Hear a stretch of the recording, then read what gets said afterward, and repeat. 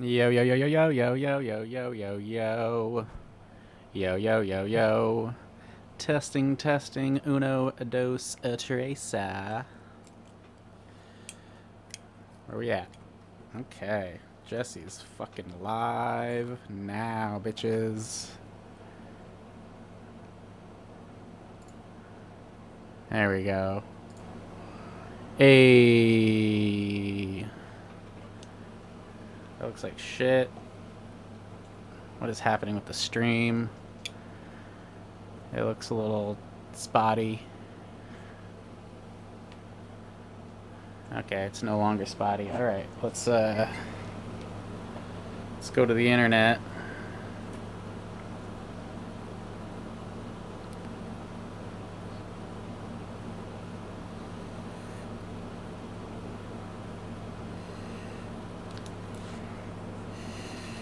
Boom.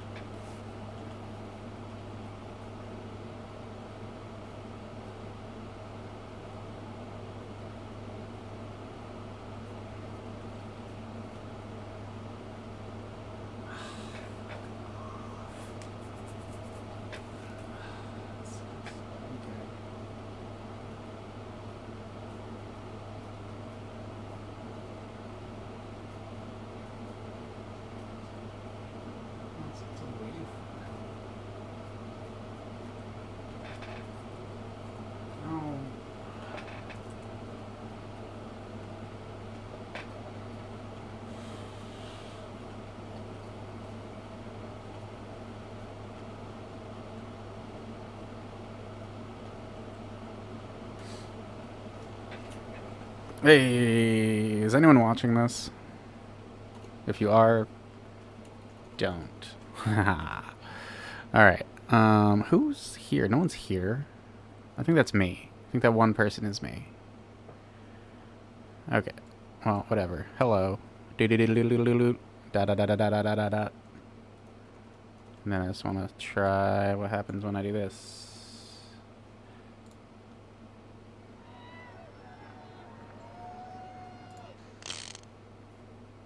First, they dropped the ball. Okay. I wonder if I can share desktop audio.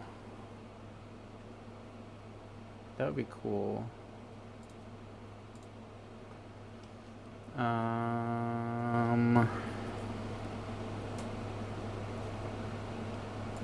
Actually, I'm gonna stop that. I'm gonna start recording this. And then, yeah, so... Right.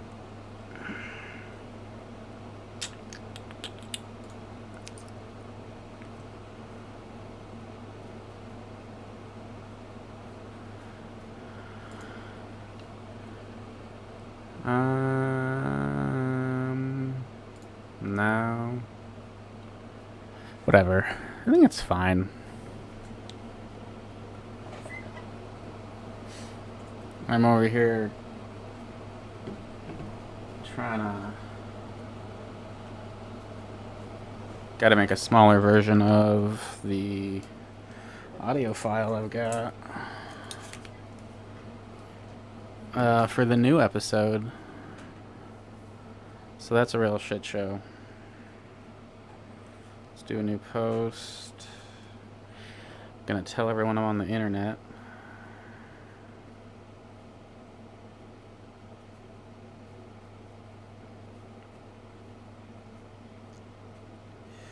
Yeah, filters.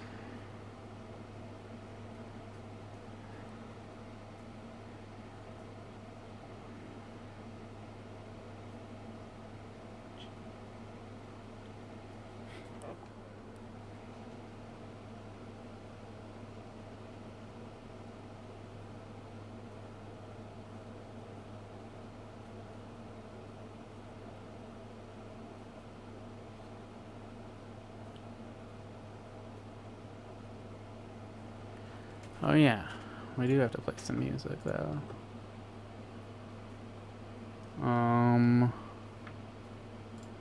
Fuck off.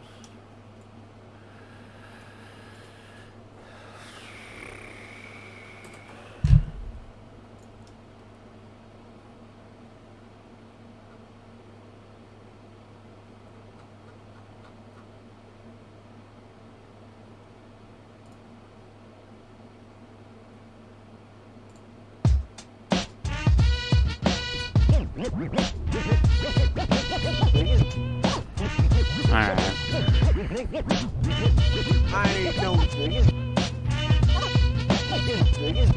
my words can't be held against me. I'm not caught up in your law. Is this censored? Who buys that censored album? There we go. Good horns. I like them horns. I ain't no nigga. My words can't be held against me. I'm not caught up in your law. All music must obey me, all pain must obey me. I cripple my enemies, got the gift of vocabulary. I could talk my way about anything. Nobody words can go against me, I'm stingy. I want all that energy. Cyrus, best nigga in the place to be. I 200 hot degree, burn you till you faint, y'all. Y'all niggas shooting blanks, y'all. I fuck in my vest, drive an armored tank, y'all. I dead niggas like a dog bury your bone. You could never set me up, I raise the pain volume. Nominate me as presidential MC. My career is so intelligent, unique physique. A nigga, please. You can never fuck with the dog. A nigga, please. Nigga, I will bury your bone. A nigga, please. I'm the one who burned your home. A nigga, please. Watch your shit fall like Rome.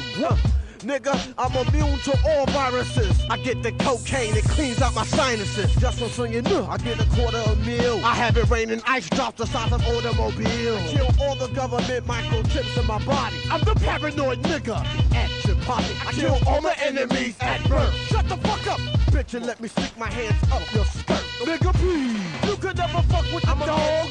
All aliens. Nigga, I will bury your bone. Nigga, please. I'm the one who burned your home. Make your shit fall like Rome. Nigga, please. Can't never be against bitch ass. Who you is? Please. Nigga, please. You could never fuck with the dog. Nigga, please. You could never fuck with the dog. Nigga, please. You could never fuck with the dog. Yeah. Nigga, please. You could never fuck with the dog.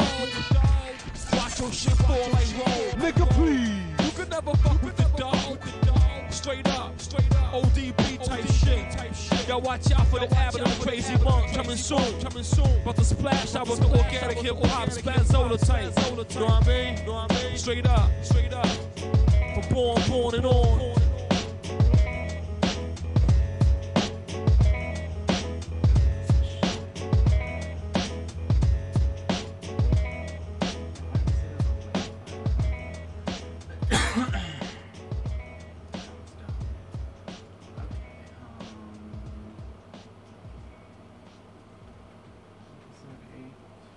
Come on, fuck that shit.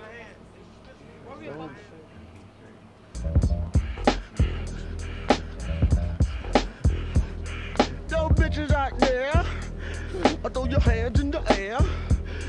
To my niggas out there, throw your guns in the air. Let me give you so dirt, dog. Let me hear you go dirt, dog. Let me hear you go. I've been branded, no dough short-handed. This is why the dirt dog landed, and I expanded from the help of the RZA. Shit that commanded. I'm a project hoe, love project hoe. Nigga get bust at the front door. I don't got no love for the mo. The process too pro, my brokers do roll. I be like Ojo. See me at the cocaine store, copping and copping more. See, I'm a real nigga, give a bitch a car, bitch want a Jeep, give a bitch a star, bitch want to sleep. Number one, I live in my mama house. Number one, I live in my mama house. The old dirty bastard productions, little shots. Be hot like a fart from a bitch's twat. I'm just a small boy, well known like Elroy, well employed. Cash build up like steroids. Electra master, puppeteer motherfuckers. You can't control the black man's God. Bet stop. Dirtiest place to be. You white Flintstone, bitch. You sticking your dick in my gravel pit. Turning to the center of the earth. The white woman trying to swine up it. I'm the granddaddy man from the Shinnecock clan. Got the bite of a bitch. Keep your afro simmering, nigga. God you damn. God you grand. I throw your hands in the air. To my niggas out there. Throw your guns in the air. Let me hear you so dirt, dog.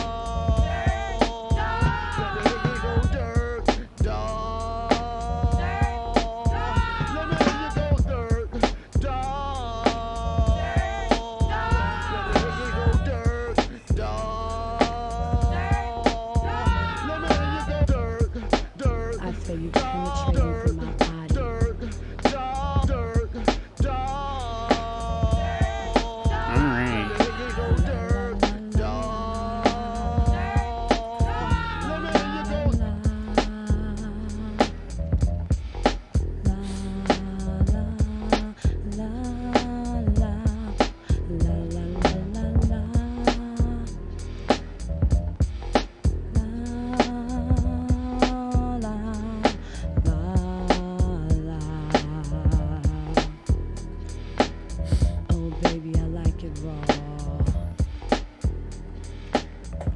Alright.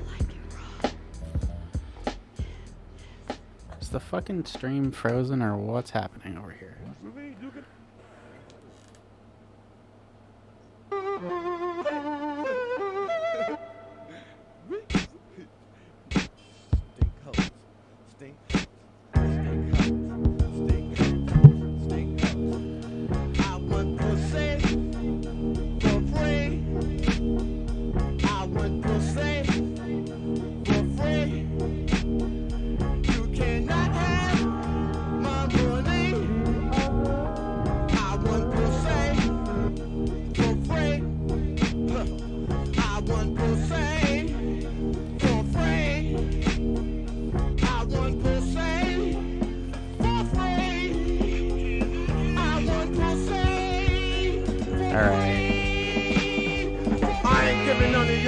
Money shit, fuck y'all. Love y'all, but fuck y'all, let me bounce this ball. Screw face you bitches, fool on y'all. We won't slip, won't trip, won't ever fall.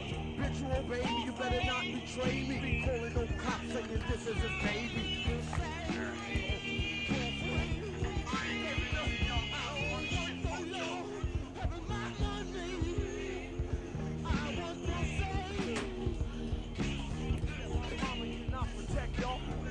I don't know why the stream looks like shit currently. It just does.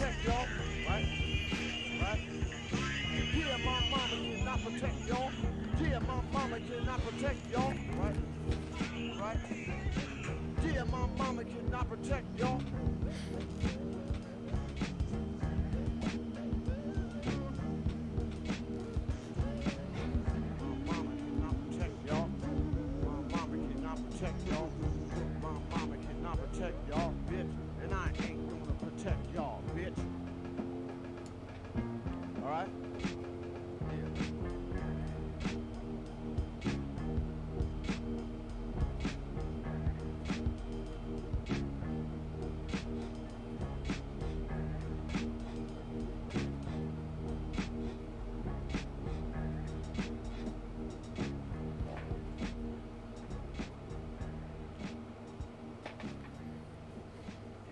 Anyway.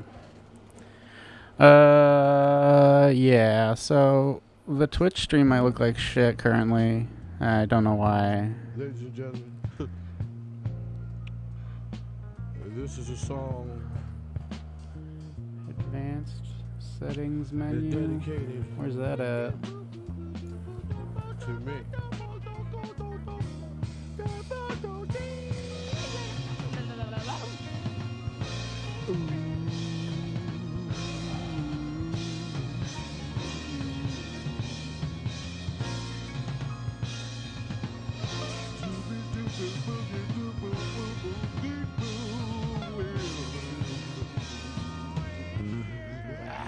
Is this better?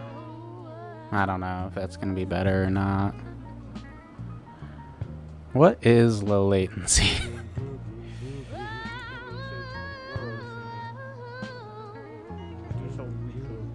Okay, it's not buffering though, so that isn't it, I guess.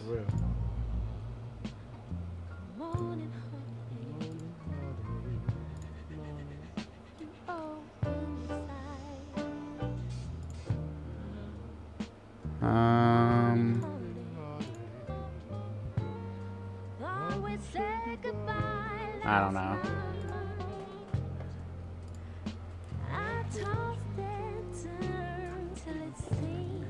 It looks like shit, kind of.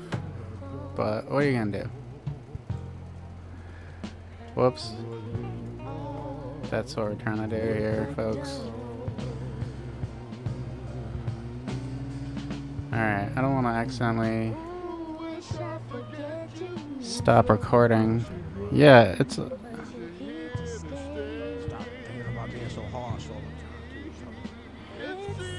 Yeah, I don't know. It's not looking great. I don't know why. But that's fine.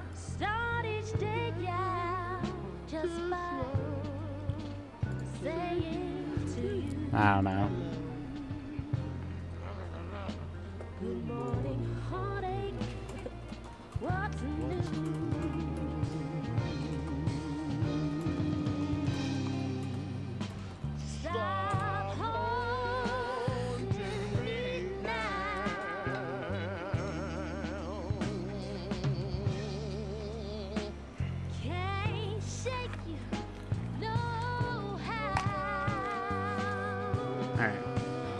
About 10 minutes, we're gonna call up my dad.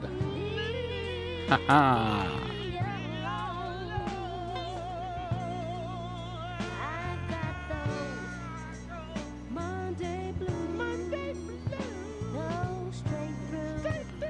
That's weird.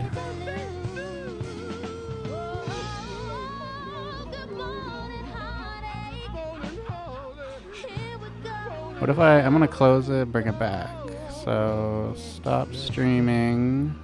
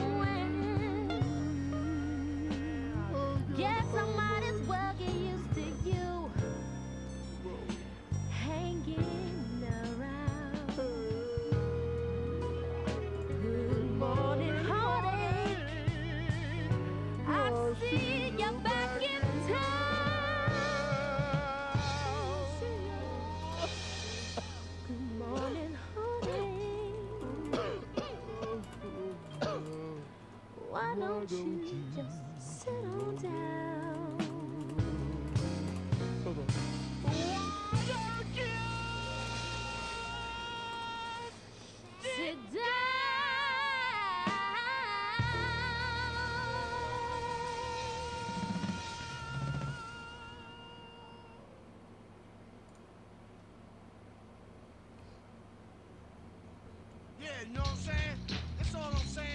what I'm saying? Yo, let me tell all y'all motherfuckers something. You know what I'm saying? I'm a Dalmatian, you know what I'm saying?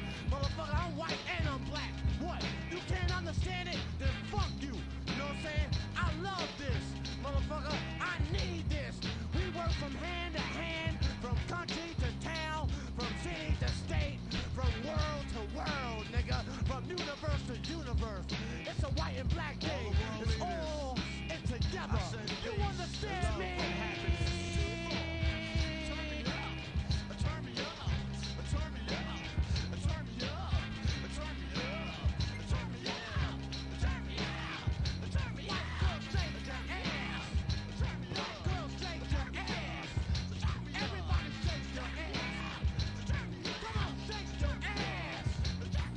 This is so bad. The stream is fucked. I'm losing apparently 88% of my frames. I need those ones. Yeah, what's up with that shit?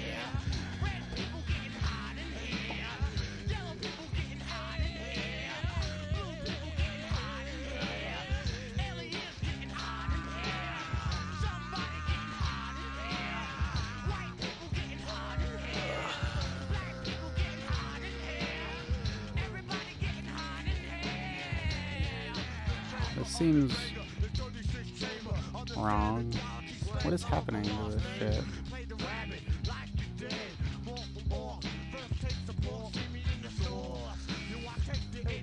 Is that good? I don't know. The stream looks like shit today, folks.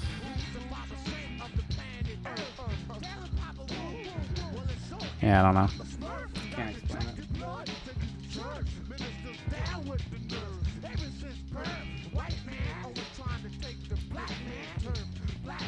Okay. Yeah, I don't know. Does it sound like shit too? Let's see.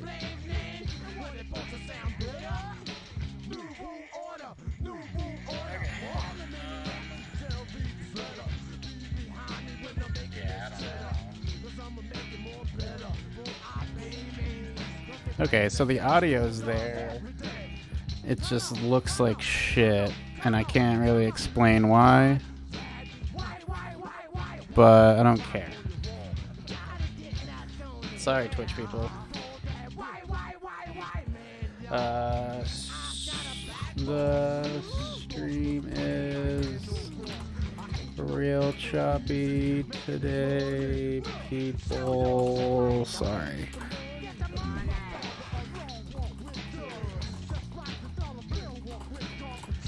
The audio seems okay, though. All right.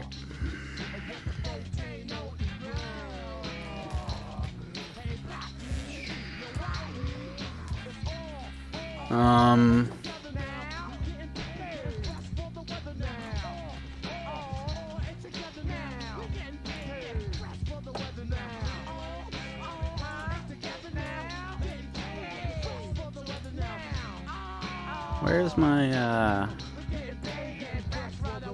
hey, I'm still recording, right? Yeah, I am. Okay.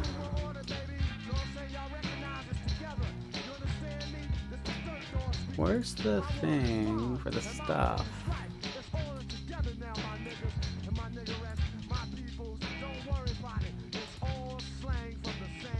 Oh yeah, choose a virtual background.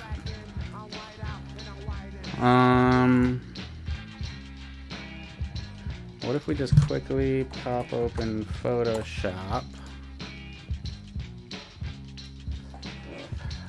Oh, what up?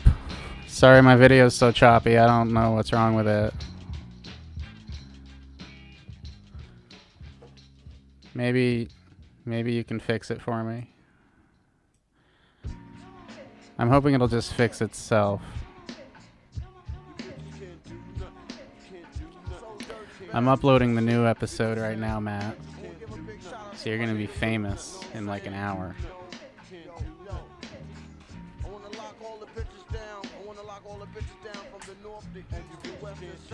Alright. Haha, he can come on. I'll have him on next. I'll have you both on. Yeah, you are. That's the only kind of famous that matters.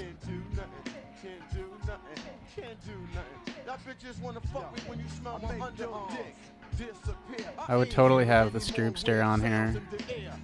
I don't know if anyone calls him that, but that's what I call him in my head.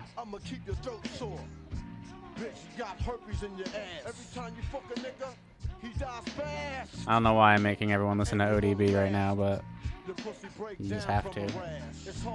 But I'm actually going to call my dad in a few minutes, so I guess once this is the last track on the album, so gotta let it play. Yeah, I don't know what's up with that stream. That is so far off. OBS says I'm missing 87% of my frames. So that's probably bad. I think it is his Christian name.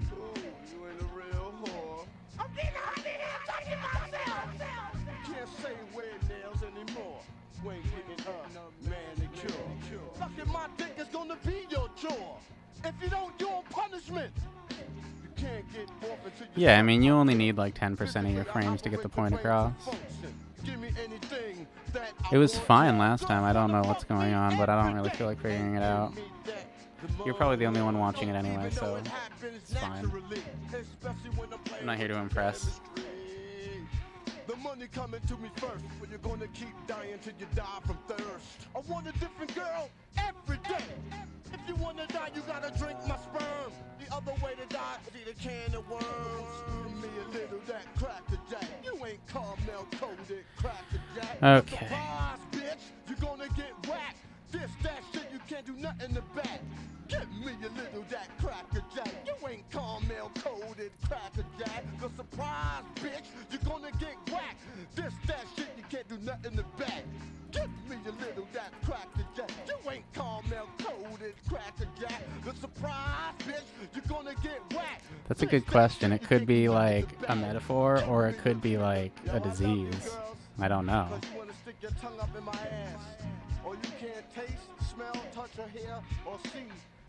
The end of this album is all very disturbing, honestly. It's all songs about sex.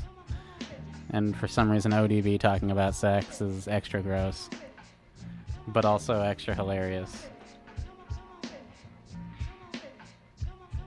But alright, I think it's winding down.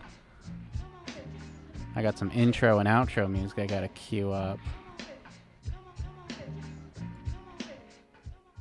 Alright, that's... Gotta bump it though. Alright, gonna pause that. Yeah, there we go. That's what we're looking for. Okay, oh man. Oh yeah, I was gonna make a new virtual background real quick before I called my dad. But then I forgot what I was doing. Guess I'm not doing that. Fuck it. I don't care. Goodbye, Photoshop. What have you ever done for anyone? Okay. Let's make some room. I need like 10 monitors. Alright. Oh shit, I didn't even... Oh man, I'm all mixed up. Need my sounds. Need my sounds. Need my Jesse sounds.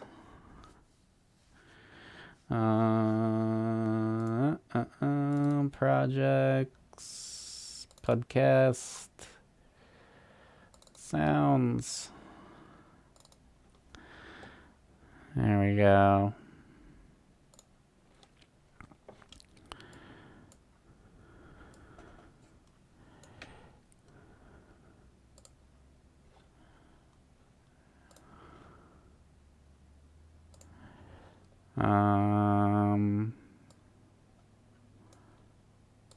Show me them deets. There we go.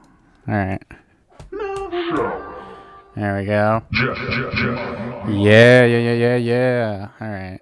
God damn, this stream is gonna bother me this whole time, but I have to let it not bother me.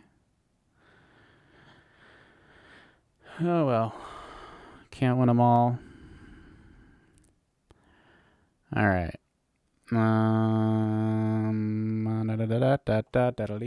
Dang dang. Singing to myself.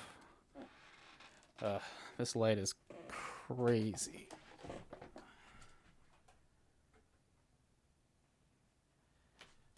That's better. I don't need to be that bright. All right. Gonna shoot my dad a text. Get him on here.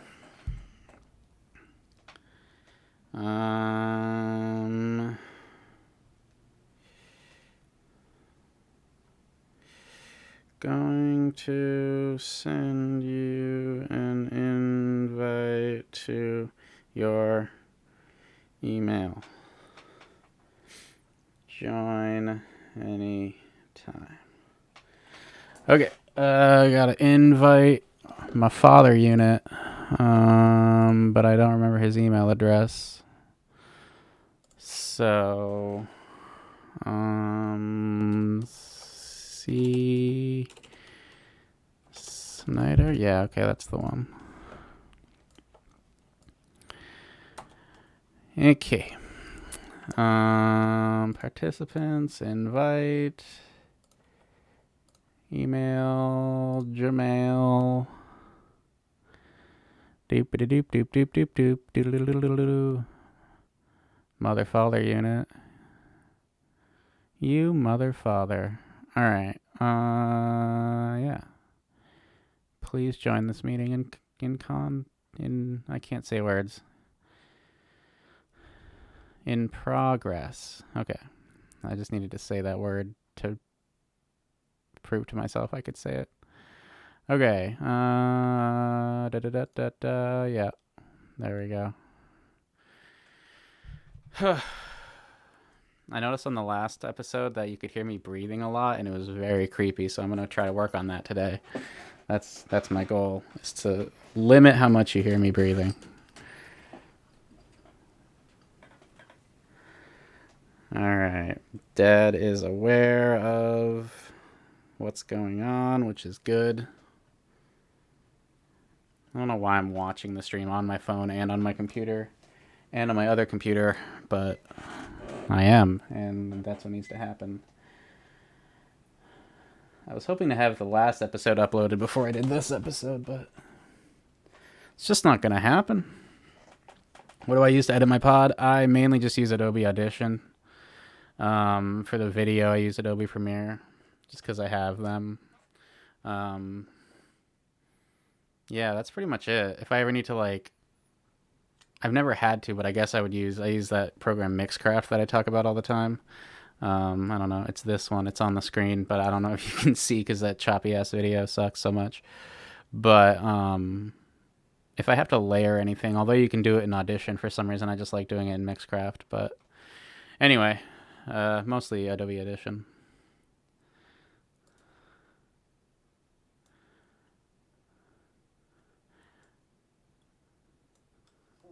Yay. Cool. Yeah, I don't know what's going on with that, but that program is awesome. It's like less than $100, and I swear it's just as good as everything else. I have like some version of Audacity somewhere that I got free with some hardware that I have, but I don't know. Mixcraft is just my jam. No one uses it though, and no one knows what it is or takes it seriously, but that's fine. I don't care. But anyway, all right. Just gotta make sure. Yeah, that's good. Got this. Oh yeah, noises. Jesse Doobie Doobie. Okay. I could do like my intro maybe before. You gotta have your Mixcraft beer. I have a beer because I'm interviewing my dad, and I feel like what's the best father-son thing to do than have a beer? That's what you do.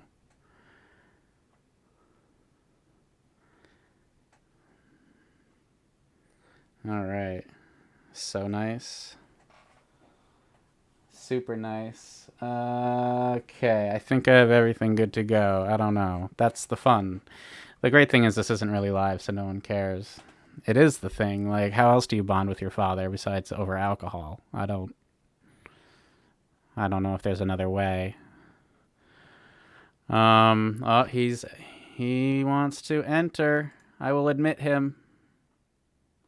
Let's see if it's working. Chris Snyder in the building. Look at him.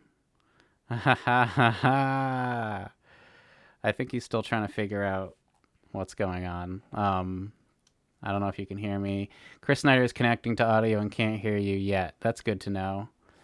So there's some video. Hey, I can hear you. Hey, can you hear me? I can hear you. Who are you talking to, me? I was actually talking to my guest from my last episode, my friend Matt. Oh. So he's in the Twitch chat, but he's harmless. That's an awesome background. Thank you. Yes, I like how weirdly choppy it is. I see what you mean. All right. I think we're getting somewhere. Yeah, no, I think we're good. I was trying to make it so my screen... I guess that's fine. I can't see. I'm too close. You don't have to see anything. Well, I No, guess you're right. if you want to, that's up to you. But anyway, I have my beer. I have my water. That's fine. I thought you were going to be day drinking, but that's fine. Well, I'm not sure. I might be day drinking before this is over. You might want to. It helps. No, this looks good, though. I mean, I think we're all set to start. All this gets edited, so, like, none of it matters. Any lulls will be taken care of. One thing that's going to be weird is in the intro, I have some, like, music and sounds that I don't think you can hear because it's playing through my desktop audio, and it's only giving you my microphone audio. Mm-hmm. So, like, I don't think you can hear... You can't hear that, can you? Did you hear a noise? Yeah, okay. Nothing. I didn't think so. It was very loud. It was just the intro. So, like, I'll do the intro, and it's going to be, like, a minute or two of quiet when I play some music, and then it's going to be me doing the intro with the sound effect, and then I'll get to it and tell people that you're here, and then we'll talk. Okay. Just got to make sure I've got everything going. I have like 14 programs open, but yeah, I think we're good.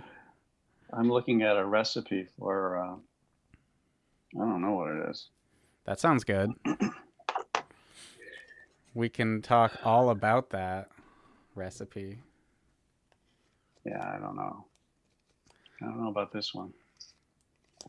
Well, we'll figure it out. We'll you see. Look like an orchestra conductor. Yeah, just the things I do. Yeah. Yeah, it's weird having the camera on me because like I'm aware of it, but I'm not trying to play to it, so it's just kind of strange. But it's a new thing that I like.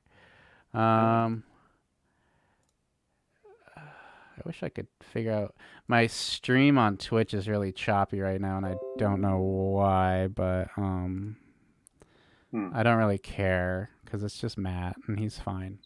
Okay, so I guess I'll just do the intro, and then I got to do my intro and my AKAs, and then I'll invite, or I'll introduce you or something. I don't know. I'm not good at introducing people. I've only done it like once, and it wasn't very good.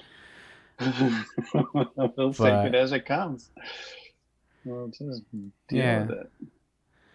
Well, I'm not going to worry too much about that stream. I'll figure that out later. It's only the second episode of the stream. Okay, so yeah, I got to play some music for a little bit. So cool. Sit tight. Cool.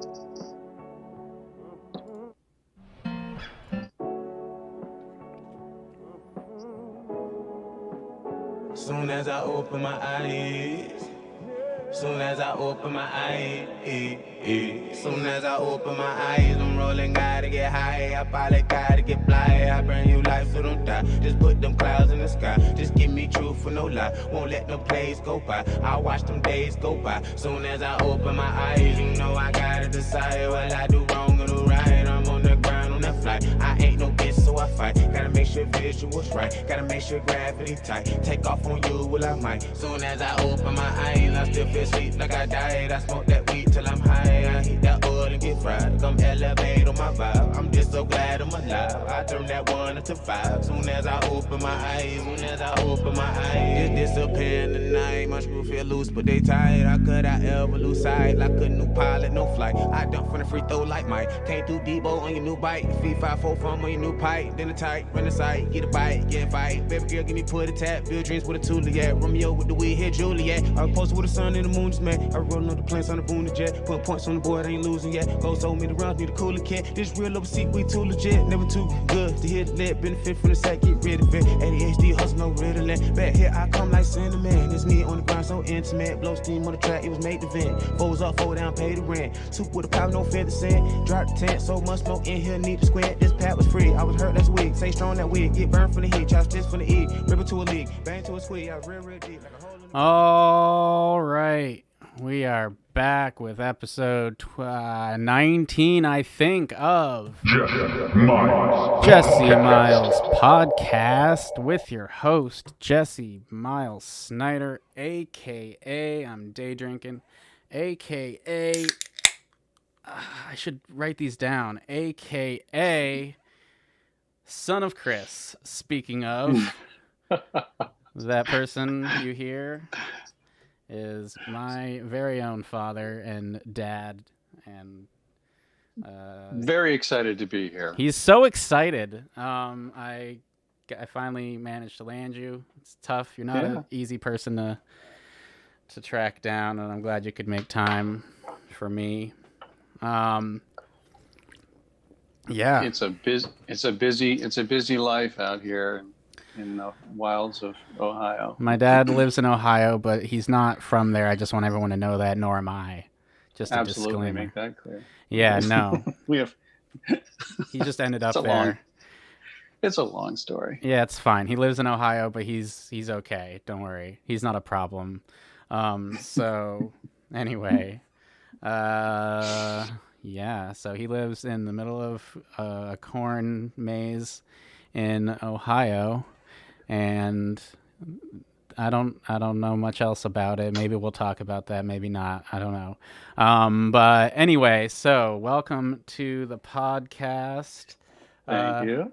I guess you didn't get to hear it. I got to figure out how to make it so the people on Zoom can hear the sounds. But that was a song by our friend Real Over Deceit, who you heard in the last episode, although that's not out yet. But it will be once I'm done recording this episode. And yeah, I don't know. Something's going on with the upload. It's slow, and it actually says it failed. So I'm in. I don't know. But anyway, that was Real Over Deceit. Soon as I opened my eyes off of his album, self-titled Real Over Deceit from last year. Really great guy. Lets me use his music. Also makes very good music. So everybody check him out. I talk about him a lot on the internet. So you'll hear the rest of that track at the end of the podcast. So. That's that. Those are the words about the music. Just making sure I'm still recording. I am.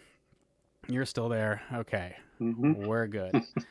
All right. So naturally, I didn't write. I have no notes. This is the fastest time between episodes ever.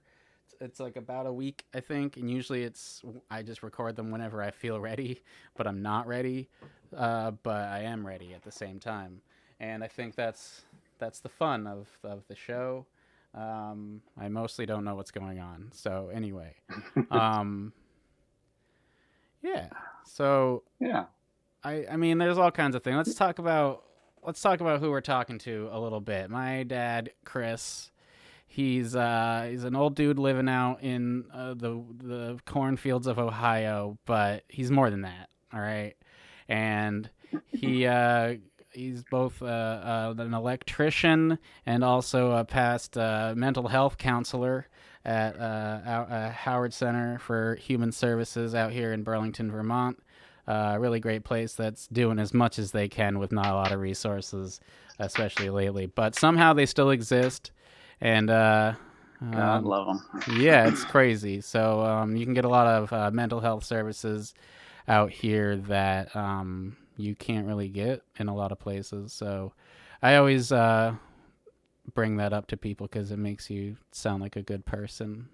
So, but a lot of more people know you for your electrician skills. I think I've gotten further using those credentials than I have dropping your name as someone who worked at Howard. But either way, It doesn't surprise me a bit, yeah. So, because hardly anybody really remembers my career as a mental health counselor any more than I do.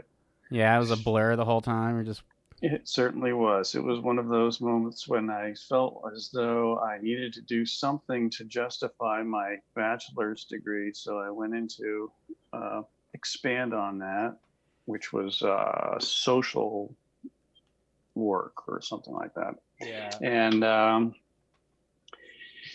it just turned out to be, I'd say, a really expensive therapy session more than anything. You think after a course of 5-6 years. you got to learn about yourself while you tried to help people?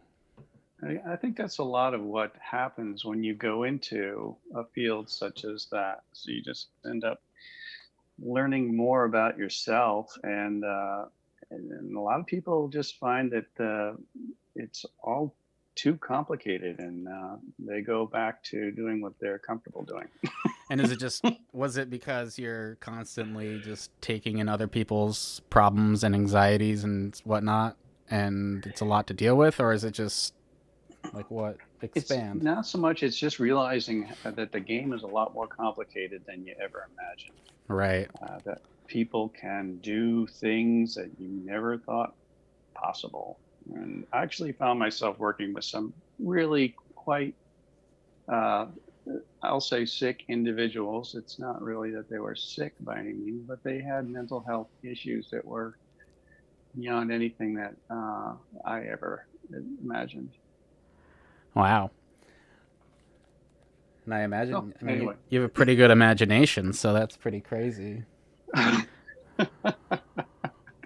Well, and for that matter, I think that a lot of the people that I found myself working with people with major mental health issues, were seeing life in a way that I kind of envied in a way. There was sort of an odd sort of carefree perception, but I don't know. Interesting. I almost preferred to talk to them just as friends rather than as a authority. Right. And so that kind of confused matters a little bit. I could see that. You don't want to be messing those boundaries up. Right. And I frequently found myself attempting to do that. Man, yeah, no, that sounds intense. I definitely have a lot of respect for anyone in that field, and I do know a few people that have worked in that field who now don't because it was either just too much or whatever. So, But it was fun. Actually, I learned a lot. There's no question about it. Yeah. Probably then more. You probably learned more doing the job than you did getting your master's to do the job. Yeah. Got to meet lots of really nice people. I have to say, people in the mental health field are they're amazing. Yeah. They're absolutely amazing. Yeah. Selfless individuals just out there to make other people's lives easier, and I have all kinds of respect for them. Yeah, I certainly couldn't do that. I've heard the saying like be a sieve, not a sponge in that situation, and I couldn't be a sieve. I think that would become a sponge, and it would just make things worse.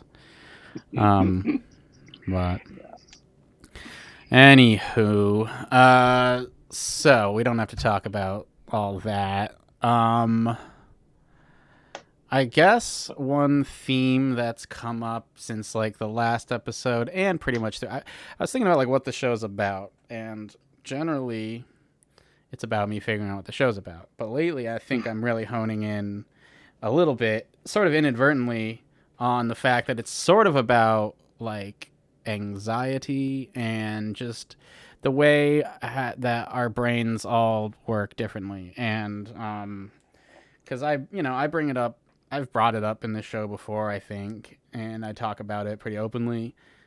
And me and Matt in the last episode talked a lot about it. He's in a pretty similar situation. Um, as far as just being an anxious person who was holding it together until there was a pandemic when our greatest fears were realized, and then we both had to go on to medication about halfway through lockdown.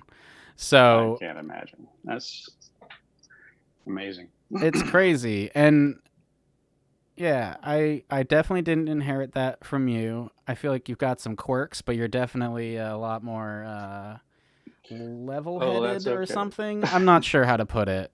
You know, I know you're not like perfect, but you clearly deal with things in a different way, and I guess that's what I want to talk about because I only know my brain, and so it's fun to hear about other people's brains.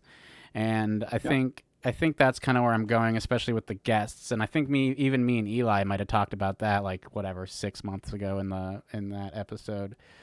Just a little bit about like fears and just life. And I always relate the Wu-Tang stuff I do back to just the fact that I think everyone needs a bit of a distraction sometimes. And so that's what I started talking to him about, was that for me, like media, especially certain artists and stuff, are a big part of my sort of like self-care regimen. And I'm just glad we still have the internet.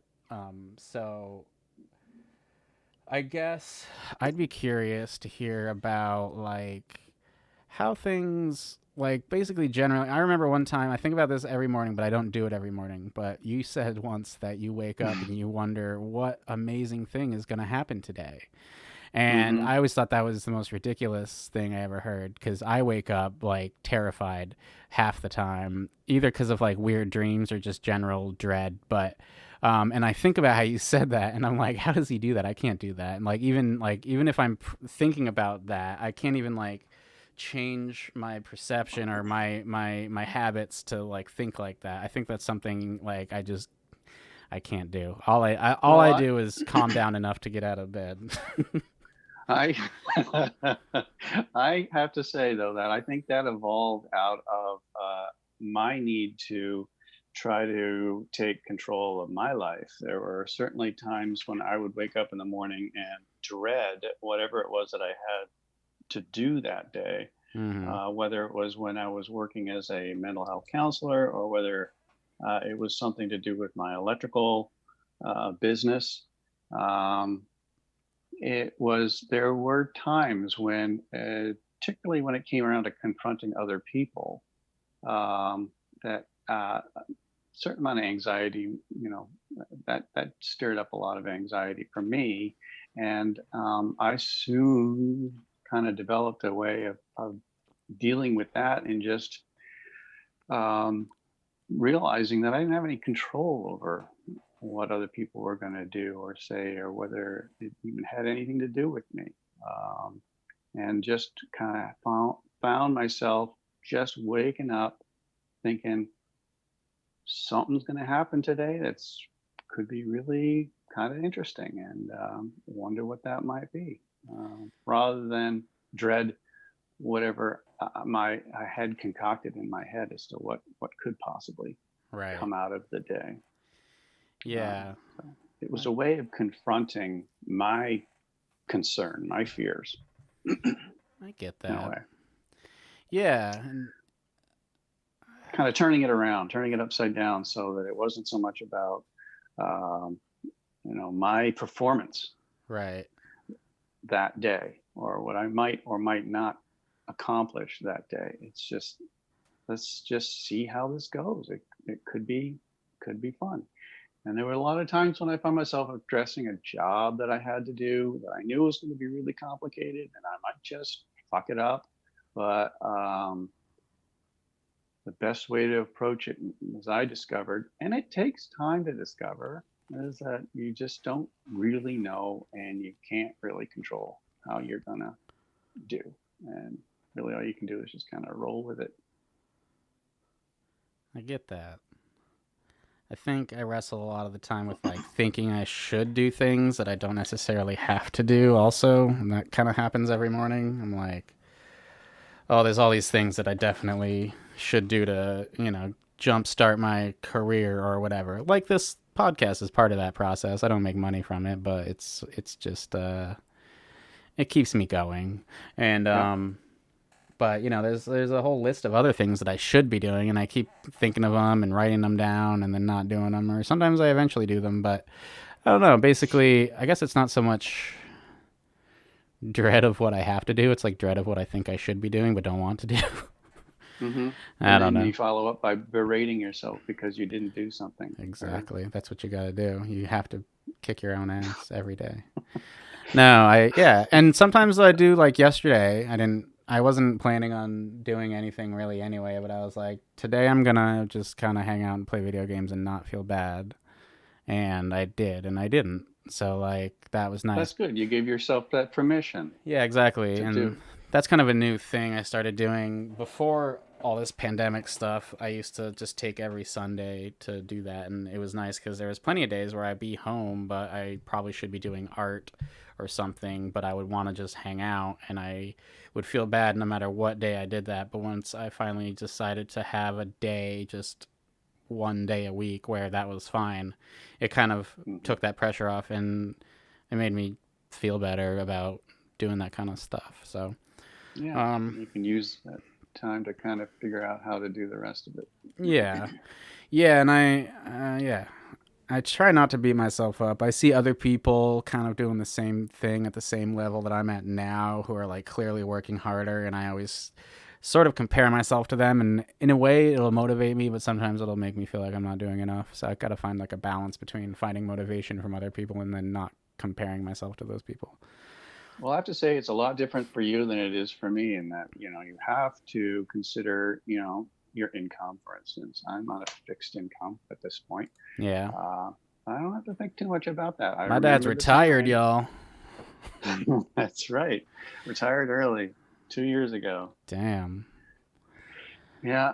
Anyway, the whole prospect of trying to keep a job, and particularly these days, get a job, and a job that's safe and works for you. I can see how that would be. I can't imagine. Yeah, no, it's definitely. I'd much rather be a retired dude living in Ohio, I guess, right now, if I had a choice. But I don't know. I'd rather. I don't know. You got a lot of talent. You got a lot of talent. You can start tapping into and making all kinds of changes for yourself. There's a lot I could do, which sort of adds to the stress sometimes, because I feel like I should be doing stuff with that talent, but then I'm like, no, it's kind of a double-edged sword. But I think right now, especially, like, I always figured, like, if it really came down to it, I could just go get like a labor-intensive job or something, like kind of like when I worked at the airport. That was good money, and I didn't really need to use my brain a lot, and I was like, I could just get one of those jobs if I have to. But now it's like not necessarily the case, because I don't want to work around people right now. I'm trying to avoid them for at least another year, so I'm gonna have to figure something else out. And I'm definitely feeling the pressure of that, but that's kind of why I started doing this show again, and that's why I'm just trying to just keep it going. And like I said, the show isn't necessarily that. I don't expect to like have this take off and make tons of money, but it's like a way to kind of hold myself accountable and keep talking to people and keep like interacting with the world, whereas otherwise I get really shut off. So that's perfect. I think you're absolutely on top of it in terms of getting connecting with others. Even though you're not out there, you are connecting, you are doing research, you're doing the work.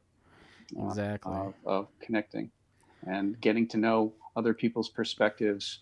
And I've found myself doing that a lot lately, just trying to, because I am isolated out here, God knows, and That's true. I'm isolated beyond belief. But the internet has been very helpful. I mean, actually, just joining, getting an Instagram on Instagram has been an education in itself. And every time I learn something that I otherwise wouldn't have learned, it just takes me down another little, well, in some cases down a rabbit hole. But That's nothing like a good internet rabbit hole. there's some scary ones out there. Oh yeah, you got to be careful. Just don't go on a Twitter rabbit hole. No. Instagram rabbit hole is relatively safe. Uh-huh. Twitter's a whole That's different good thing. to know. Yeah, Twitter's crazy. Like, even when things are fine, you could have a totally normal day. If there wasn't, say everything was perfect right now, you could go on Twitter, and if you look at what's trending, it's going to make it look like the world is on fire. Because, like, it is in places, but everything bad ends up on the top of Twitter, so you just got to really be careful. But I hop in there. That explains my wife's behavior, because she joined Twitter Yeah. not long ago. You really got to keep, like, a tether so you don't go too far. You tug on the tether and someone can pull you out because it's pretty bad. But I hop on there to check certain hashtags like VT Poly, POLI, that's Vermont Politics, or just BTV. And I try to just check those and then get out of there quick, and it works out okay. Charity goes a little deeper. My girlfriend, if people listening didn't know, she definitely goes deeper, but she's pretty good at knowing when to bail. So she keeps me informed on stuff like that and reads me the good stuff. But yeah, the internet's definitely made it a lot better as far as like job prospects. Like, I feel like whatever I do will be at this desk, and I'm hopefully not outside, and I'll figure it out. Necessity will make it so that I have to. And Sure. yeah, since no one's getting that sweet extra bit from unemployment anymore, I think a lot of people are going to be doing the same thing. So I think the job market's going to get even worse. So It sounds like there's going to be a lot of people who are going to be homeless too. For that, Oh yeah, it's hearing. insane. It's completely insane. So yeah, just I don't know. I won't be homeless, so that's good, and I will definitely figure something out. I don't know. I've been saving as much as I can in the meantime, so I got a few months before shit gets real. So Good for you. I'll figure something out. I know, but yeah. So I'm not very good at interviewing. Well, I'm not really helping out here. I am interested in some of the avenues that you've taken. You mentioned Vermont Poly. Some of the at one time we had this discussion about where do you get your news, because as we've already touched on, you can go to the wrong places and have a very, very different view of what's actually happening out there. And I have always been interested in knowing how people of your generation are getting their news, and a balanced perspective. Yeah, I mean, definitely Twitter is good as long as, like, I find, like, there's someone I follow. I can't remember her name right now, but she works for like VPR or I think VPR. I don't know. And she live tweets all the governor's press conferences, for instance. And so I know she's not like making up shit. I follow someone else who does the same thing, but he also like makes fun of it the whole time, and she gives just more like matter of fact stuff. So it's like I like both of them, but yeah, that for me is really good. I just want to know like what the governor has to say for himself every week, and then luckily in Vermont though we have things like Vermont Digger and 7 days to some extent. Free press is a lost cause, but oh really? I think so. I think they're pretty trashy. Yeah. Like I don't know. They give some platforms to some people who I don't think need platforms, and I don't know. I feel like they're just kind of resting on their laurels as a well-established news source in Vermont and don't really try that Mhm. hard anymore. But No, it depends on who you know, I guess. yeah. So luckily I have those to rely on, and then as far as national news, I just kind of, I'm not watching like Fox News, and it's pretty much just like maybe like what Washington Post. We're MSNBC junkies over here. I don't know if that's a good thing or not. I but we're don't know definitely- either, frankly. It's probably not bad. I mean, as long as it seems objective. One of the best things to do is just follow something like BBC News or Al Jazeera or something that's clearly not biased and is just reporting on what's going on in other countries. I mean, yeah, like CNN seems alright. Like, there's plenty of news outlets that are fine. It's just sort of like all those Fox affiliates and Fox themselves that you gotta look out for. But Oh yeah. BBC is dope. Someone in the chat says BBC is dope. I agree. I don't even know. I don't know who this is, but I like them. You can tell me who you are, or you don't have to. Their name is Vermont Cat Dad. Anyway, don't worry. I don't know how you feel about this huge live audience of 2. The I Intercept. They say The Intercept is good for really deep investigative journalism. You mean like world news, not just Vermont news?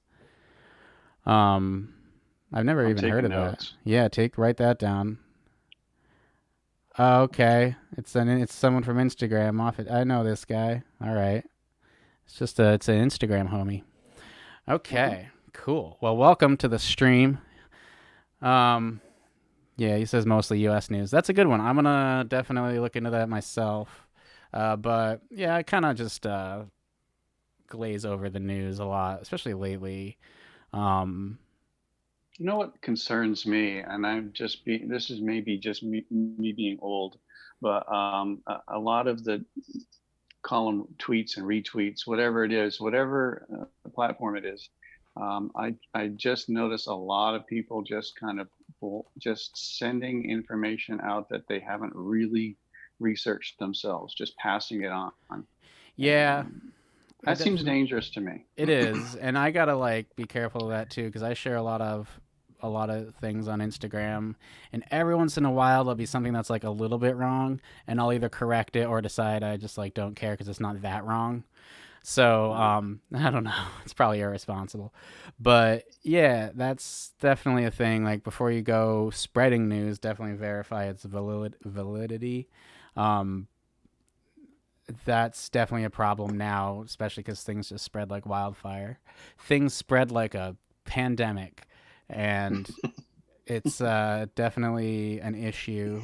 They be viruses everywhere. Yeah, like just yesterday, everyone was talking about how like if Trump really delayed the election and he didn't get out of office in time, it would be like Nancy Pelosi taking over, and everyone like President Pelosi was trending, but then someone pointed out that like her term is up too, and actually it would come down to possibly Leahy, which is crazy. I don't know. I posted read that too. That was your post. Yeah. I read. So I thought that's just an example of like I didn't need to correct myself on that when I posted the original tweet about President Pelosi. It was like, whatever, point is Trump's wrong. But then I thought, all right, let me, because somebody just sent me that information and was like, actually it's this. And I was like, okay, all right, that's legit. I'm going to post that just so people know that at least I'm trying. But I didn't like take down the original one or anything like that, because it wasn't like harmful news necessarily. It was just like something that was trending that I didn't. That actually kind of made sense when you put it together. Yeah.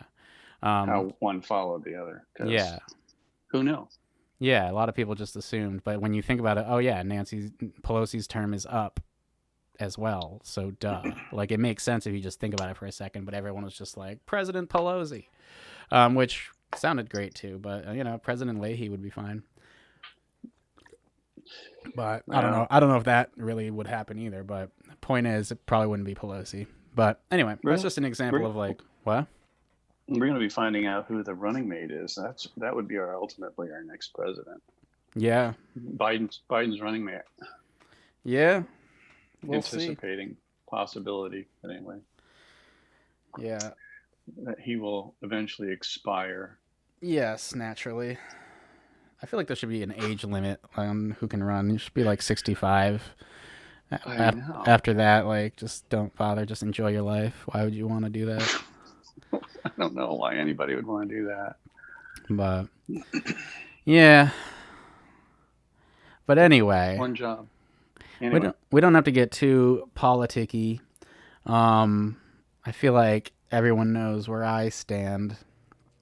Especially like if you follow me on Instagram, I've probably pissed off some. There should be an age limit on voting, says this guy. I mean, maybe. Sometimes I agree. Yeah. Once you're 80 plus, you don't have enough skin left in the game. Yeah, I mean, what do you care? You're not even going to live through this person's term. But, I get it. I mean, old people got worries. They got to make sure they're voting in the people who are going to take care of them in their retirement. But, yeah, I mean, I don't know. The whole system's fucked anyway. It doesn't matter. I know. He's emphasizing he's kidding. I know you're kidding. Hence the LOL after there should be an age limit on voting. But anyway, no, I don't know. For everyone, he's only kidding. I stopped saying I'm kidding on this show. I noticed in the first few episodes, I used to always say I'm kidding, and then I decided I'm not going to say I'm kidding anymore because, like, if you don't know I'm kidding, then you just don't know me. I don't know. that's it. I just really,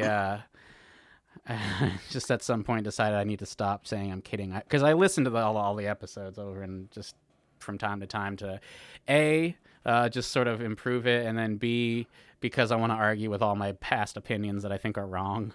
So I'm going through each episode and writing lists of like shit I said that I thought was dumb, and then I'm going to argue like with myself. I'll play the clip of myself, and then I'll talk back to it. So That's entertaining. I think it's going to be fun. A lot of it will have to do with Wu-Tang, but there's other opinions I thought were bad also. So I think that's an important thing. Just ever-evolving opinions is a healthy thing.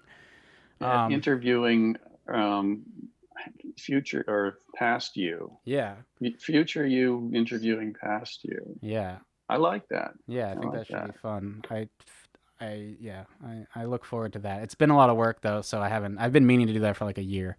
But anyway, actually I think the podcast's only been on for like a year and 6 months. But the last 6 months there was like nothing. But anyway, kind of quiet then. It's been quiet, but everyone was quiet, and I'm calling this season 2. I forgot to say that. The last episode I did was the first episode of season 1. And if you just call it a different season, no one questions why you took 5 or 6 months off in between, because that's just how show business works, baby. You had to work on your material. Exactly. I had to decompress. So anyway, back to talking about stuff, which we're doing, but I was thinking, we don't have to go all current events, politics, because I think people aren't coming here for that necessarily. I mean, my hot takes are all great, but it's more like, just about me and my petty shit and what's going on. And I've done everything I can on like social media and in my cooking show to elevate Black voices and really support other people and use my tiny platform as best as I can. But as far as this show's concerned, it's more just me presently as I am today, and that's kind of how it's always been. It's like if I would do every episode on a whim, and this one was planned, so it's a little funny, but I'm just sort of going off that. So like today and now, and I'm trying to do that whole here now thing that I suck at, and I'm gonna that's where I'm at with the show, is like it's kind of me being here now, just sort of reacting to whatever. Which what you have the control over. That's what you have most control over. Oh yeah, bringing it back. Yeah, so we brought it back around. So I'm happy to food is a big thing that I talk about, and beyond getting you into Instagram, I feel like I've somewhat gotten you into cooking better food. Not that I ever thought you cooked bad food necessarily, but I didn't really eat your food that much I guess, when No, it comes down I to didn't. it. Yeah. Because What did I ever cook? I mean, you cooked a lot of turkey burgers. I remember yeah. growing up. Growing up when I was little, obviously you cooked for me because like you were obligated to legally. And I remember a lot of turkey burgers. You were just sort of venturing into being a vegetarian. That's right. But you weren't quite yet, so you were still eating turkey burgers. I remember, you hooked up the veggies and stuff, but yeah, there was nothing like really consistent, I guess. Although your baked No. mac and cheese did really like blow other mac and cheese out of the water, and now Well, what about those English muffin pizzas? English muffin pizzas are still one of the greatest things that there are. I still eat English muffin pizzas. I just make my own English muffins now like a baller. I haven't actually done that, but I plan to. But Oh, I saw that bread that you made. yeah, that English muffin bread is amazing. It's like if you want English muffins in toast form, there you go. That's crazy good. But anyway, yeah, so English muffin pizza is definitely, I mean, you introduced me to Annie's mac and cheese, which I'll be forever grateful for. And you let me eat a lot of bagel bites, and that was fucking awesome. So clearly, I opened up your eyes to all sorts of culinary pleasures, didn't I? you did. I mean, there was no hope. Like my mom, who was a chef somewhere for a minute and was like, didn't she was like a chef at like a business, like in a work where she worked. Yeah. Her first job was because the business that she worked at had a luncheon as part of the perks. You'd have a group lunch provided at this business, which was a software manufacturing operation. Anyway, lots of money to burn. So she'd go out and go shopping. She'd buy like 2 carts full of food for a single meal and then come back and prepare whatever she wanted for the 12 or 15 people that were working there. That's cool. So she definitely had some opportunity there to learn a lot. Yeah, and she was always like, I remember more of her meals because she cooked more, but she wanted me to get into cooking and like gardening and stuff as a kid, and I just was not interested, and I regret that every time I get in the kitchen because I could have had so much more exposure to that, and maybe that's what I would be doing, which I don't necessarily regret not being a chef. I don't think I'd really want to be a chef. I just want to be like a TV chef who isn't a real chef but pretends to be one and is more of a personality who cooks than an actual person who is like a chef of a restaurant, because that sounds hard. But I've been getting into it more, and my whole thing is like I didn't do it for so long because it seemed like too much work, but once I started doing it, I realized it was either worth the effort or not as much effort as I thought. Or once you start Yeah, go ahead. Yeah, I was just going to say, and once you start doing certain tasks, like for me, like making scrambled eggs was like a little much, but now it's not a big deal. And so like what you consider too much work gets like smaller and smaller. So like, and that's what I was going to say. That's how you have influenced me lately is in showing how things aren't necessarily as complicated as it might seem, and it doesn't take too much to throw some onions in the pan and caramelize them or whatever. Exactly. Yeah, and that's why like making it more within reach, I think, is what works. How it works for me. Totally. And that's kind of like what I would like to get across if I had like a cooking show of my own. It would be just like even the laziest of us can do this, or even the most. I always want to do like cooking for depressed people, because like sometimes it's hard to just get food in your body, and I don't have depression, but I feel like I can relate to those people, and like I think it's already a thing. Like there's probably Instagrams and Twitters for that type of person, but I think it's important to just show that like even if you really don't want to put in too much effort, you can still make something that's good. But you should also keep some frozen pizzas in your freezer. I shouldn't have laughed, because you actually you're making a good point there, because there's certainly a lot of people that Yeah, that's a big deal. I mean, everything's a big deal for some folks who are, Yeah. caught up in depression or whatever. Yeah, there was Something. someone there was Go ahead. someone on the internet talking about how like people give people shit for buying like frozen food. But like sometimes if you're like an overworked single mother with depression or something, just getting a frozen pizza in the oven to feed your children and yourself is Yeah. plenty. And like that's good. You've done your job for the day, and it doesn't necessarily it's better than nothing. So, yeah, I think people got to ease up a little on what people buy at the grocery store. I always thought it was kind of every once in a while you'll see it. I don't see it a lot on my own feed, but people like judging others for like what they'll see what someone's laid out on the conveyor at a grocery store, and they'll be like, oh my god, the guy in front of me only bought this, that, and some other thing. And it's like, yeah, Oh, do you know what's going on with that guy? Probably not. You yeah. don't know anything. Random white lady on the internet, I assume. Like it's a thing. And so I don't know if I could really do like cooking for depressed people, but it's more like, just realizing that everyone has the power to create like some good ass home cooked food, even if you're just not really feeling it. Which, granted, I don't always cook if I'm not feeling it, but sometimes I do, and so does my girlfriend. And you just got to do it sometimes. And so, the more you practice it, I guess, like the more you can do with less energy. Like if my girlfriend's having a bad day, her good meal to feed kids is pizza, but she'll make dough from scratch and make some amazing pizza, and that's her putting in as little effort as possible. Or like French toast, and those things are just like, those things are two things that That's I amazing. never would have wanted to make for myself at any time in my life until recently. And that's her on like her worst day.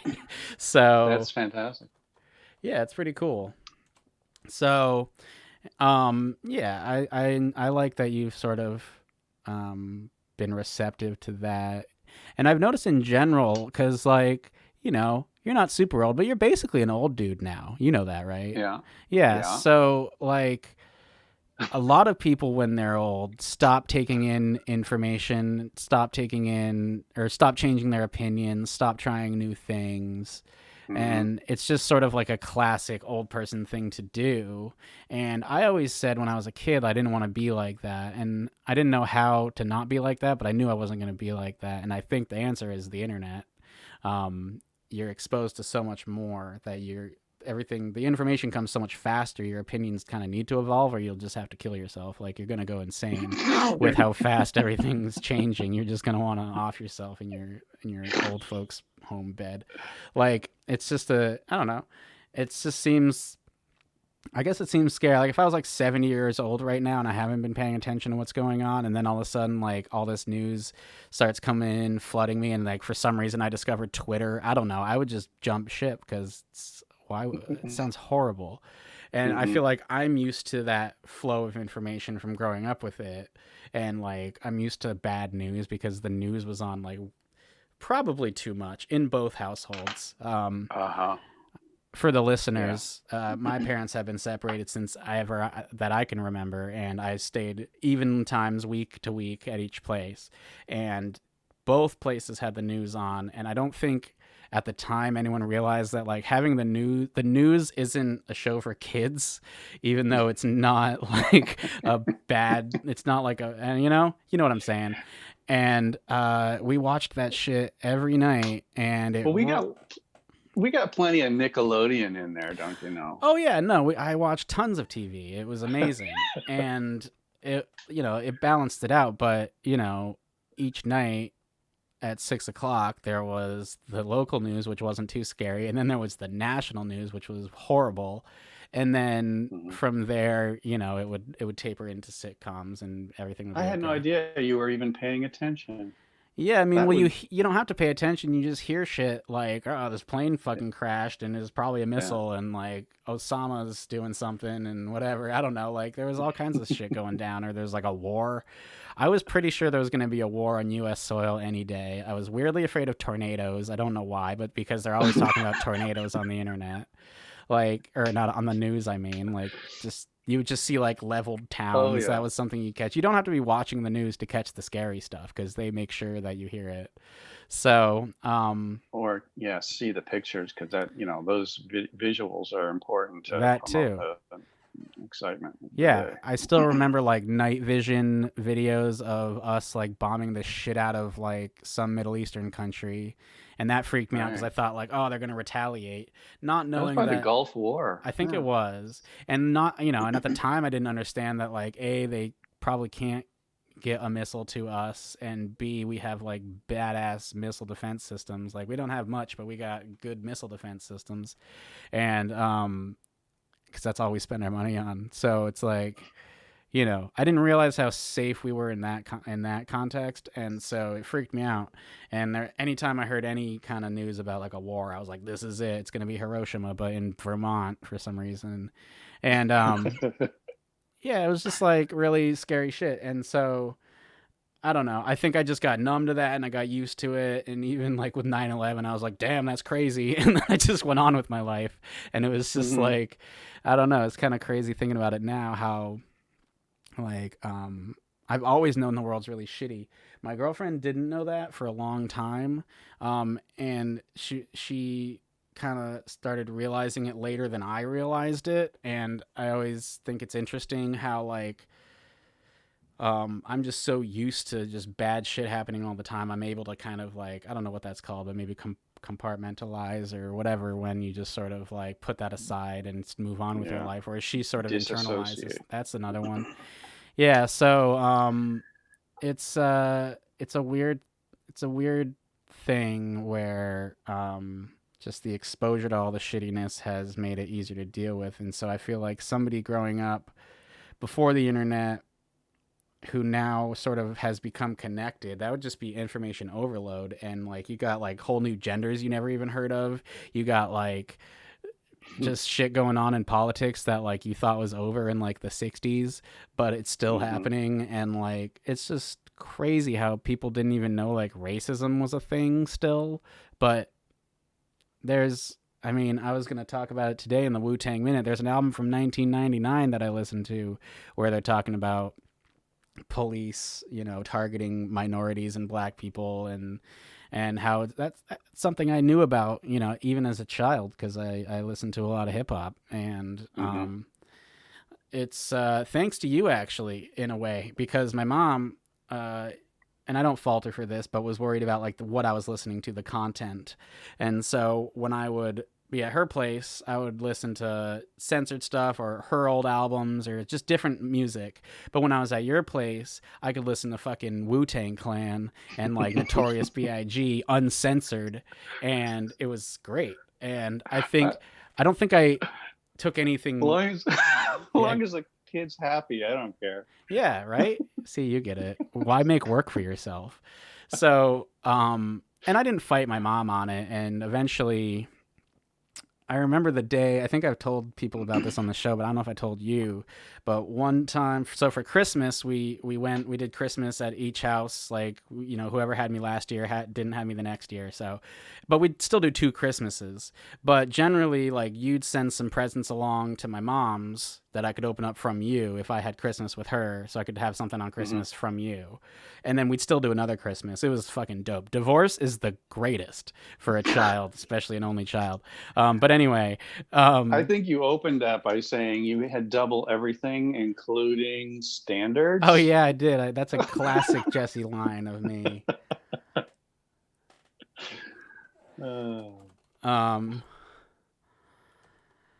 So, I just have to say, this guy on Vermont Cat Dad here was saying he remembers when he was a kid, his parents wouldn't let him listen to 95 Triple X in Burlington, which they weren't that bad. My mom listened to 95 Triple X, so that was good. But she still was worried about like the hip hop music, and by then like alternative music was coming out that had a lot of swears and stuff, and that's kind of ties into what I was saying. So I had a present from you that I opened at my mom's, and it was the album Issues by Korn, and they're not a child friendly band. They sing about really fucked up shit because Jonathan Davis, is that his name? Ah, shit, I don't know. Hang on, I gotta make sure I Korn lead singer. Yeah, Jonathan Davis.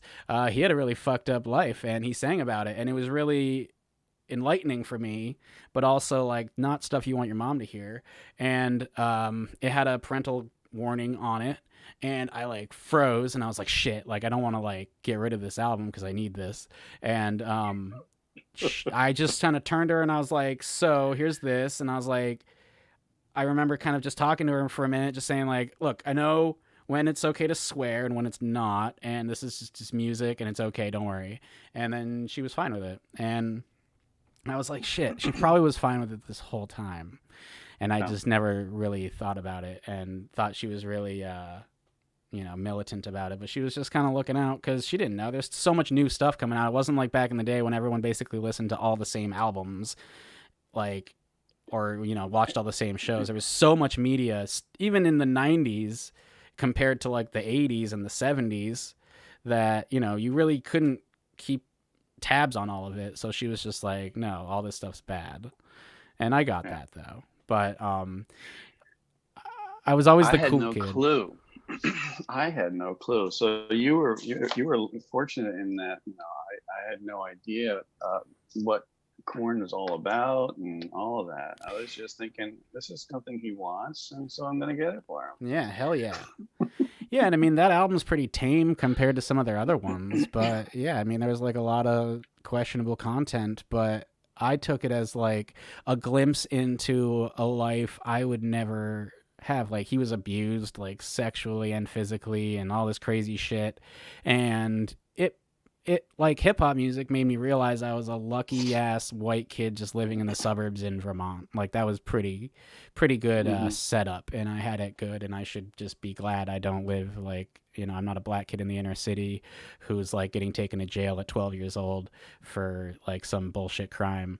And that's what Wu-Tang talked about. Like, that was a real thing, and they talked about their childhood, and so did a lot of people. And I was just like, damn, I've never had to sell crack. Like, there was these guys who were like selling drugs at my age, and they weren't like talking about how cool it was. They were just talking about how that's how they survived, and it was like it was really enlightening for me. And so I always felt good. You remember my friend Dustin Turner. I might beep his name out. I don't know if that's cool or not. But anyway, he told me once that I was his like source for uncensored hip hop as a kid, because his parents were against it too. So yeah, I got lucky with that. And anyway, I gotta ask you whether your exposure as a youngster to the Rocky Horror Picture Show still haunts you. Oh, it doesn't haunt me. I think it enlightened me and made me so much more awesome. I think about it all the time. I've been watching, because I didn't realize how much what I was exposing you to at that point until my sister asked me, about Rocky Horror Picture Show, and I said, sure, it sounds like it would be okay for her to watch with her kids, and she said ultimately that she had to turn it off. I had no idea, but that's, everybody's got their own perspective. But you had no idea because you didn't realize it was bad for kids, or because you weren't like watching it? Because you clearly had seen it. No, because I didn't see the offensiveness in it. I saw something in more of the sort of characters just being freaking funny as hell, is what I was thinking. Yeah, it was great. And yeah, like, it's only if you're offended by cross-dressers. Like, I guess if you're a little transphobic, maybe you might have some problems with that. But otherwise, yeah, I don't think, like, I didn't mean to call my aunt transphobic, but I'm just saying it's not what I meant. But like, I could see not wanting to expose your kids to that, because you got to like explain some things. But like, I took it at face value. I wasn't like, hey, that guy's in women's lingerie. I'm like, that guy's in an awesome outfit, and these songs are fun. And you fast forwarded through the sex scene, so like, yeah, that was fun. I did that. See, so you were parenting, and yeah, it was definitely questionable. I remember my mom thought it was questionable, and I don't remember when it came up, but it came up at some point. She's like, yeah, I don't know why he would let you watch that.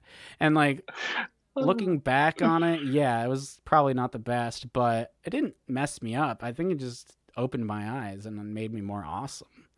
And Cool. I get, because it's like cool when you've seen Rocky Horror Picture Show, and it's like, people think you're interesting, and I just want people to think I'm interesting.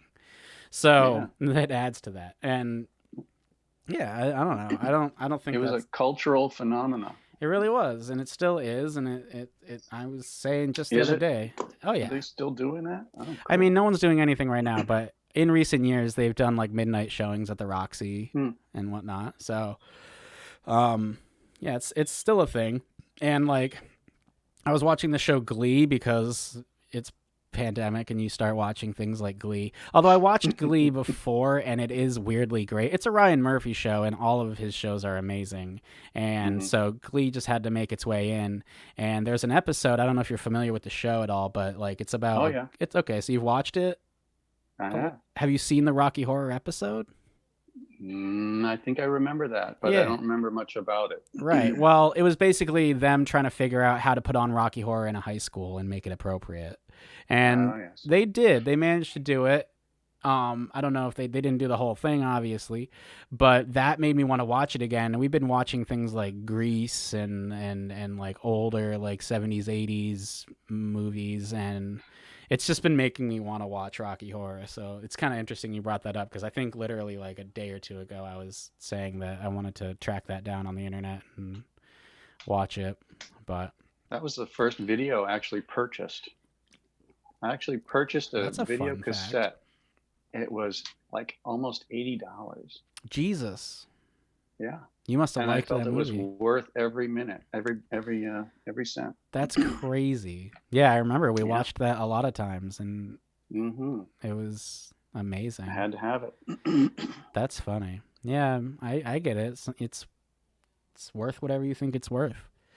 But no, that didn't mess me up. That made me cooler. The music definitely helped.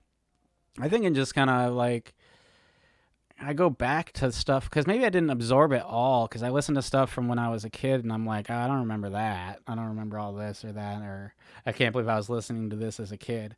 But it's because like some of the stuff went over my head, but a lot of it sunk in, and it definitely gave me a more clearer picture of like, not every black person's experience, but a common black experience. And I knew about police brutality, and I knew about systemic racism, and I knew about gang violence, and I knew about, all kinds of shit that some 9-year-old white kid from Vermont probably wouldn't have known about otherwise. And just that mixed with growing up with the internet and everything, like I'm an anxious dude and things get me going sometimes, but I can't imagine not like being able to ease into it like that. Just snapping to in this time, in this reality that we're in right now. Like, because I would imagine someone in your position who just retired could have possibly spent the last 40 years or whatever just sort of like coasting and just doing life, like not coasting necessarily, but just like kind of on autopilot doing life, and you have your routine, and then you retire and you're like, what's this internet thing the kids are talking about? And then all of a sudden you're just deep into some Twitter fucking rabbit hole, and you just don't know what to think. You're like, what is all of this? What are these pronouns I'm hearing about? Like, what is it's like, and it's stuff that I know about. I know trans people, but there's people who don't. And it's like, there's just all these things that are now big issues in the news that have been issues this whole fucking time, but no one's been paying attention until now. And it's interesting. And so it's been interesting. My point of like this 20-minute tangent is that, I think it's interesting watching you kind of take it in. Not that you haven't been paying attention this whole time, but I'm watching like other people's parents react and hearing stories about like what they think of like Black Lives Matter stuff and COVID-19 and all that. And I'm just like so glad that A, like both my parents are taking it seriously, and then B, both of them are like open-minded and basically doing, like, they agree with me on all the things I want them to agree with. And it's good. And like, I think parenting is the key here. I mean, both your mom and I had some pretty good models and as parents, and I think the more you you learn to question things, Yeah, the better it gets for everybody. definitely. So you say that you think your parents were good models for parenting, and my mom's parents? My mother in particular Yeah. was very keen on just questioning, as I said, questioning whatever it was. She didn't take anything at face value, and I think that's what we're talking about here. I do believe that you're. Oh man, I can't speak for her. I think my mom's in the chat. Is that actually my mom? Because her screen name is "Oh God, It's Your Mom," and she just said we're cool that way. So this might actually be my mom, but I don't know. It's either a funny screen name or it's my actual mom. We'll see what she says. Oh God, it's a nightmare. No, it's fun. I like the audience. It kind of adds to the conversation. Last time, I haven't put out the episode yet, but it's my, oh man. No, that wasn't her. Anyway, last time I was just talking to myself, and my friend Matt from college was like, hey, I have words to say about that thing you just said. So I was like, come on in. And then we talked for like 2 hours. Now I have a 2.5 hour long fucking episode that like won't upload because it's so huge, but I'm going to make it happen by the end of today. But I don't know. I stopped shortening them. It's actually 3.5 hours. It's my real mom. That's hilarious. Hi, Mom. Oh my God. So my mom and dad are my fans and my audience. But yeah. How did she track you down? I posted about it on Instagram right before we started doing this. I said that I'm live, and I gave my Twitch address, and just to see. Right. I'm just slowly doing that, letting people pop in. For anyone watching right now, normally the video is not this choppy. I don't know why. It says that it's dropped 95% of my frames, which is a lot of frames. It's actually 140,000 frames, it says. So anyway, yeah, they're missing about 140,000 frames that you could have had over the last hour and a half, but they're just, I don't know what's going on with the stream, but it's an audio thing anyway. You don't need to see really what's happening. My mom says she's avoiding work. It's easy to do that when you're working from home. That's what I do, but I don't have a real job, so it's even easier to avoid work. But soon I'm going to be finding some more stuff. No job, no problem. Yeah. No, I'll be jumping into the food porn biz again, and I think that'll kind of supplement my savings, and that'll get me through the next like 6 months, and then I'll be able to I think in 6 months, that's a good number to work with. And I'll figure it out by then. It is Friday, Mom, which is basically Saturday, which is basically Sunday, which is the Lord's Day, and so you shouldn't be working. She just said it's fucking Friday. My mom likes to swear, which is awesome. I was just talking about how she used to make me listen to censored music, and now she's swearing on my Twitch chat, which is awesome. Oh, you definitely got her attention that way, huh? Yeah, I think so. But anyway, yeah, I mean, just listen to the audio. I think that's working just fine. So yeah, okay. So swinging back around, I've just been impressed that, you've been especially active trying to, I think, understand the Black experience, which I think you do the same way I do because I showed you how, and that's just listening to podcasts hosted by Black people talking about being Black, or just talking about events from the perspective of a Black person living in the world right now. And in particular, big shout out. Wait, that's the wrong sound. Hang on, I got sound effects that you can't hear. Wait, shout out to the old BZ podcast, and also shout out to Late Night with Laura and Lionel. I pushed. Okay. I wish you could hear what I just did because I just pushed my intro button again. But anyway, I'll get used to this. But anyway, yeah, those guys especially. And I listen to bigger celebrities doing podcasts. I don't know, most rappers have a podcast now.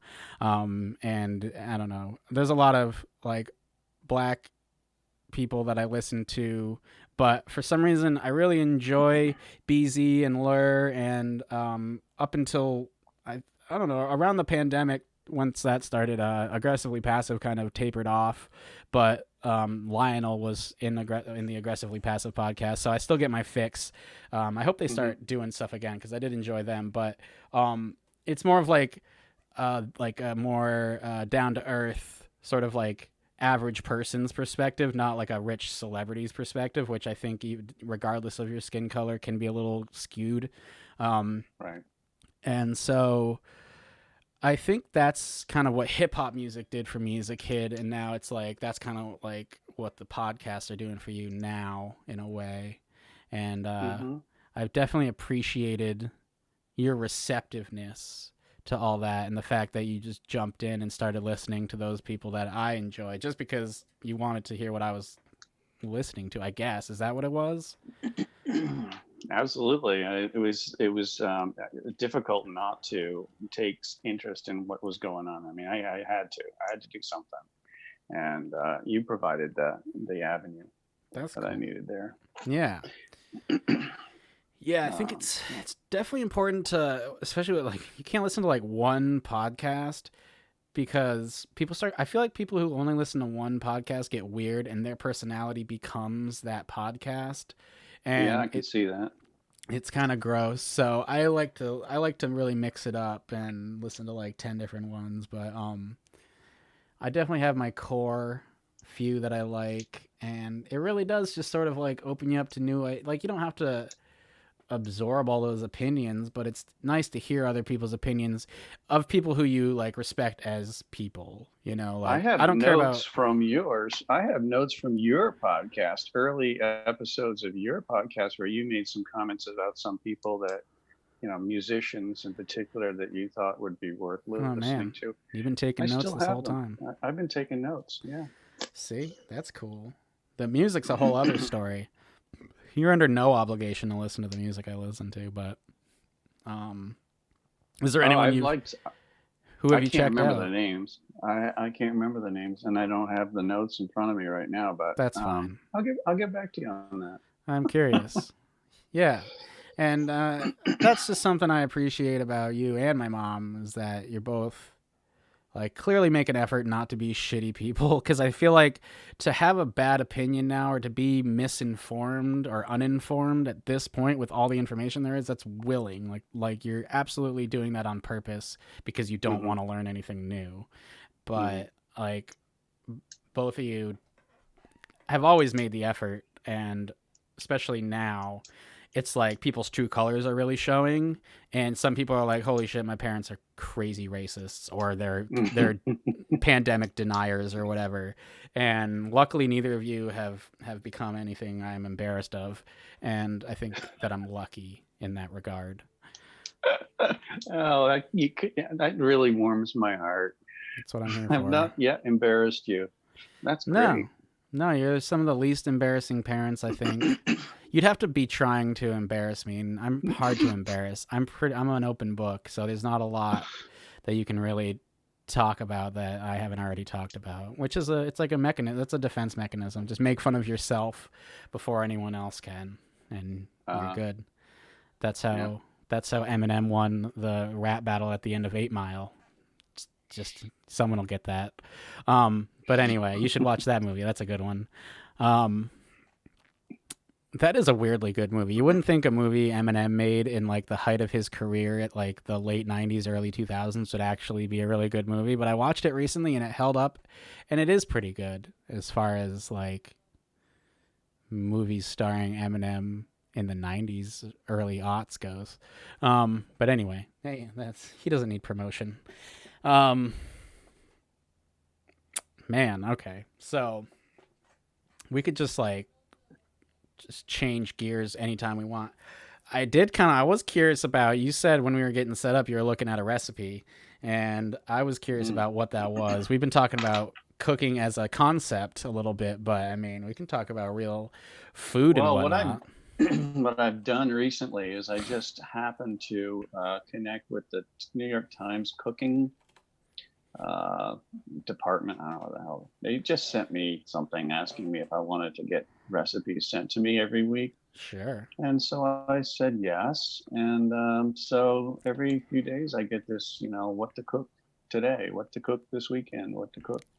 And I'm a vegetarian, so most of the stuff I can't really connect with. But I have come across some recipes that kind of prompt me to try stuff that I hadn't tried before. Simple stuff. Like lately, I tried just grilling zucchini, and just Oh, marinating zucchini and grilling it. we've been going hard on the zucchini. Go ahead. Oh, I was just saying we've been going hard on zucchini lately. We just been getting it a lot. It's in season, and our food comes from like farm shares and whatnot. And so I've recently declared my love of it. I think of it as like a savory cucumber, basically. Oh, Not that cucumbers are sweet, but it's no, like the I savory get it. version of a cucumber. You can't grill a cucumber, but you can grill a zucchini or a squash. Yeah. Yeah, I could talk a lot about zucchini. We have some growing on our porch right now. They're babies. They're not like babies. Yeah. They're baby zucchinis, like they're mini. They're like 6 inches Uh-huh. long, and they're very packed with flavor. And I like to cut them real thin and just cook them with butter and onions and put them on whatever. Sometimes eggs are Yeah. involved. Sometimes rice is involved. But Well, I really I really extended myself by cutting them actually into spears. Never thought to do that. that's a Never game changer. considered doing that. That's like a total game changer. Cut them into spears, and it's like a whole new experience. I've noticed a They lot don't of what. They don't get as soggy. I could see that because you got less of the middle's the soggy part. All right. I've noticed a lot of like a theme in vegetarian cooking is to cut something in a way so it's like about the size of a steak and then calling it a steak, like a cauliflower steak. Like if you just take a head of cauliflower and slice it into like basically like a slice, like a loaf of bread, T-bone. you've now made cauliflower steaks, which bothers me deeply, but also cauliflower steaks are delicious. Like there's something about just taking a vegetable, cutting it wrong, and then grilling it or roasting it or something and calling it a steak that does work well. If I don't know what to do with something, like we get a lot of weird vegetables I've never had. I think like whatever, like fennel comes from like a root, fennel fronds or something. No, fronds are the things on that you it's like a seasoning, but then like the fennel root itself, I didn't know what to do with, and I literally did that. I just chopped it up, made fennel steaks, and then roasted them, and it was good. And I was like, cool, I've never worked with this before, but I've never come across a vegetable you couldn't just roast in the oven and have it be good. And if I had Well, a I grill, I would remember- grill, but I remember a post of yours a while back that basically showed a picture of some grilled vegetables of some sort, and you said if you don't like vegetables, then you're doing it wrong. absolutely you love it. are. I loved it. I love that. Yeah, I hate when people are like, "Oh, this dressing almost makes vegetables taste good." Like you're fucking bone broth. My mom said bone broth. For one, she knows I hate the term bone broth, but nothing wrong with some bone broth or just broth in general. She's just trying to troll me in the chat. But it does bother me in the way that calling cauliflower steaks bothers me, but it almost bothers me more because it's not bone broth, it's stock. But I don't know. At this point, like, it's so good, I don't care what you call it because everything. I take all my scraps from meat and veggies and make it into broths, and sometimes it goes well, sometimes it goes horribly wrong. But anyway, back to veggies. Yeah, I think I get really annoyed anytime I overhear someone talking about how they don't like vegetables or whatever. Because, yeah, you're clearly doing it wrong. I've recently discovered if you're making pasta, if you just take some pasta or any veggies, we did this with zucchini. We took zucchini and probably onion and cherry tomatoes. So you cook down everything that needs to get cooked, like in order. So like onions, zucchini, and then at the end you put in cherry tomatoes and you leave them whole, and you just cook them until they start getting soft, basically until they liquefy in the middle. And then you toss it with some pasta, and then you basically have pasta sauce in little balls. It sort of reminds me of like weird, like what's that douchey way people cook with science? Yes. What is that called? I forget. I'm just gonna look up cooking with science. Gastronomy. That's what it's called. Anyway, I always thought that was dumb. But people will make you can take like any liquid and turn it into like a bubble, and like put it on things, and nothing wrong with that. That's actually pretty low level stuff that I do think has a place. I don't think you need to like powder a margarita or like have like, I don't know. There's some really dumb things people have come up with. Gastronomy, yep. So like the where was I going with this? I just got really excited about how much I hate gastronomy. Oh yeah, the tomatoes. So like they basically just turn into these little spheres full of sauce that like burst in your mouth the same way one of those like scientifically made spheres would. And it's amazing because like you get the pure essence of the tomato, and then that mixes with like whatever else you've got in there, which is essentially the rest of the ingredients for tomato sauce, but it's kind of separated. And it's such an easy, stupidly easy thing that you can do on like even on your worst day. Just saute some veggies, or even roast them if you're feeling really lazy, and then just throw them over pasta, and you're good. You made a meal, and people think you're amazing. And zucchini's come up a lot, and it's funny that you brought that up because I don't know, I just can't get enough. I can't get enough. Another thing that's come up for me lately is eggplant. I kind of like the idea of playing with eggplant. I have not ever tried this. But eggplant croquettes, you know, you can just basically, I don't know what it looks like. You just deep fry them. I don't know. But smoky eggplant croquettes. That might be my next attempt. You should go for it. Yeah, I think, oh, I got someone spamming my chat. You know you've made it when you get spam. This person says, want to become famous? Buy followers, primes, and views on bigfollows.com. Ah, cool. Wait, can I kick you? I think I can. Ban. I'm going to ban your ass. Okay, nice try, spammer. Bye. Okay, cool. I banned my first person. That was cool. I thought it was because someone would come in and start saying racist stuff, but instead they just tried to get me to buy followers. But anyway, I've made it. I'm getting spammed. That's great. Dun, dun, dun, dun. Yeah. So anyway, sorry to go off track there, but there's no track. Let's be real. Yeah, eggplant's interesting. I haven't gotten a lot of those lately. It's funny. I got one and I can't remember what we did with it. We probably just sauteed it and put it over pasta. But I remember we talked about we were gonna make like eggplant parmesan, and then it got to the point where we really needed to eat this eggplant before it went bad, but we didn't feel like doing that much work, and so I probably just did what I just said. But I'm sort of at the mercy. What? That's the plight of an avocado in our house. Exactly. We have to eat. I noticed one this morning that we had that is pretty soft, and we're pretty sad about it. But yeah, avocados are a fickle mistress. But we definitely go through those faster. But yeah, sometimes you just got to eat the thing, and we're sort of at the mercy of our farm shares, and we got that Misfits box, and whatever comes. Although we're allowed to choose some of the stuff, so that does work out. But sometimes I just get random things that, like, I would have never made mango chutney if the Misfits people haven't kept sending me fucking mangoes every week for like 3 months. And we finally have the ability to customize our box, and now I don't have to deal with mangoes so much. But yeah, then I learned how to make chutney, so it's kind of fun. I've been learning all kinds of new stuff just because of the way we get food, how it's different now. Yeah. You're very creative that way. I am. It's Charity does the real like brain work. Like she helps me come up with the ideas more. Like she's got that chef's brain, whereas I'm. Are you going to collaborate on a cooking show sometime?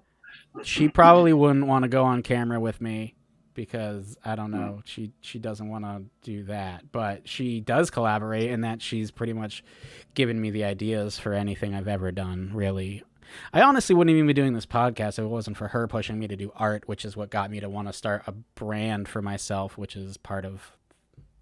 The podcast is part of, so I owe her a lot. Yeah, this guy in the chat says that's why I never buy them being avocados anymore. I can never tell if they're good or bad. I can't either. I just get them when they're clearly too ripe because I know they're gonna, when they're clearly too not ripe. When they're not ripe yet, when they're hard, because then I know at least I have a chance at remembering to to take care of it.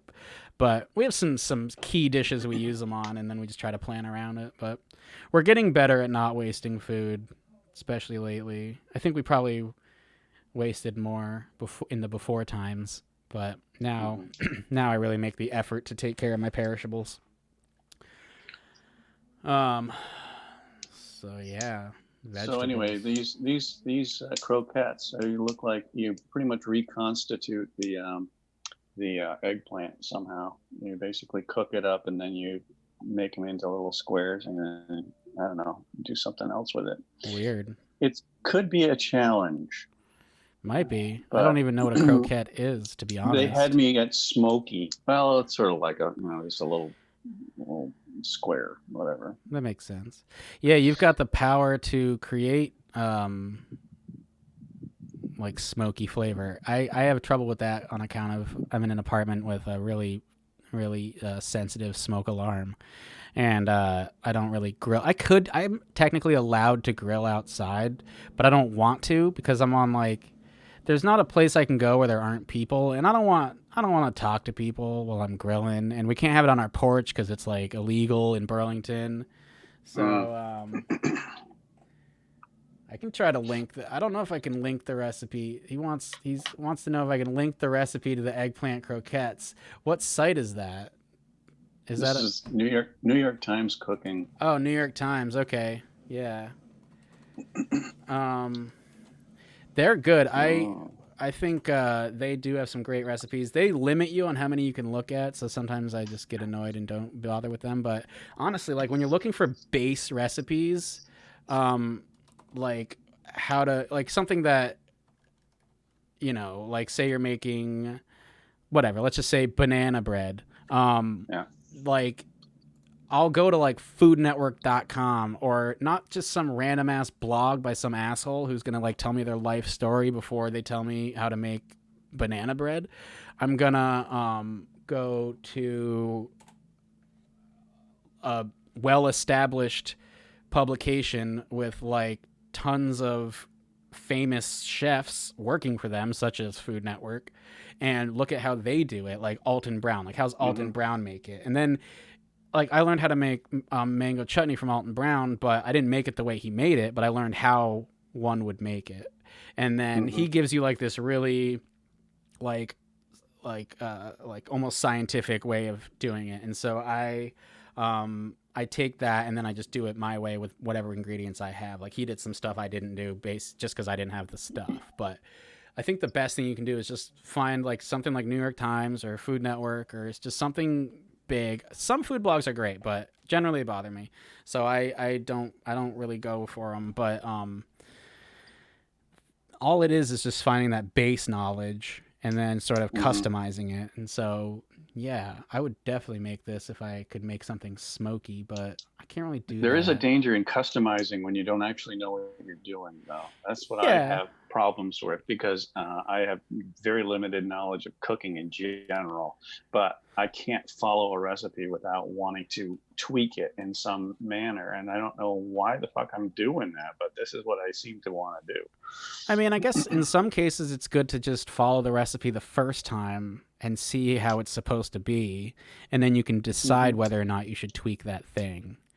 Like I tried to do Alton Brown's recipe the way he did it, and now like I don't look at a recipe and I just sort of do it the way I remember him doing it, but I don't measure anything anymore, and it's just like I need that first lesson, and then from there you can decide like what you needed more of or less of, or what you wanted to add or whatever. I will take your advice. It's definitely, I guess doing it just by the recipe the first time is good, and then you can start messing around. Well, I know I've created some really horrible dishes, so That's it should part be an of it. incentive right there. You gotta finding the terrible stuff. Like I don't know, messing up. It's disappointing, but you learn a lot because like messing up a meal, especially, is like somewhat heartbreaking at times. And so like whatever you fucked up, you probably won't do again because you don't want to do that. I don't know. Like there's certain things that I do now when I cook that I've forgotten to do, that every time I do them, I remember that one time that I didn't do that, and I regret it heavily. And so, yeah, like making cheese, that's definitely like something you can fuck up if you miss a step. but there's like certain steps that I've missed and have gotten like, you know, dealt with the consequences of, and then now I don't do that anymore because I remember like that one time I forgot to stir the milk around with the citric acid or whatever, and I ended up with like weird, like it was mozzarella cheese that had the consistency of like grainy cream cheese, and it was still delicious, but not what you would call mozzarella cheese. But since then I haven't fucked that up because I'll always remember that one time. So Good. I really like I like it in a lot of aspects, like cooking, and even like to a weird extent like video games or anything where like your own, like you're completely in control of your experience, but when you fuck up the results could be disastrous.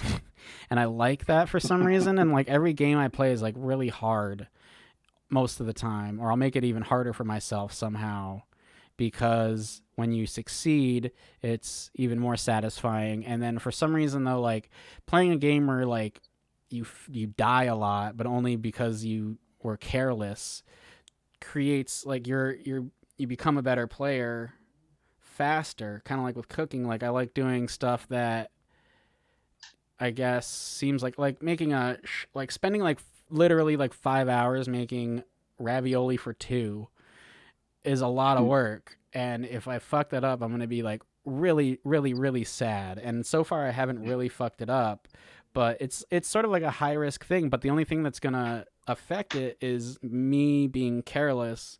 And so if I fuck it up I probably deserved it, and that sort of like motivates me to do better. I don't know if I'm really explaining this point very well or how it truly relates to video games, but everything does.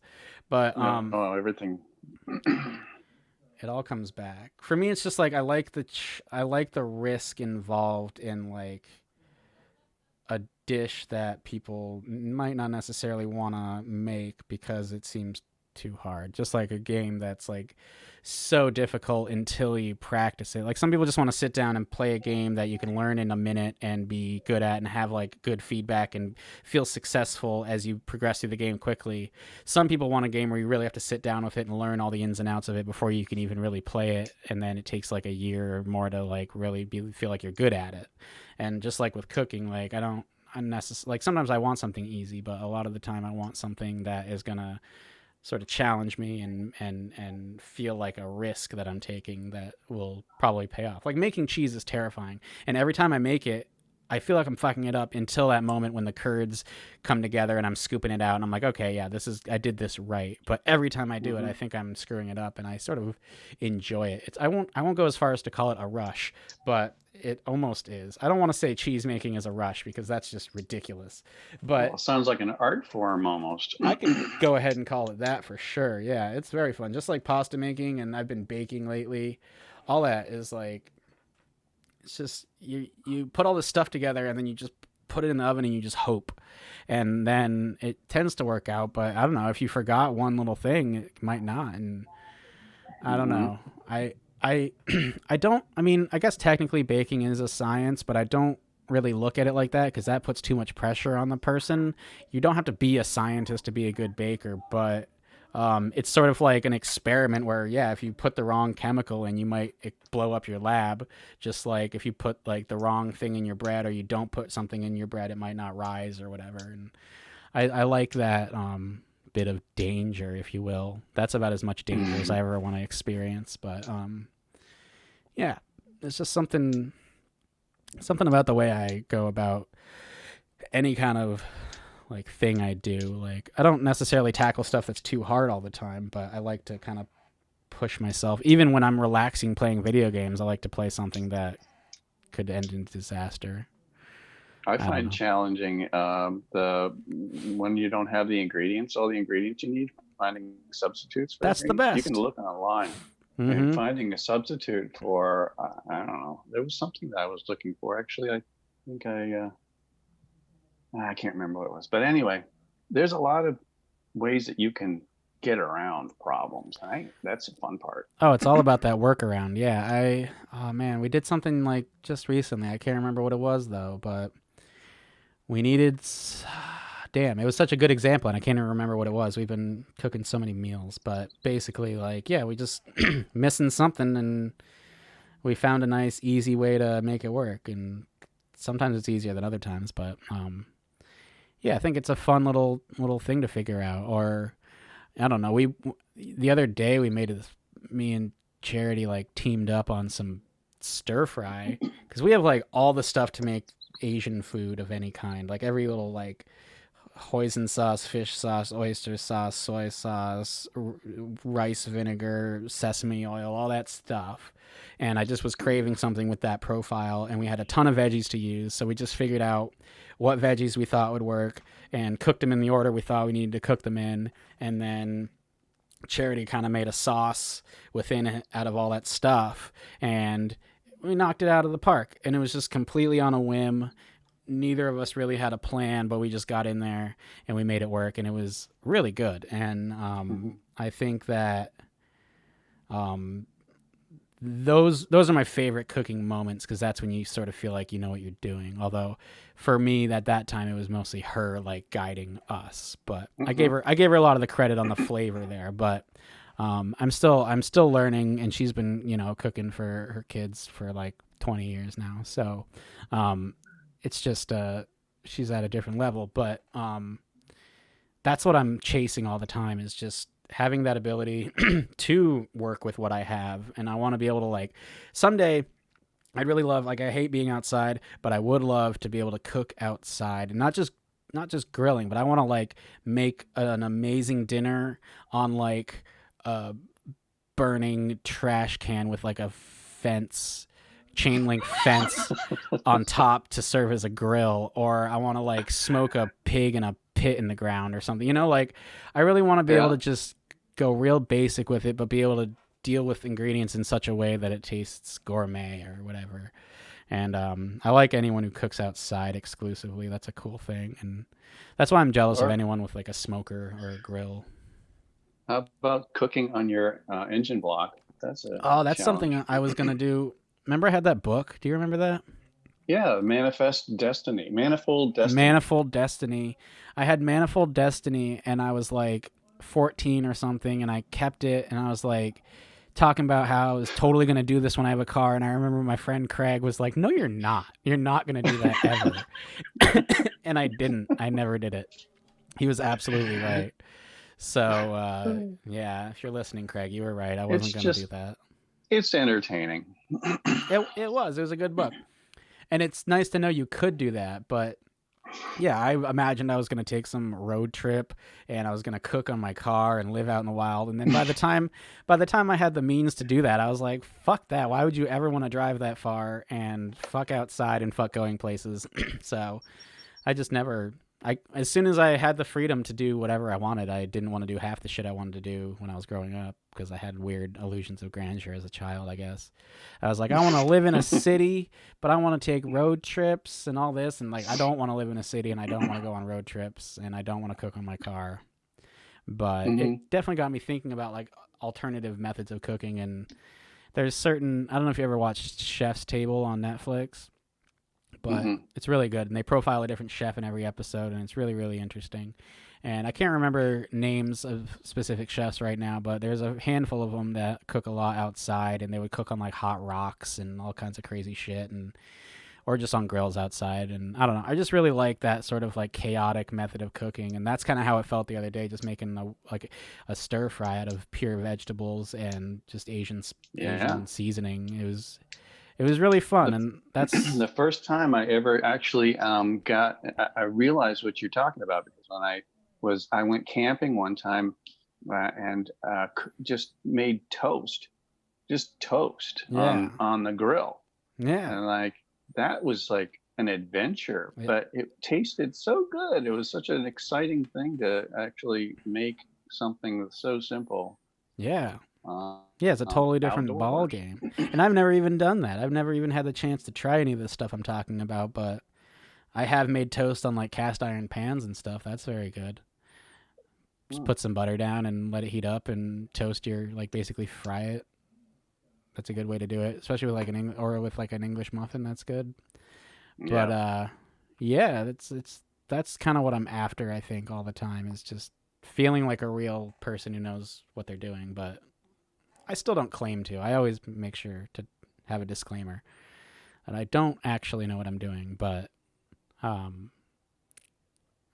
want to, and I will. I'll learn, and I'm just actively learning all the time. That's definitely one of the one things I like doing. I realized through this time at home, through lockdown and whatnot, that if I'm left to my own devices, I won't do shit. Like, I will make food. Absolutely. I'll spend all day in the kitchen making food, but I probably won't do any actual art. I don't know if I would do this podcast if I wasn't trying to get back into art. And the only reason I'm trying to get back into art is because I feel like I need to like continue with what I was doing before everything went crazy. And that was like a good source of income that I can do from home. I still like doing art, but I said this to Matt in the last episode, like we were talking about, doing art for money, and how like if I wasn't motivated by profits, I might not do any art. And sometimes it makes me feel like maybe I'm not a real artist, because I think it was Salvador Dali said if he was like alone in a room with nothing in it, he would make art with his blood or something like that. And even if it wasn't him, there's people like that. But I'm not like that. I would not do that. I would just like sing songs in my head till I was let out of this room. And even stuff that I do is like a hobby, like making music, I might do that a little bit. But if I really didn't have to do anything and money wasn't a problem and whatever, I would just cook stuff. That would be all I would do. And so I think that must say something. Not that I want to make a career out of it or anything, but I think it's something to think about, and it's something to sort of run with, I guess. And I guess if the climate, the world, the economy and shit was different, maybe I would go try to find a job at a restaurant, but like no one's hiring right now at restaurants. They're lucky if they're even open. So I'm not trying to like become a chef by any means, but food is something that I genuinely enjoy, even when I'm not like forcing myself to do a thing. And usually anytime I'm doing art or whatever, even this podcast, I do it out of this some sense of obligation to continue moving forward. And I don't know, it's sort of a weird thing, but I definitely realized throughout this pandemic that cooking is definitely like important, and it's the only thing that it must be the only thing I truly enjoy doing besides playing video games, because those are like the two things I default to. It's like video games like a and good food. Balance. It's a great balance, yeah, because you stay nourished, which is important, and then video games are an amazing distraction from reality, and that's kind of what I need a lot of the time. Right. What games am I playing right now, asks Vermont Cat Dad on Twitch. Right now, I'm mainly playing Minecraft. That's like my game of choice. I play on Java because I'm a fucking gangster, and I have a server with my girlfriend, and we do crazy shit. I actually, in the YouTube version of the last episode, which isn't online yet, but whenever it is online, there's a part I cut out from the audio version where me and Matt talk about Minecraft for like 25 minutes. And I decided that the people probably didn't want to hear about that. But I play a lot of Minecraft. And so you can hear my thoughts on that I'll post online once that's up. I'm trying to upload it to YouTube for the last 2 hours. It's actually, what? Oh, there's only 12 minutes left of that upload.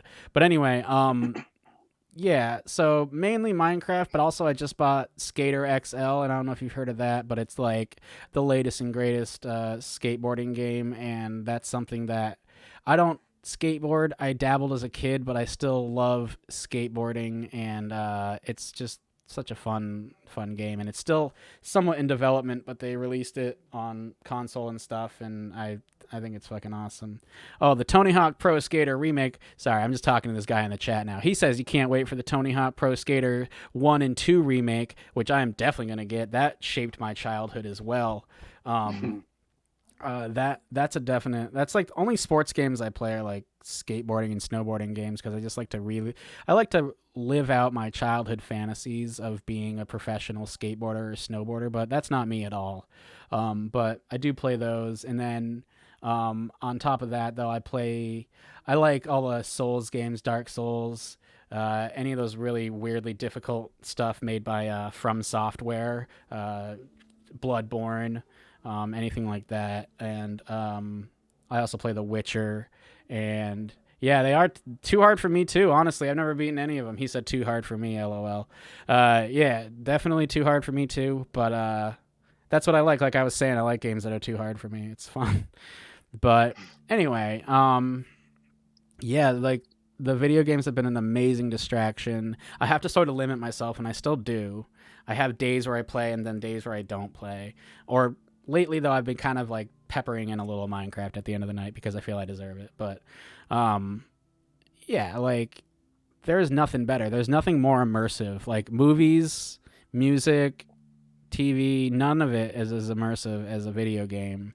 And even like a simple video game on your cell phone is still to me more immersive than like a movie. Even like, I mean, you can get immersed in a movie, but there's still going to be, you can still like get inside your own head. Whereas when you're playing a game, a lot of time you can't because you have to use your brain. And with a movie, it's just sort of like watching. And yeah, I think one thing I've noticed during this pandemic is there's a lot of parents who are like concerned that their kids are having too much screen time, which I think is the shittiest fucking term there is because it's 2020 and screen time. Is this screen time right now? Am I having too much screen time because I'm talking to my fucking dad who's in Ohio on the internet making a podcast? Is this too much screen time, Karen? No, but like it's interesting how a lot of parents on the internet are like worried that their kids are like playing too much, say Minecraft, but Minecraft is a social game. You get together if you want, you don't have to, but you get together with your friends, you can talk on Discord or whatever, and you can basically hang out in a virtual space with your friends.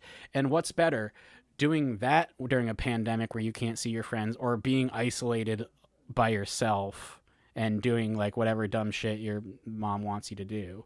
Like, I don't know what the alternative is right now. So, yeah, parents worried about screen time is a thing for me. I'll never be a parent, and thank God, but I would not give a shit about screen time because it's 2020 now. Screen time is not a thing. TVs don't make you blind, and sometimes it's important to have a distraction, and that's what I do. Do you have distractions? I think I forgot to ask Matt this, but I asked Eli. Like for me, like I said, Wu-Tang is part of my distraction regimen. And thinking about Wu-Tang and analyzing Wu-Tang and talking about Wu-Tang. But it's, and of course there's other things I do. But anyway, what would be, do you have anything you do? Because you seem like, I know you like to have like jobs. Like you always need a task. Is that kind of where you go? Yeah, my distractions is building something. I enjoy building things. Like last year, my Kathy's sister, who's a teacher, second grade teacher, wanted to create for the hallway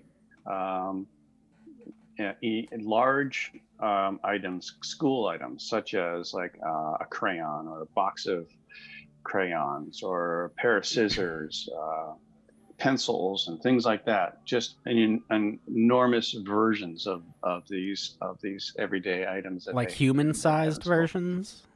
Big, well, like a pencil that's like 5 feet long. Nice. That sort of thing. Okay. Or a crayon that's like 4 feet long or something like that. I built a box of crayons. It was almost an exact replica of a Crayola box full of 16 crayons. Oh, damn. That was actually about 2 feet tall. And just the idea of building something that's taking an item and expanding it literally,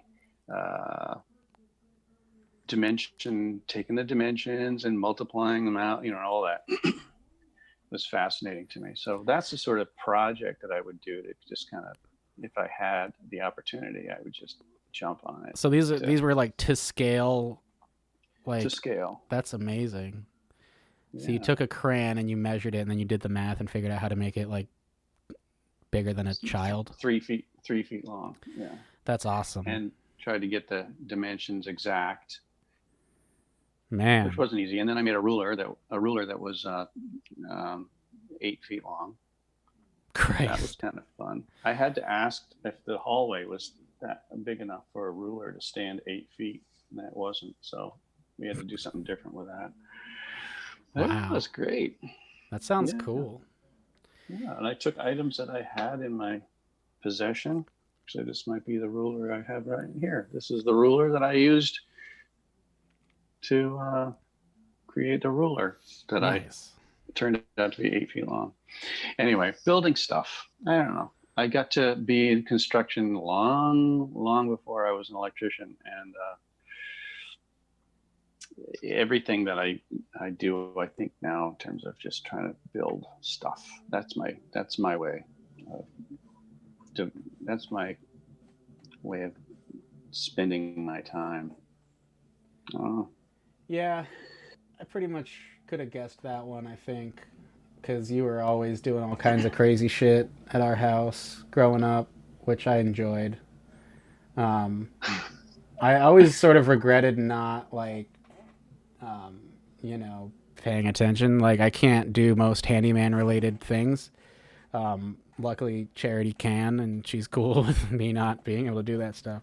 But, yeah, like, I always sort of, anytime I need to do something involving, like, I don't know, an electrical outlet, or that time I had to call you to ask you how to, like, turn off a water heater, like, things that I just don't know, that I sort of, like, I had all these opportunities to take in so much from you as far as that kind of stuff. And like I was saying with my mom with cooking and gardening, I could have gotten so much exposure, and I could have had so many useful skills by now, but I just don't. I just barely have been dabbling in such things. But you went with your strengths, whatever they are. The thing that really got me going was the kitchen. You remember the kitchen? Oh, I remember the kitchen project, renovating the kitchen. It was a lifelong. That was a 6-year project. I think most people have probably been able to accomplish that in 6 months, but yeah, that kept me busy. Definitely. No, I remember helping you here and there, but I really never like soaked in anything. But yeah, no regrets at this point. But man, so that's my way. I like it. Everyone needs a Wu-Tang, and your Wu-Tang is building stuff. Yeah. I don't know. I kept thinking of like random things I wanted to ask you, but they come and go so quickly. But I don't know. Maybe we'll have another chance. You could be, come on anytime. I need guests. I don't know that many people. I'm going to run out so soon. No, I think your new format's going to get everybody all excited. They're going to want to jump in. Maybe. Yeah, I mean, if all else fails, I just start a Twitch stream and wait for someone who wants to like come on. That's what happened last time. But yeah, I got a few people in mind, but I'm happy with the repeat guests. I like it. Each one is just practice for the next one. So like next time I might have an even more structured interview, but I like just talking. Like me and Eli were calling it hanging out with microphones, and I think that's a good way to go about it. It's just, well, I remember actually hanging out with you every evening or once in a while, and you'd go on these rants depending on whatever happened during the course of the day, and I just found that so entertaining. Yeah. Just kind of kicking back, having some beer, enjoying each other's company, and then you would just be on a tear most of the time. It was pretty fun. Yeah, and I think that's kind of what got me into doing a podcast. Was I often go on a tear, and then I thought, well, what if I record this tear and call it a podcast, will people believe it's a podcast? And they seem to think it is. So, yeah, it's I don't talk. I never heard of a podcast until a year ago. I never even knew what a podcast was. Really? That's a fun fact. Really? Uh-huh. I thought that's something that I could see you getting in on, like when they started. I mean, it hasn't been that long, but it's been at least a decade. But like, Yeah. you know, they're easier to access now. Like every music service has podcasts on it now, and that used to not be a thing. I used to basically listen to podcasts on YouTube, but yeah, it's just I don't talk a lot generally. I talk more during the podcast than I do any other time. But I do have a lot of things to say. But I used to never care about sharing my opinions because I never thought it mattered. Like, I always had opinions on things, but I didn't want to argue with people about them. And I didn't really even want people to know where I stood on things. But as the political climate changed, like, i.e., once Trump took office and everyone got really racist, I started realizing that, like, there needs to be voices against that. And even though my platform is small, it could grow. And also, like, no matter the size of your platform, I was talking about this with Matt too last episode. Like, we were saying how even if you just get through to like your mom, or, you know, the way, like, I posted some links, I think, on Instagram, or I posted something just saying, like, here's some places you can donate to help Black Lives Matter. And I think, like, 2 people were like, hell yeah. And I think one was you. And, you know, it was 2 people, but it's 2 people that may not have done that otherwise. And I think no matter the size of your platform, you should try to make a difference. And I know there's supposedly no bad opinions, but I think in recent years we've learned there's tons of bad opinions, and a lot of people don't need platforms and shouldn't have platforms. But I think my opinions are all good, and I think that more people should agree with me on things. And so, anybody who is raised on English muffin pizzas and Rocky Horror Picture Show should be revered. I want to eat English muffin pizzas while watching Rocky Horror Picture Show. I'm going to do that for sure. I might have to actually make the English muffins, but I can do that. You're show off. I am. I didn't know you could make English muffins until Charity made them once for my birthday, and I was like, holy shit. She's made things like, she made crackers once. I was like, you can just make crackers? That's crazy. Like, I thought you just bought those at a store. Like, that's crazy. Who just makes crackers? But there used to be a time, I still buy pasta. I hate to tell you. That's I still fine. buy pasta. So do I. I don't want to make it every time. But, really? You do? Oh, yeah. I mean, I have pasta like twice a week at least. And I make it like once every 2 weeks. I wouldn't be able to keep up because, like, it's relatively quick if you're just doing something simple. But, like, yeah, if I want, like, stuffed pasta, that's a whole thing. You got to make this, whatever you're putting in it. You got to roll it out. You got to do all this stuff. And no, like, if I want quick pasta, I might bust out as fast as possible and just do some basic noodles, but it's still a lot of work, and you gotta, like, clean your kitchen first, which I like to work in a clean kitchen, but sometimes I just want to, like, work around the mess and get some food out. But if I'm making pasta, I need, like, all this extra space that I don't have unless I make sure the counters are clear, and it's a whole thing. So yeah, I don't want people to think I'm out here making pasta every single time. I just think everyone should, because it's like 2 different things. It's like the way frozen pizza is weirdly delicious, but also not the best. But it's, if you don't compare it to, like, something from, like, American flatbread or something, like cooked in a wood, in an oven, in a stone oven full of wood or whatever, they're not the same thing. They're 2 different things, and they're both good in their own way. Just like if you have homemade pasta, you're just going to treat it differently. If you have boxed pasta, you can do whatever you want to it, and it's fine. Like, cover it with sauce, cover the flavor of the pasta. Who gives a shit? It's just there to carry whatever you're making. When you make homemade pasta, though, a lot of the time you're just having pasta for pasta's sake. So when I make homemade pasta, I'll make it with sometimes just butter or brown butter or something that's very simple that still celebrates the pasta. But if I'm having boxed pasta, I'm gonna put a ton of shit on it and just have it as like filler almost. So, yeah, and like rice. I think rice is a good thing to do too. And like I'm not gonna. How do you even make rice? You don't. You have to farm it. So, you know, I don't think there's anything wrong with taking shortcuts. No one should feel bad for like not wanting to make pasta. It's a bitch. Plus, like, you can do it without a pasta roller, but I wouldn't. Like, I wouldn't want to unless I. Oh, that sounds like a lot of work. It sounds like so much work. Yeah, you need I don't even think I have a counter big enough to roll it out on, but B, even if I did, it's just too hard. You have to get it pretty thin, and I'm just not here for that. So I don't know. I noticed the stream got better. Maybe someone was just like online doing something and it screwed me up. But now I'm only dropping 65% of my frames instead of 95% of my frames. So that's pretty good. But anyway, yeah, I don't remember how we started talking about pasta, but I always talk about pasta. That's all it is. Oh yeah, and we were talking about just the rants and how that sort of just manifested into a show. And I never wanted to figure out what the show was about, because if I spent all my time trying to perfect it before I started making it, I still wouldn't have made one yet. I'd still be trying to figure out what I was going to do. And well, that's kind of like how I started my business. I didn't know what I was doing. I just jumped right in. I wanted to become an electrical contractor on my own, on my own. Yeah.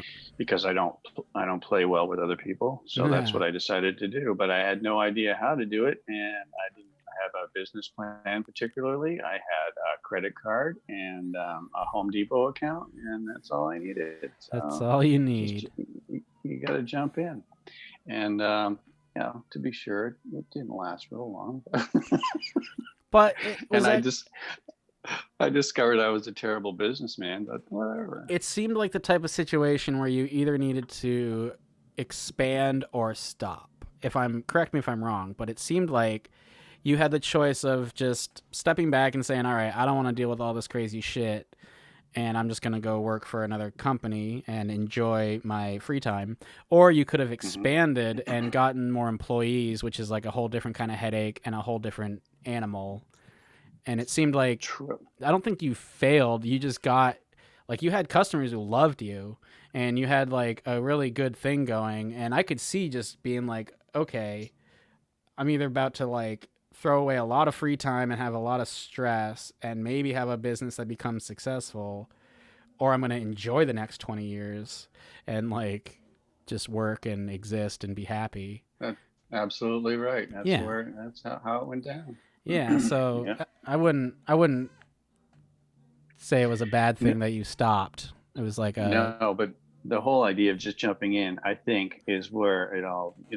You're right in that's a lot of it. It's just not necessarily having to have a plan, just knowing you want to try something and just jump in.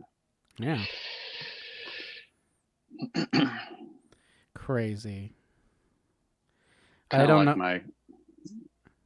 Kind of like my mental health stint. Yeah, I mean, you just kind of, do you want to talk about how you got into that? It was interesting. It was just a moment in my life when things had sort of shifted. And I actually had my own business at the time, and that wasn't really getting off the ground. And I was recently divorced and had a lot of questions to answer. And it was the point at which I thought my education was important, that I had kind of abandoned it in some way, that I should probably try to continue doing what I had started out to do when I was in college. And I don't know. And one of the driving matters was that my half sister was discovered to have a mental illness. So that ultimately she succumbed to depression and these are things that just I never stopped to think about before. And I decided I would try to learn about depression and what it is to be homeless and all of these things that I'd never thought to consider before. And I thought the only way I could do that was to get some kind of a degree, and that's where it all started. I think it was well intentioned. For sure. I think anyone who goes into that field has good intentions. If you have bad intentions going into a mental health field, you're fucked up. Yeah, people don't generally just do that. I'm just going to mess with people. That sounds great. I'm going to give everyone really bad advice. Yeah.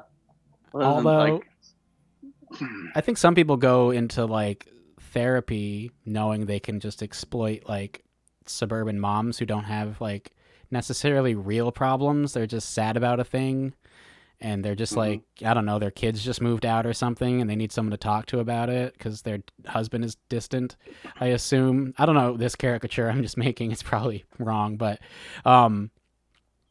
yeah, like I've noticed like I haven't gone a lot of therapy myself, but I know people who have, and I've noticed there's a difference between there's the people who want to like distract you and make you think of like the positive side of everything and act like, you know, all you have to do is think differently, and they're kind of like a little wishy-washy sort of hippie types. And then there's the people who like understand depression and who have like maybe had it or have been homeless, or people who have like really lived it and are going into it because they want to help. And then there's people who are going into it who haven't experienced any of that and want to help because they think they have something to offer those people, which doesn't necessarily help everyone. I don't know if that made any sense, but I've just noticed like a lot of, from what I hear, a lot of therapists sort of come from a place where it's just like, you know, their patient is just being too negative and they need help being positive, but really they need to like work through some really deep-seated issues. And it's like a different kind of thing, and both are valuable. And I'm not saying like people who want help shouldn't get help if they don't have real problems, but it's like just, yeah, I guess you don't necessarily go in with like malicious intent, but you could go in for like the wrong reasons because you think you're like better at dealing with shit than someone else, but meanwhile you're like, it turns out you're also garbage and have nothing to offer. I don't know. It's just what I've sort of gathered. Yeah. Well, a lot of it has to do with the clientele, for sure. There's definitely people who go into therapy that don't really want to get help. They just find it's nice to talk to somebody. Yeah. That's what I think screwed up the whole field in the first place, is a lot of people had that perception of it. Yeah. That's the way it is for. It's just somebody to talk to. There's work. Yeah, I wouldn't want to do the work. I'd want to be one of those like big city therapists who charges some absurd amount to just sort of listen to your non-problems and then cuts you off right when that hour's up. And then we talk about it next week, even if you're not done yet. And I really did offer you nothing. And I just sort of like repeat what you said back. How does that make you feel? Yeah, exactly. That's a classic line. Yeah, see, I would be a terrible therapist, but the people I was helping, in quotes, they wouldn't know that, because I wouldn't use my powers against people who really needed help. If someone came in there who really needed someone who cared, I'd be like, let me refer you to my friend who is an actual therapist. I'm just here for just rich people. I'm just an intern. Yeah, I'm just here to help rich people with their non-problems. You need a real therapist and probably medication. But yeah, no, I always I don't want to say like looked up to you because of that, but I always thought it was impressive that you put that much time into like other people's problems, because I just never would do that. I'm not a great person. I'm all right. Well, but you are now doing some of that.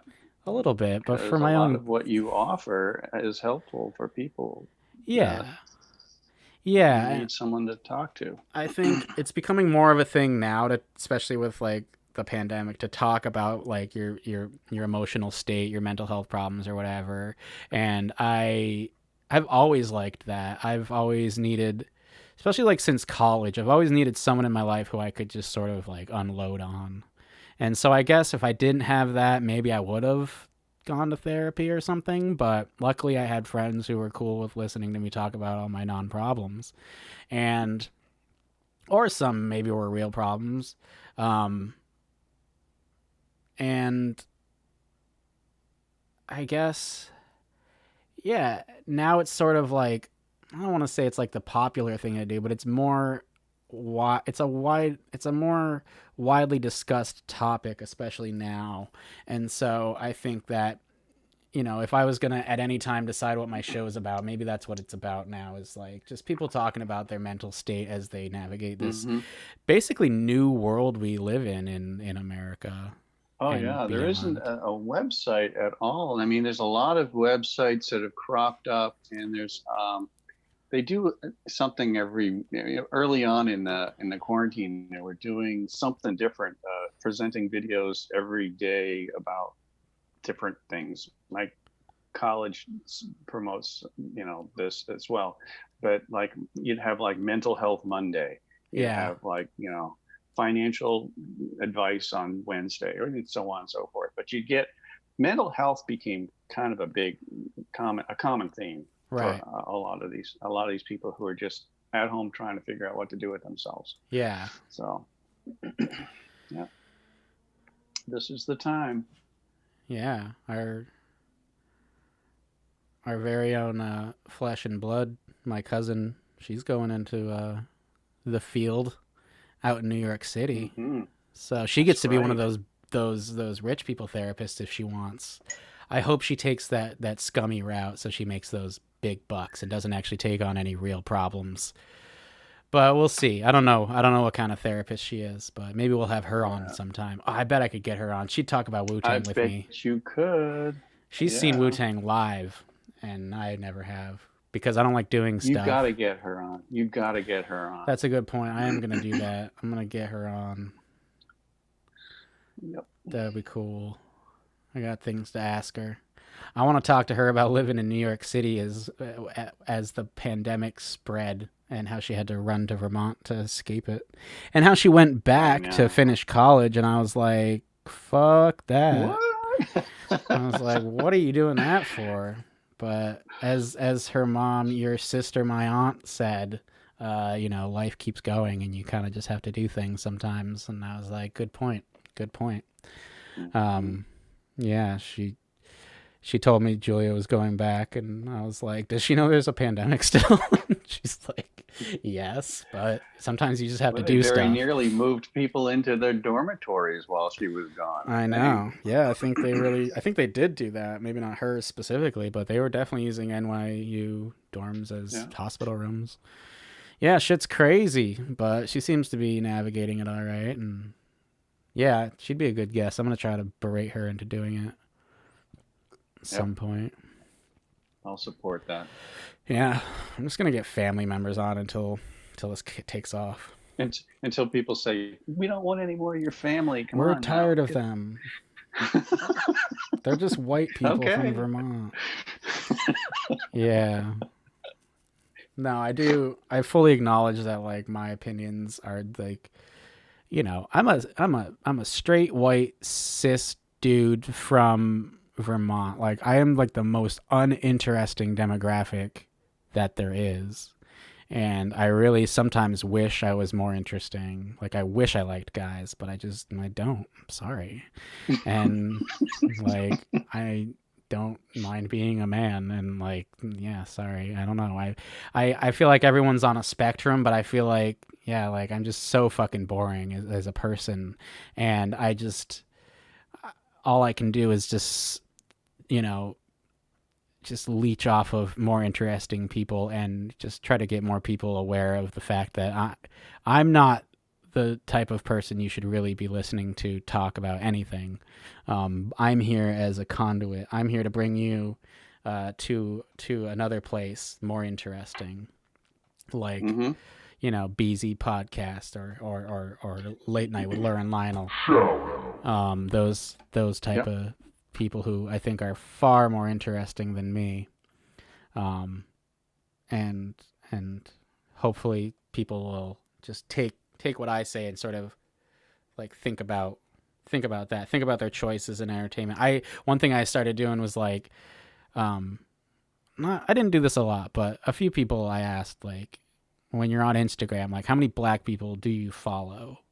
And if your feed feels like, okay, none of this Black Lives Matter stuff or Breonna Taylor stuff or any of these people who have been murdered by police, if none of that's still trending, you're probably just following too many white people, and you should try following some less white people. And there's so many non-white people on the internet, and a lot of them are amazing. And there's just so many people that like whose opinions I think are more interesting and more valid than mine.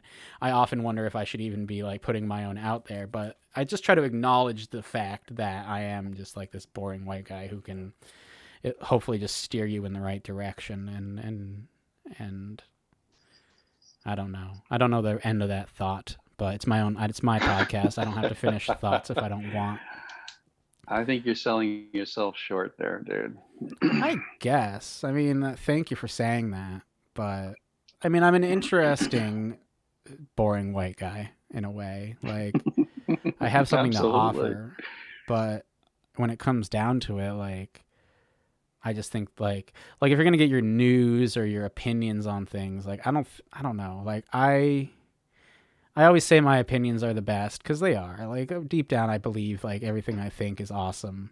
But I don't want people to just think I'm like the end all for like, and no one thinks this. Of course, I don't think anyone thinks this at all.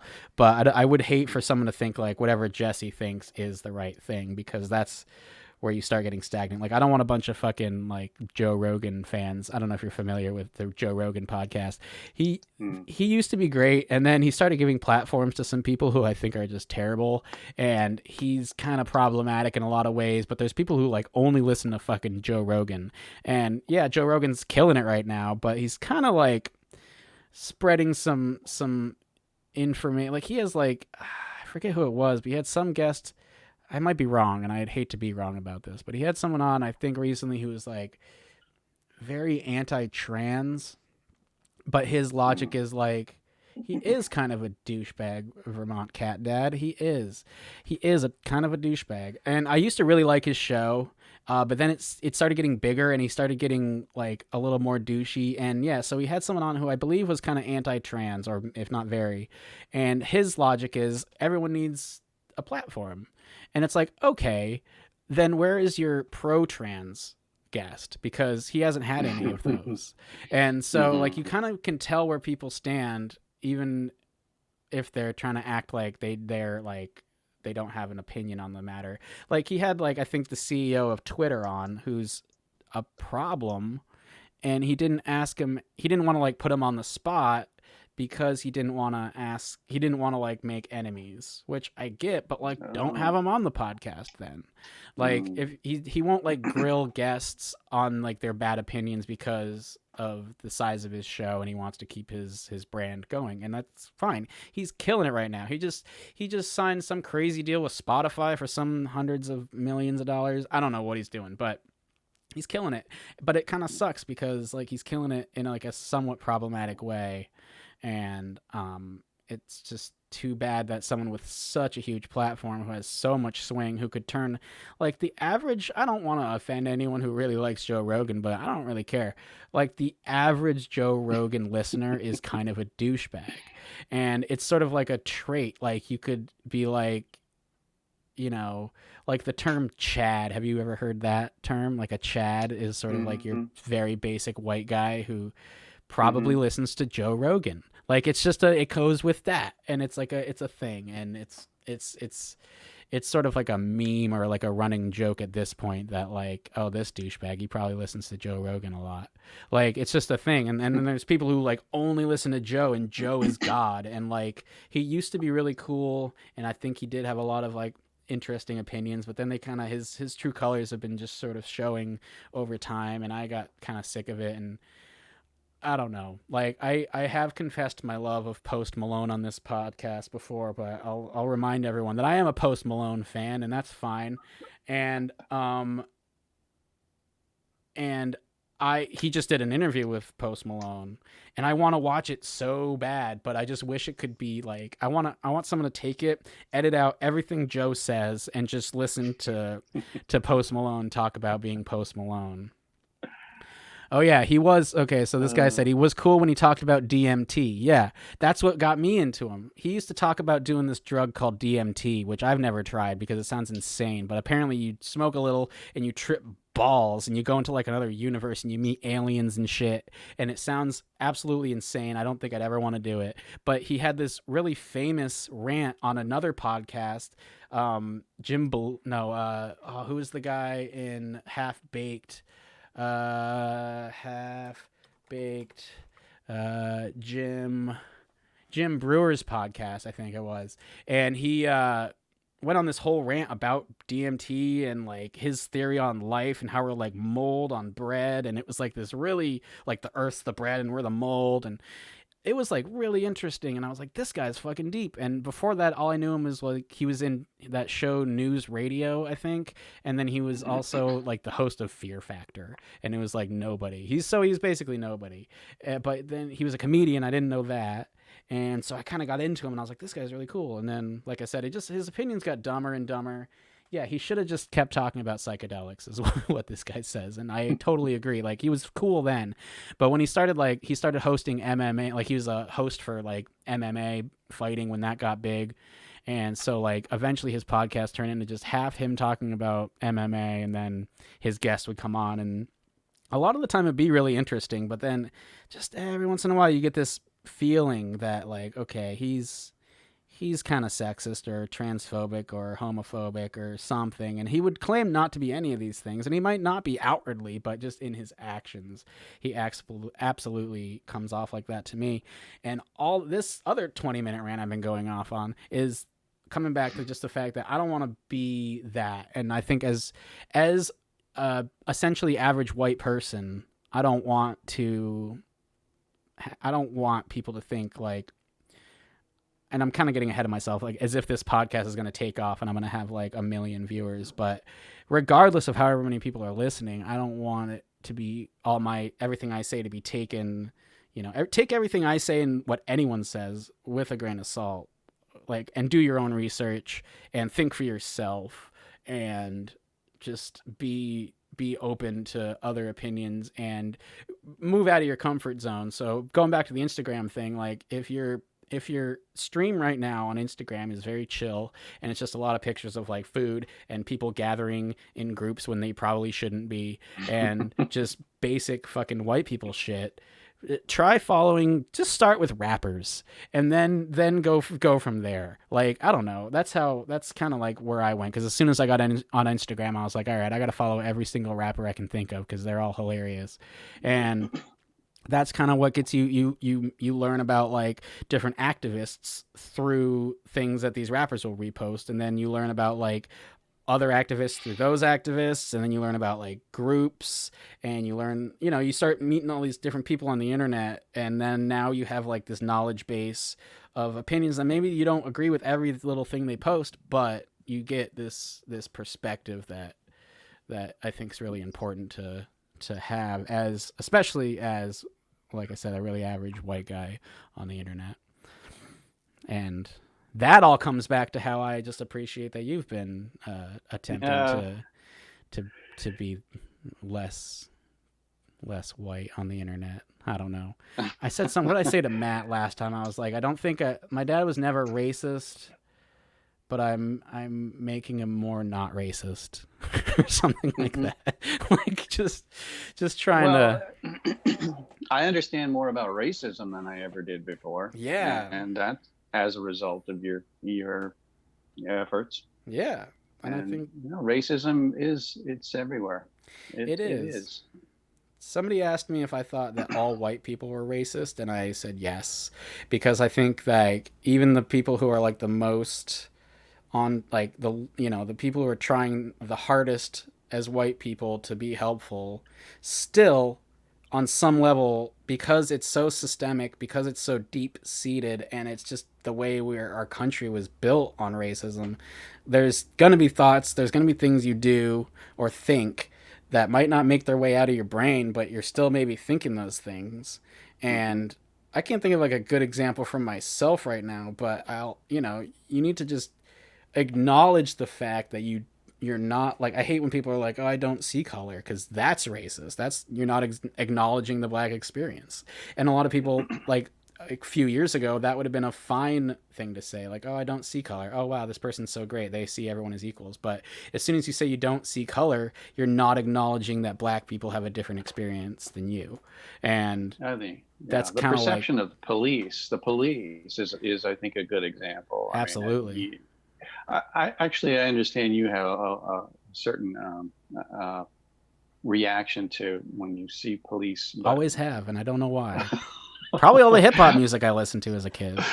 in any event, white folks definitely don't have the same concerns, and that's the thing that I never really stopped to think about. Yeah. I don't know. Did something just screech by your window? It's like some terrible bird or something? Yeah, it's like the one car that just, typically there's a truck that went by. I get around here, we maybe see about 3 cars go by. So each one is kind of suspicious and a big deal. Gotta believe it. Yeah. That's fun. Unless, yeah, pretty rural. I mean, pretty country out here. Yeah, I bet. Any Confederate flags hanging within distance from your house? No, but we do have a Trump sign down at the end of the road there. We're Gross. concerned about that. You should run it over with your car. Yeah. I think that's okay. They also have they sell honey too. They have they're beekeepers. So, I mean, there's something good about being beekeepers, but if you're a Trump supporter and it's a beekeeper, I don't know, that's kind of a tough one. You're just a racist beekeeper, which for me, I don't want your fucking honey. It's probably steeped in racism. Tastes like racism. That should be their tagline. Yeah. In Vermont, it's, people forget that we have those same people here. I pick on Ohio all the time because everyone does, and it's really easy. But like Vermont is, as soon as you get out of Chittenden County, and not even before that, like you can find racism everywhere. There's shitty racist people all over the place. And I talk about this all the time. Like the people in city council, especially Joan Shannon and Chip Mason, and one other person whose name I always forget because they're not important enough to remember, are the type of Democrats who, on paper, identify as liberals, and you assume someone who's liberal is not racist, but they are the people who perpetuate systemic racism. They're the people who, I think I love to tell this story about Joan Shannon. She once bought a duplex and then bought the building itself and then kicked the people out next door so that she could put it together into one home. But then she's out here trying to act like she cares about like housing and shit. Like, no. Joan Shannon is a garbage person, and I don't care who knows it. One great thing about not working at the garage anymore is I can also say Chip Mason is a garbage person. He used to park there, and I'd see him every single day, and I'd be like, that guy sucks, but I could never talk about it because I didn't want to get in trouble. But yeah, fuck Chip Mason, fuck Joan Shannon, fuck Muriel Weinberger. All terrible people, all probably not going to make it to the next term. They're probably going to get voted out because people are sick of their shit, and no one's ever pushed back on anything they've never had to deal with anything. They've just been able to slowly gentrify Burlington and make it perfect for upper class white people. And then Black Lives, like George Floyd, the incident with George Floyd happened, and the protests started, and they started actually having to like do their jobs, and they just can't fucking handle it. And especially Joan, if I was talking to Joan right now, she would have got up and walked out of the room already. She would not have wanted to have a conversation about what a piece of shit she is. She would have just left and then said I was attacking her. And then, like, I don't even know. She's just garbage. In the chat, he says, what do you mean? Obviously, everyone in Vermont is super enlightened. Yeah, that's what people want you to think. And it's unfortunate that it's not the case at all. Even the Democrats here are actually racist as fuck. I decided obviously, like, in a presidential election, like, it's not going to be any other party, especially this year. But I'm going like independent and progressives all the way. Progressives more than independents, but like anyone who identifies as a Democrat to me identifies as just like a upper class kind of like shitty white person who acts like they care about the plights of minorities and black people, but don't like being around them or seeing them or anything like that. You know, that's a perspective that I've just recently heard, and I never thought about it. But you're absolutely right. I never thought of it. I thought Democrats were all good guys. Me too. Me too. For a really long time, up until honestly, like when I started working at the garage, you'd run into those Burlington Democrats all the time, and you knew who they were because they'd come through with their like VPR stickers and their coexist stickers on their car, but then they'd be like upset that they saw a homeless guy. And like they would want me to like remove the homeless person, and I'm like, well, yeah, we got to fix the homeless problem first, and then we can get those people out of here. But I like actively made sure homeless people could stay in the garage at night. Like if anyone told me about a homeless person that was just like sleeping, I've never called the cops on anyone at the garage. I called once when there was like a car crash in the garage and like the dude just went running out of his car. I think I called 911. No, someone else called 911. I don't remember. That was like the one time I brought the cops to the garage. Every other time they came was because someone in the building, some fake ass Democrat or active Republican, we had both of them. Like, I don't even want to call them fake ass Democrats because they're real shitty Democrats. Some fake ass progressive person, basically, who identifies as a Democrat, would complain to me because they saw like people fucking doing drugs in a staircase or something, and not even like hard drugs, just normal drugs. And it always bothered me because like they would never, ever, I don't think, ever acknowledge.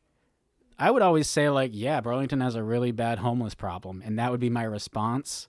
But they would want me to like do something, but I'm not going to do anything. And most of the time I would just tell them like, oh yeah, I'll call someone, but then I wouldn't, because why would I? Like, I'm not here to like make their lives harder. It's not like chill being a homeless person. It's not a good time. So yeah, that's kind of where I started developing that opinion on Burlington politics, was just working at that garage and meeting a lot of these people who are active, but not even really getting to know them, but just knowing who they are and then looking at their actions and noticing the things they complain about and the things they care about and judging them by the cars they drive and where they work, because that's usually good. If someone works for a law firm and has a really nice BMW, they don't give a fuck about like poor people in Burlington. They just don't. They would rather they be gone. And that's a general statement, and I'm probably wrong on some level, but also I'm probably right on some level, and I'm just going to lean into that side. I like the story about how when you worked at the airport parking garage, you would get all the cars lined in a circle and get all the keys, and what was it? You would get the horns honking, and Oh, I mean, we had to. So I wasn't, just so everyone knows, I wasn't just doing this for fun. Like I talked about this in the last episode too. Like briefly, my job was to basically like cycle all these cars in and out of this huge parking lot that spanned like half the town. It wasn't one lot; it was like many lots all over the place. Some within the airport, some down Williston Road, some like right on site. But anyway, yeah, so in the wintertime, this was particularly difficult because you'd have cars that were sitting there for weeks in a field that were frozen to the ground. And so you'd have to run them. And if I could get them out of the spot they were in, I'd still have to run them for like 20 minutes. And yeah, I would set them up in a circle. I don't really know what this has to do with Burlington politics at all, but this has to do with rich people in their cars. Oh yeah, I mean, I would take their cars and just make like a circle of cars with their lights on, and then I would stand in the middle, and I would like sometimes, I don't remember if I would set off alarms for fun, but just the visual of like having like 20 cars all like aimed at you was weird, and they just needed to run. They had to sit somewhere, so I would have them go. I would just line up because I was the only one working that night and no one was around, so I would just like put cars in like a circle and let them all run, and Yeah, we definitely dealt with a lot of those type of people at that place, because no one's having their car like valeted who can't afford it, unless you went like, oh, your video just cut out for some reason. Oh, there it's back. My battery's going bad, Oh, going man. down. I got a low battery alarm here. Oh, well, you can plug Mm. in and hold your phone, or we could wrap it up soon. We have been talking for like 2.5 hours or something. I can't really plug in because actually my headphones are plugged into the same. Oh, because you have an outlet. iPhone and it's a piece of shit, and they didn't think of this Yeah. situation. Of course, this would never happen. Yeah. How did they not think that you might want to have headphones and charge your phone at the same fucking time without buying some peripheral? It's crazy. Yeah, it's almost like iPhones aren't that great, but it's fine. I don't know. But I no, might have to call it. it's fine. I mean, we've been going way longer than I think anyone's going to want to listen, so I think this has been amazing. And of I course, think you're going to get a lot of good stuff. oh yeah, You're no, gonna get a lot of good. yeah, we're I doing don't know, You great. have to cut that out. You're going to have to edit out that I don't have to part edit that out I just said. shit if I don't want. I leave the Well- mostly uncut version on YouTube now. That's my new thing. So people get to see me setting Oh. up and being awkward, and then we go from there. But if I notice anything truly problematic that I think would be bad for either of our careers, I'll edit that out. But I don't think so. Oh, okay. I think we're safe. But no, we've been talking for like 2 hours. This is a long time. So All right. Well, before my battery dies entirely, I just want to say thank you very much for all this yeah. and everything that you do. I think you do a lot more than you've given yourself credit for. Oh, thanks. Yeah, it's a defense mechanism. I just like to talk down about myself, so then other people are like, "No, you're great," and I'm like, "Oh, yeah, you're right." But yeah, thanks for coming on, and I'll definitely have you on again because this was fun, and you can be like a reoccurring guest. I've already Okay. read your emails on my show, so like you've been a guest before. That was too funny. Yeah. Yeah. Okay. But yeah, I guess we'll call it. I'm gonna talk about Wu-Tang for a while, and then I'm Yeah, gonna you go go on. play You go Minecraft on. for a while. And that's my day. All right. Upload this episode. That's finally done uploading. I've been waiting for the last episode to upload this entire episode, and now it's done. So you'll see that. You Cool. can listen to that and then listen to this one in like a week. I'm looking forward to it. Me too. All right. All right. Well, stay safe out there in Ohio and run over that Trump sign the first chance you get. I'll do what I can. You don't want to make enemies out there because they're out for blood, but No, they are. It's definitely not a good idea. terrible idea. Don't take my advice. At least we can't tell them when we go shopping. We it used to be that you could tell the Trump supporters because they weren't wearing masks, but now there's requirements. So Ah, everybody's wearing suckers. masks. It's really hard to tell them apart now. Yeah. Oh, damn. That's no Kinda good. Creepy. That is a little Kinda creepy. All right. Okay. All right. Take care.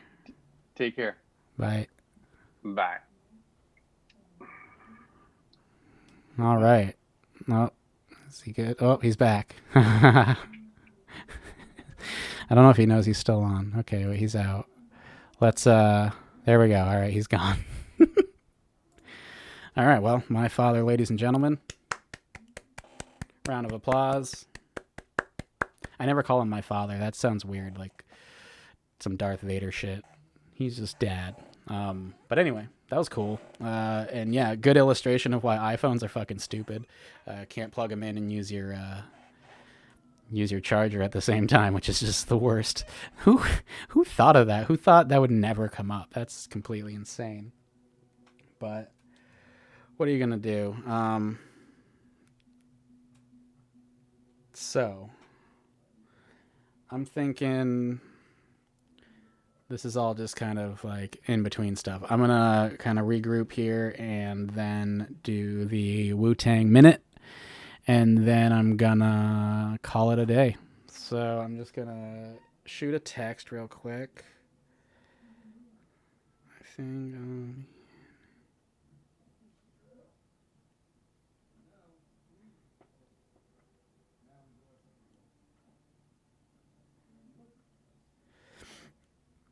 Okay, so Just communicating with people as I do. I gotta do the Wu-Tang Minute. I really want to upload this episode. Oh, I forgot to upload it to SoundCloud. That would have been good to do. Hang on. Let's just pop this into here. Put our image on there. Logo. I don't want Pro Unlimited. Fuck off. Okay. So, thanks anyone in the chat who's been listening. It's just you and me, Cat Dad. But my mom popped in. That was fun. Did someone else come in? I don't remember. But I really like the Twitch aspect. My video is working fine now that the thing's almost over. But whatever.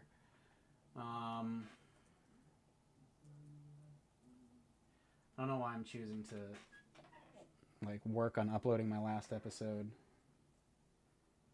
while I do this other episode, but that's fine.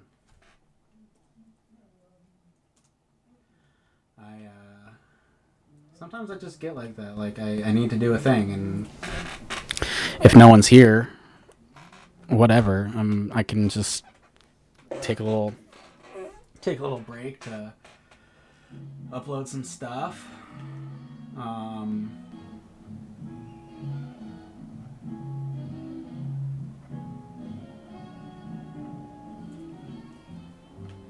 just gonna put a really basic thumbnail here. Oh, shut up, YouTube. YouTube sucks. My file's too big for my thumbnail, but how is it even that big? That's just ridiculous. No, I don't want to add anything. Making it public. And it's fine. I don't need to make anything crazy. We're just going to publish that. And then we're going to go to Anchor. We're going to save this episode here. And we're going to put the names in.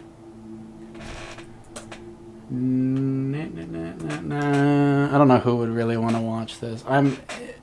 It looks weird because I'm leaning over to my laptop over here on this side.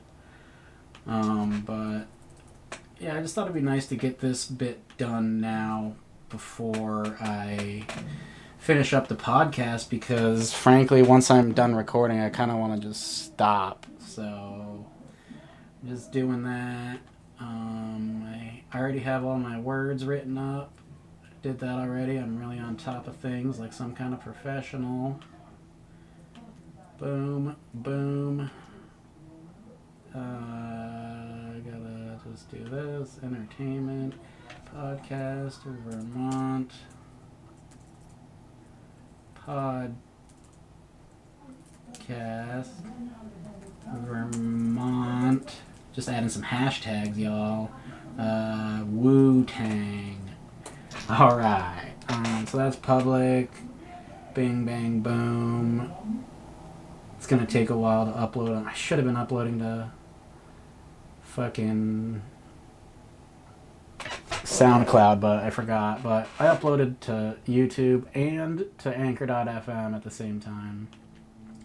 Probably couldn't have taken more than that. But alright. Oh shit. Yeah, we got our video up on the YouTube. You can watch the stream of the last episode now, which is very exciting. And that's good. New and slightly improved is up. Season number 2, bitches. Episode 1. Explicit. Alright, Jesse's back with season 2 of JMP. In episode 18, Jesse gets a virtual visit from Thick Stink, and they bond over anxiety, regrets, and common fears. Catch the uncut video version on YouTube. Link on JesseMilesSnyder.com and at JesseMilesChainsaw on Instagram. Publish now. I'm not big enough on YouTube yet to be able to have my own custom URL, so it's hard to find me. But it's there. Just go to my website, jessemilessnyder.com.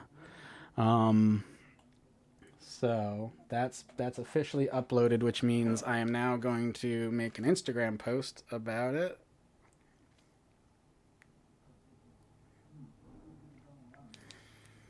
I just gotta go to the Instagram. And I already have a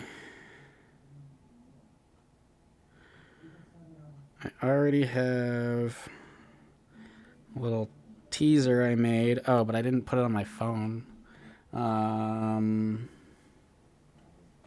Okay, guess I gotta do that. I hate that you can't, like, I know you can post to Instagram on the PC, but it's such a pain in the ass, and I don't know why they want you to just do it from your phone all the time, and you have to use like third-party programs to do that shit. It's so annoying. I use Hootsuite when I was running a couple Instagram accounts, but for myself, I don't use it. Maybe I should. It'd be a little easier, but it's not set up yet, so that's not going to happen. But yeah, we got our podcast is up, and we're just going to hopefully... Oh, shit. I didn't... Fuck. Okay. I just realized uploading video for Instagram's weird. Like, putting a video on your phone and just popping it out of Instagram sometimes isn't easy. And you have to export it with some specific settings that I didn't do because it's been so long. So I just have a little teaser from the last episode that I was going to upload, but I just realized when I exported it, I didn't use the Instagram preset that I made. I don't even know if it's still there. I upgraded Adobe Premiere, and it might be a problem, but I don't know. I don't know anything. I know nothing. Check out my food porn shirt. Pretty fucking sweet. You know you want one. Hit me up. Hey, what are you doing? Export. I told you to export. Do as I say. Alright, well, this is being dumb, so what I'm gonna do is try it this fucking stupid way, and then if that works, then I don't have to do any work. But if it doesn't work, then I'll fix it. So... You gotta sing about everything you're doing. So, let's see if we can put this on the old Instagram without any trouble, but I usually have trouble. Yeah, it's not looking good. You know it's bad when it comes up gray. Yeah, I don't know what that's about. Like, I can't just upload this video without... It's just an MP4. Like, it shouldn't have any trouble, but yet it has lots of trouble. I don't know why fucking export isn't working on... There it goes. For fuck's sake. Alright, preset. Insta. Hey, it's still there. Tight. Okay. So... I'm good. I'm real good. Okay, so this should work better. I'm gonna delete this pointless-ass file off my phone now. It plays on my phone. It just doesn't upload to Instagram, which is fucking dumb. So, anyway, these are the woes of a podcaster / fucking Instagram person. Which, I don't really consider myself either of those things, but I guess I am.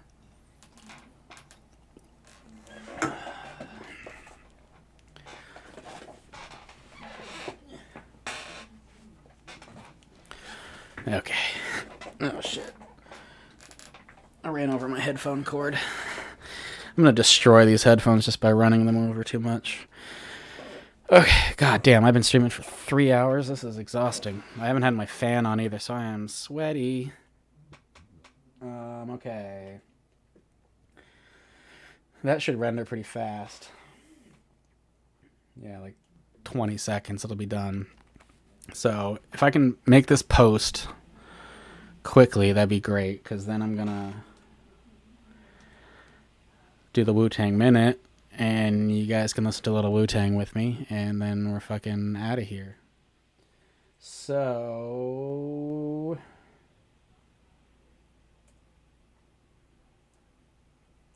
just gonna do this.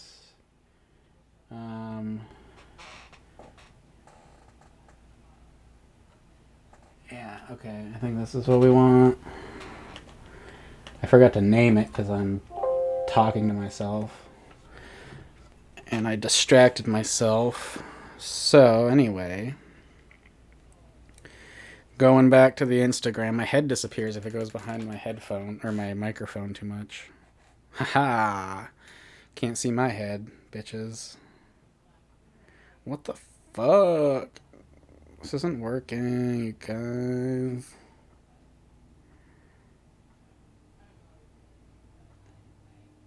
It works, but it doesn't work. Oh, man. It's been so long since I did this that I can't remember how I got around it. Oh, but it's working, I think. Okay. I think we got it. No, sound on. We need sound for videos. There we go. Next. Okay, now we gotta do dual posts onto both accounts and then write words. JMP is back! Exclamation point. Watch me and at thick stink bond over. What were the words I used? I thought they were pretty good. Oh, but I should probably wait till this is like up everywhere, right? I just put it online, so that means it's probably not on Spotify yet. I can see if it is. What is my podcast called? Jesse Miles Podcast. Nope, it's not up yet. But whatever. I'll just save the post and then anxiety. It's just the buzzword of the day. Anxiety, regrets, not targets, regrets, and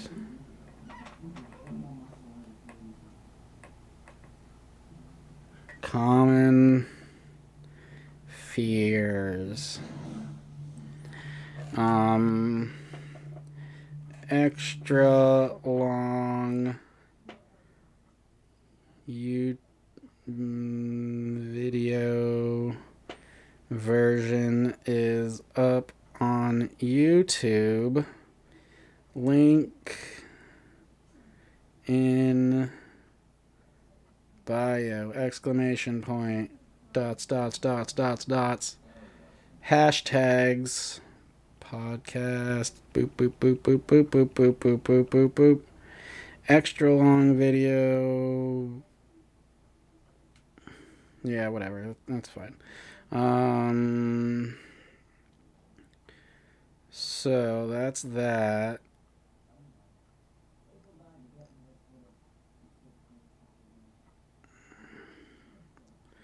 Yeah. I guess it might actually be up by the time I'm done doing the Wu-Tang Minute. So, just gonna chill. And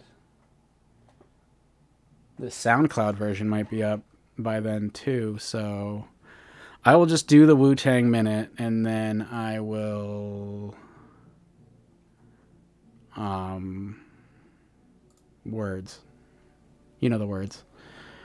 I need to pull up a couple things here. There we go. Okay, so usually I have more albums to talk about, but I don't think it's gonna be too much of a problem. Not like anyone wants to listen to me talk about fucking Wu-Tang. Some people do. Matt said he liked it, and other people have said they liked it, but sometimes I wonder. But anyway, I mustn't doubt myself. Damn it. So we're going to do the Wu-Tang Minute. It's probably going to be more than a minute. But, so last time, we talked about, what did we talk about? Oh, we talked about Tikal 2000. We talked about Bobby Digital and Stereo. And before that, we talked about Capadonna's goddamn classic, The Pillage. So, moving on from that. Moving on from that. I still don't quite have this whole soundboard thing figured out. Okay, so let's do that again. So moving on from that, we have Jizza the Genius with a, I think, kind of slept on album, Beneath the Surface. Everyone talks about Liquid Swords, and I think everyone kind of talks about, what's that other one? It's the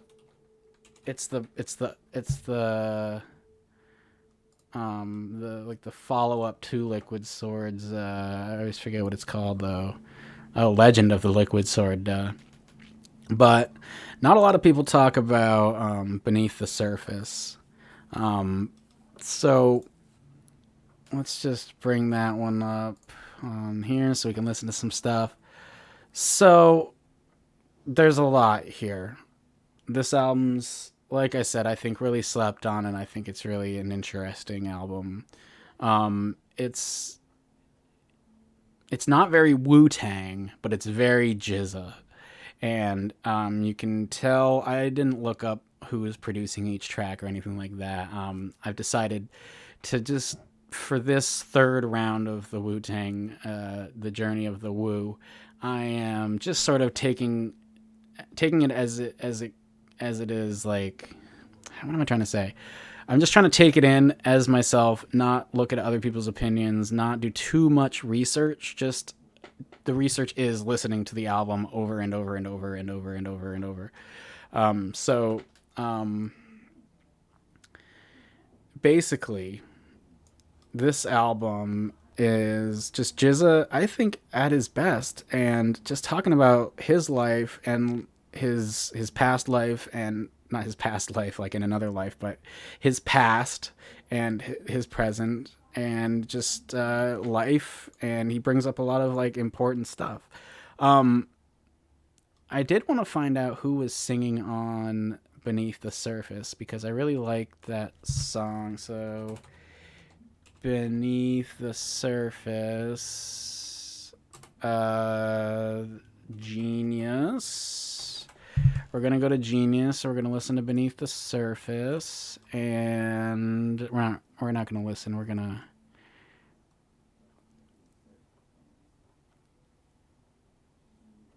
R.E.S. sample. I just wanted to find out who was singing on that, but it just says on Instagram, it just says R.E.S. sample. So that must be just a song from a different person. I don't know. I'm not gonna fucking sit here and pretend I know who's singing, but how about this shit? Like, let's get some music going here.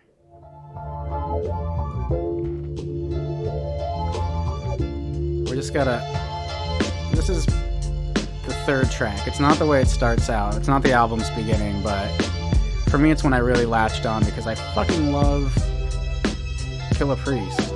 On the man-made lake, there's a sheet of thin ice where unskilled skaters cut figure 8 twice. That's 16, uncut, direct from the coast. Head on the soul, the result, death by the boat. In the vote, we're gonna skip ahead a little. The average you, the sonic. Here's the chorus.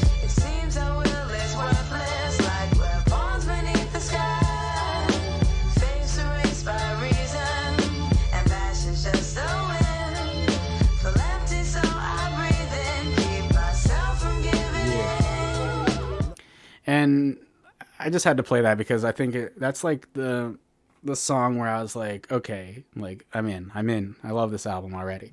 The first track, Amplified Sample, there's nothing wrong with that track. It's a good intro track, but for me, Beneath the Surface was just where I really latched in. I always say that Killer Priest totally belongs in Wu-Tang, and he's part of the family for sure, but I think he should just be an official member. Make it 10 members. Why not? It's like 9 right now. Might as well make it 10.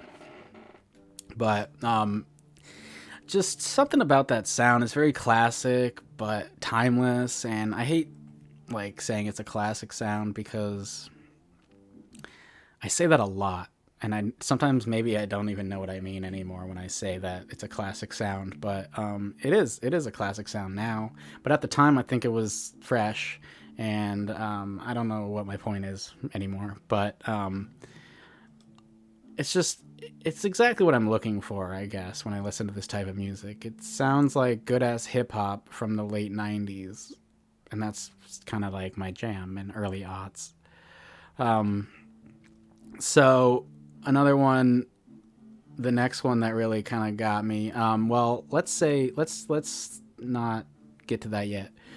One thing when I was talking to my dad in this episode about hip-hop music as a kid, it's like, there was a lot of talk about police brutality and just systemic racism and stuff like that. And this skit called Skit Number 2 could not be any more like, it's not, you don't have to fucking read between the lines or anything. It's just, it's a obviously not a real news story, but it's about real shit. So let's just listen to this. It's 30 seconds long, and it's going to just give you an idea of why a kid like me, what was I, 1999, I was 12. I didn't have this album in 99, but I listened to plenty of similar stuff. And I listened to Wu-Tang, and they talked about a lot of the same things, obviously. So here's the skit, and just, I'm not even going to need to explain to you why it's so relevant right now. Today's feature story. The New York Police Department now has the authority to enforce a shoot-to-kill policy that will allow officers to utilize the probable cause statement previously applied to not-so-random searches. Leaders from the African American and Latino communities are outraged at this new policy, stating that the police department has consistently targeted minorities, using the ambiguous probable cause statement as their rationale. Protesters are in the middle of organizing an emergency rally to overturn this decision. Our investigative reporters are on the scene to bring you new developments as they occur. Hey, yo.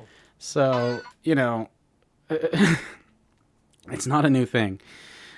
Shitty police, racist police, police brutality, none of that's new. And it's like, it couldn't be more blatant in that skit. Like, obviously that's what they're talking about.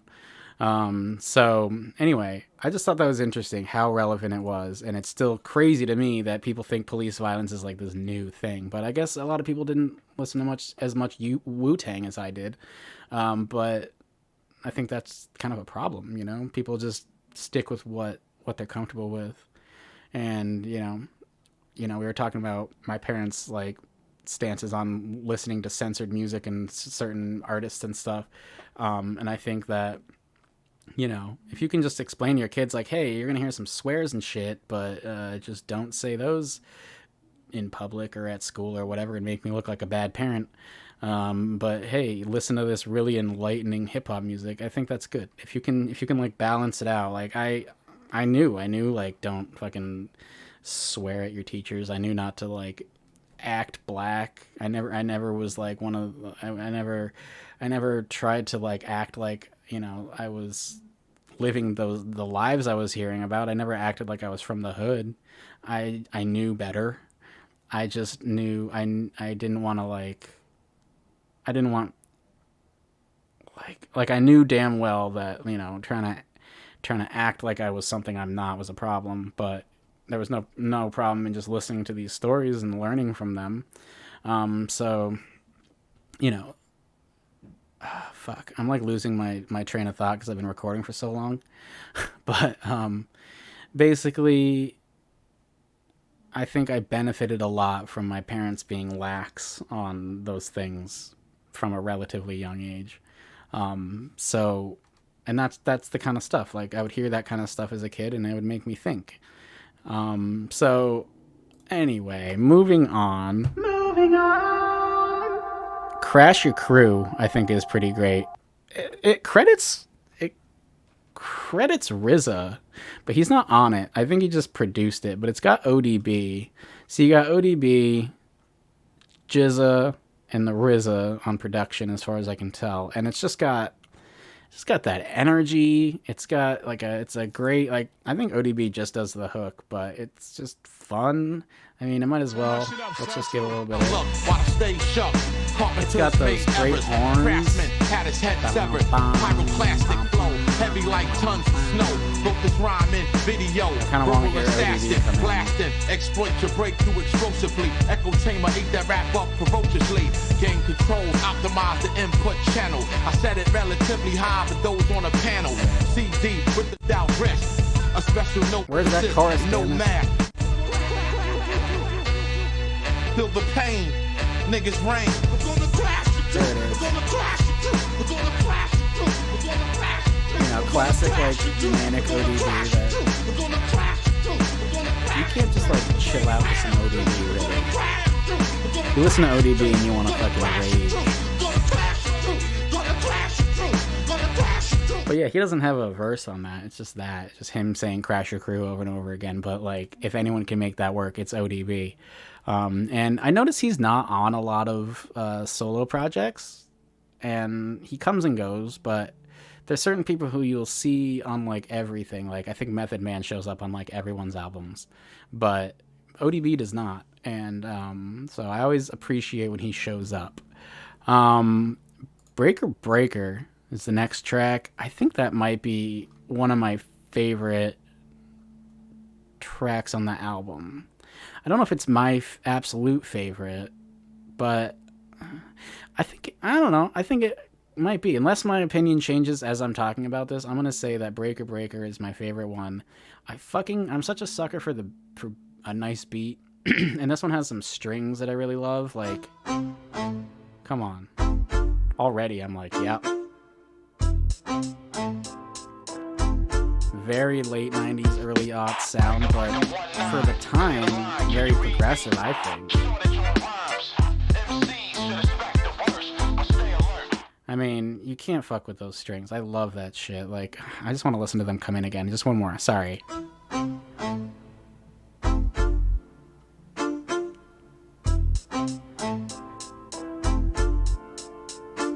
you get the keys in the back. It's so good. Just so good. Such a good beat.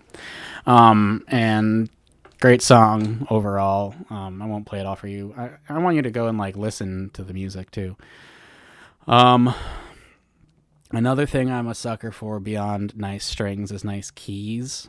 I forgot to mention, Master Killa shows up on the next track called High Price, Small Reward, and I'm happy anytime he's there. Master Killa is so underrated. Definitely look into him if any of this interests you at all. Just go listen to like every Master Killa album. Just do it right now. So Hip Hop Fury is a great one. So many great features, like so many people on it. A lot of people I don't know, I'll admit, but still a great song. So it's got RZA and Hellraiser and then some other people that I don't know. And I'll admit that right now.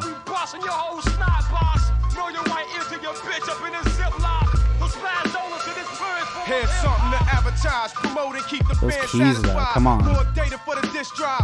Ghetto citywide, leave them paralyzed and stolen every word I provide. Without no clearance, I nurture this track like I'm his parents, got requestments. I love someone who can just take like a really simple piano riff and make a whole beat out of it. That's amazing. But yeah, it's got Hellraiser, and then there's someone called Timbo King, and I've heard of Dreddy Kruger, but only through Wu-Tang. But that's who's on it. You got RZA, Hellraiser, Timbo King, and Dreddy Kruger. I love anytime there's just like a shitload of people on a track. I don't know why. It just works for me all the time.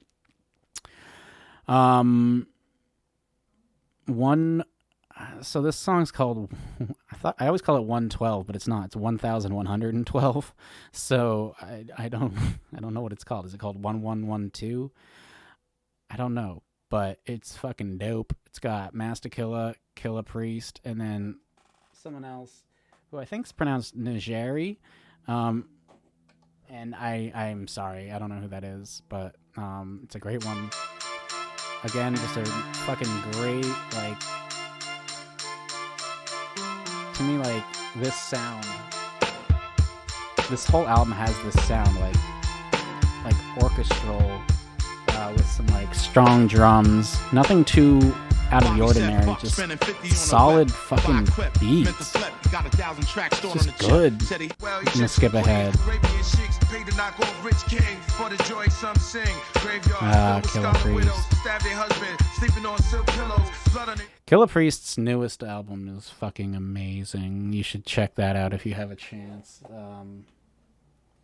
I honestly forget what it's called. But he has so many fucking albums. It's sort of hard to keep up, but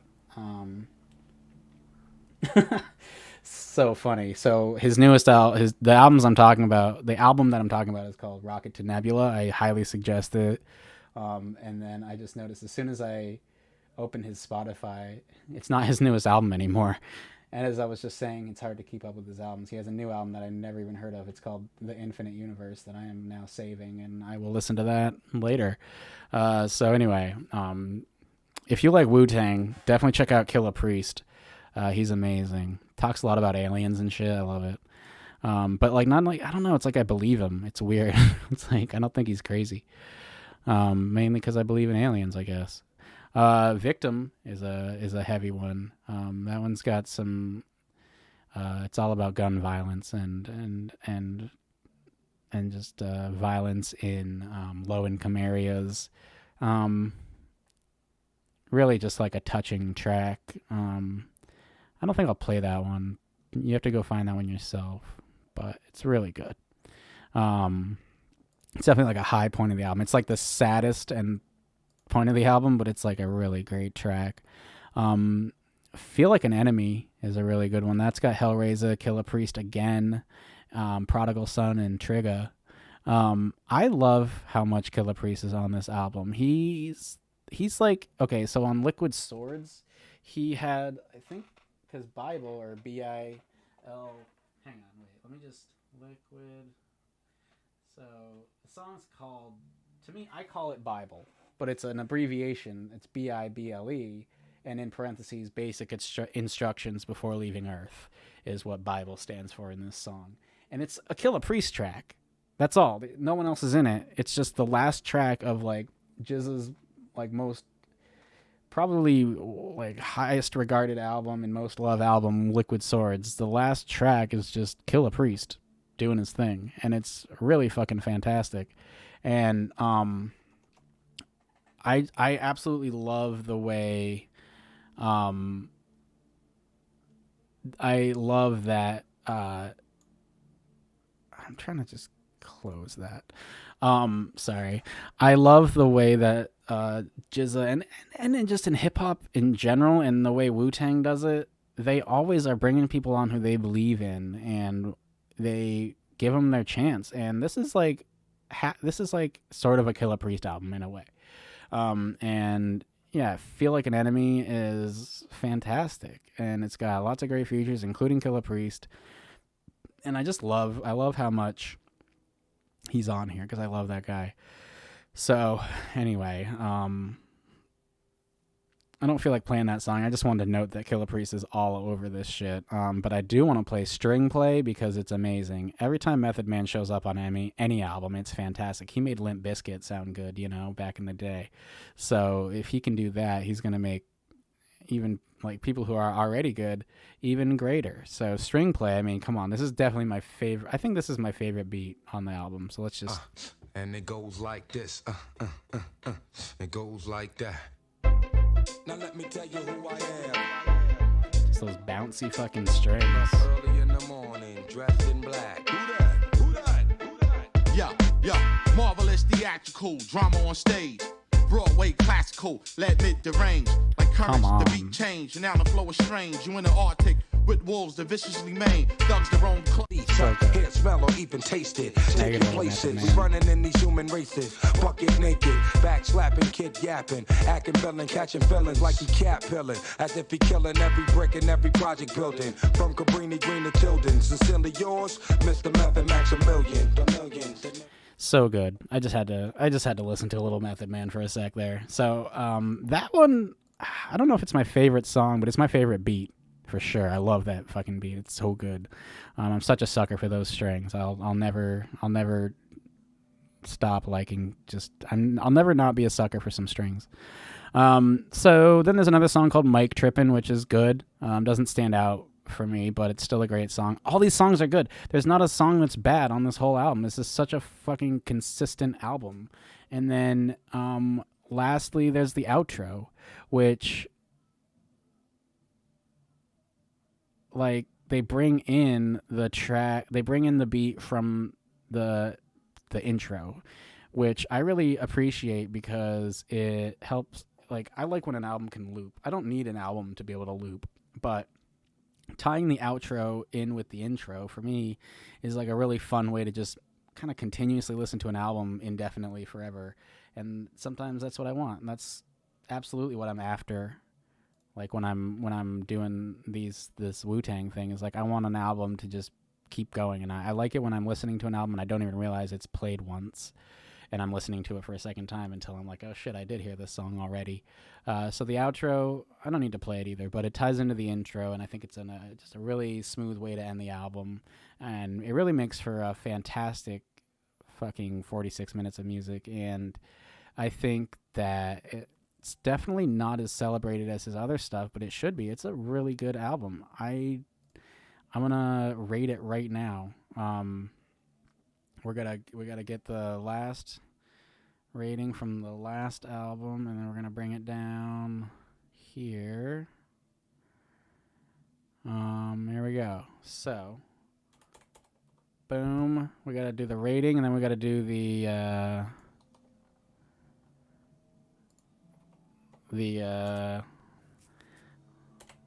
like the categories, right? So replayability, it's a out of 10.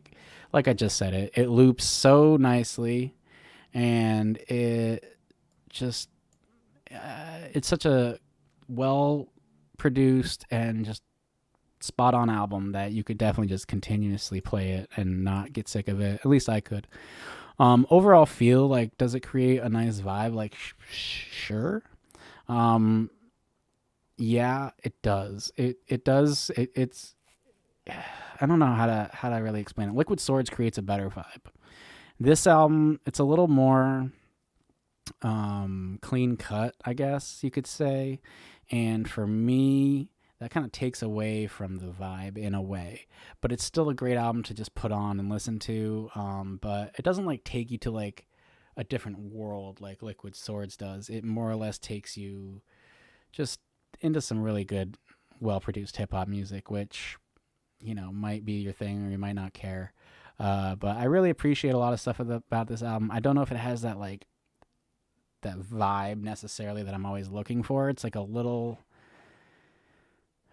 it's almost a little too polished in a way, but I still think it's great. So I don't know what I would rate the overall feel as. I don't know how you rate that anyway, but I guess if it was like 10 being like just totally takes you away to a different world and 1 means it makes you feel shitty, it'd be like a 7, I guess.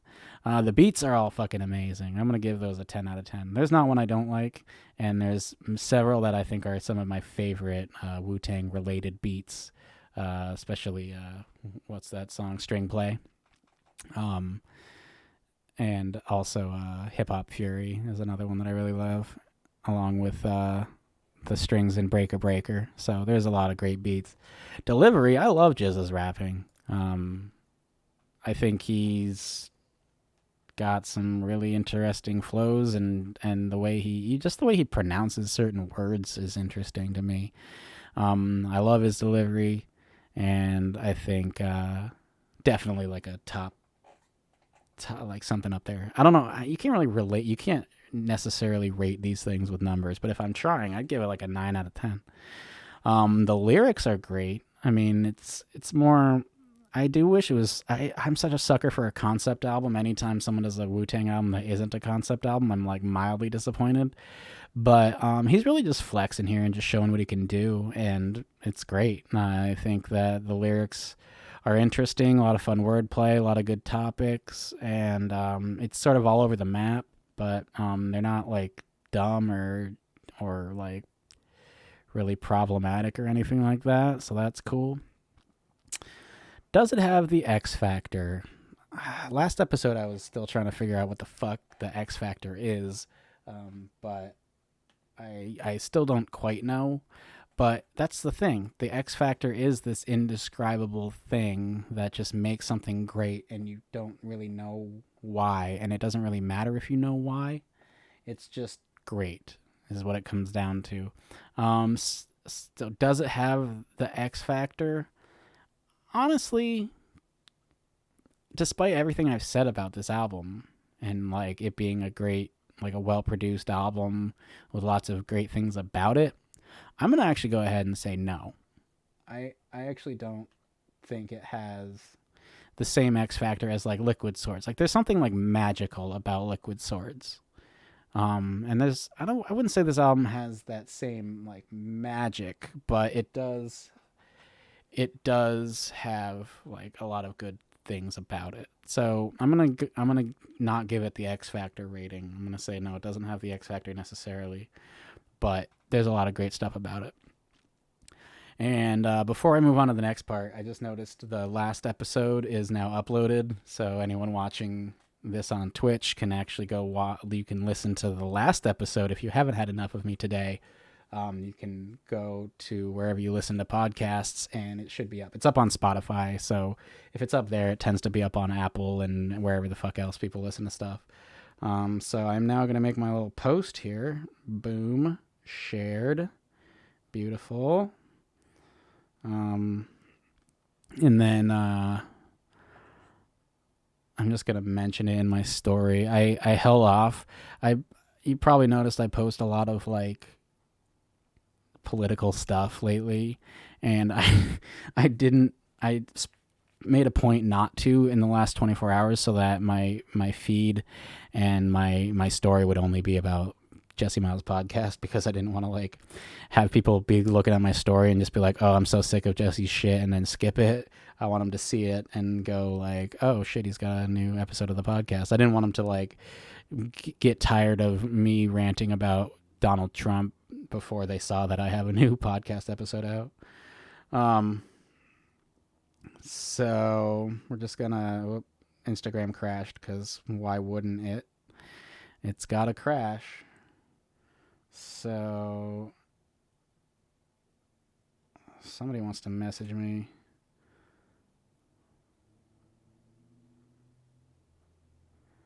What does this even mean?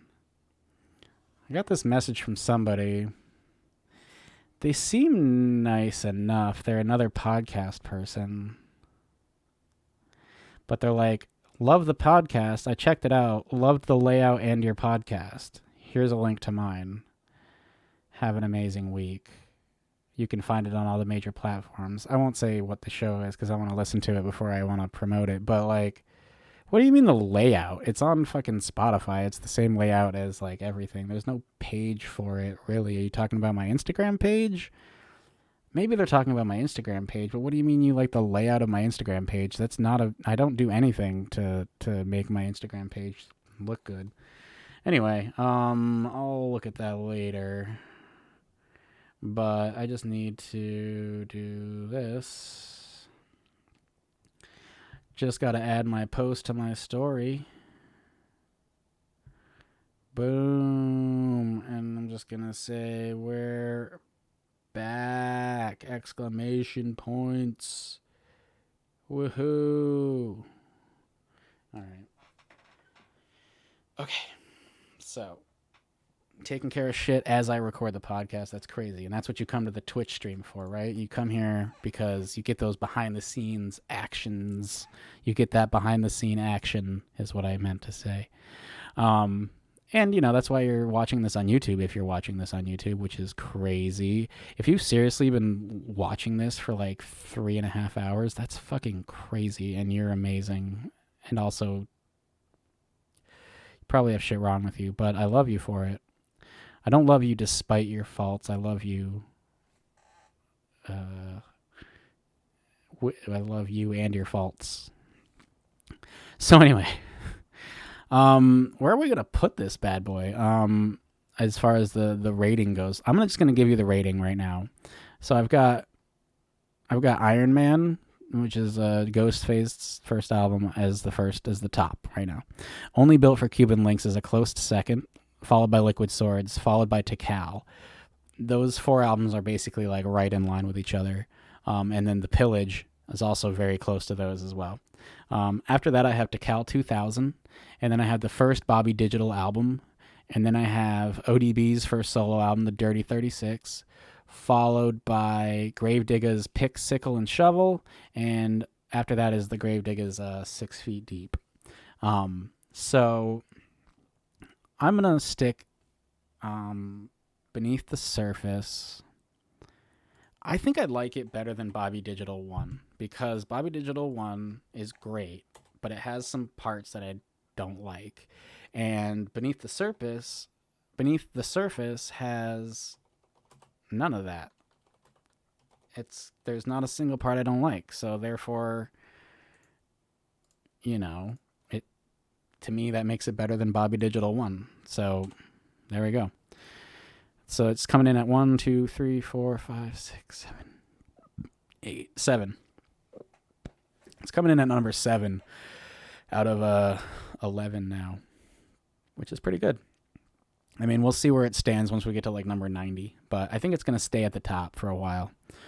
Okay, so moving on. We're going to do this last one. It's a fucking classic. Sorry, just plug it in my phone. Moving on. Let's just do that again. Moving on.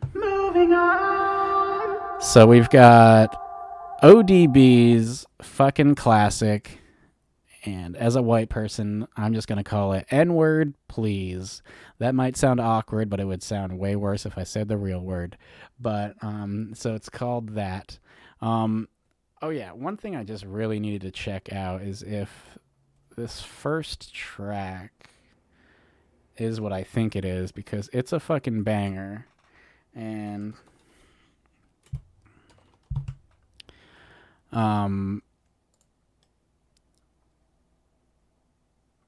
it's called, is that Recognize? Yeah, I just want to check something real quick.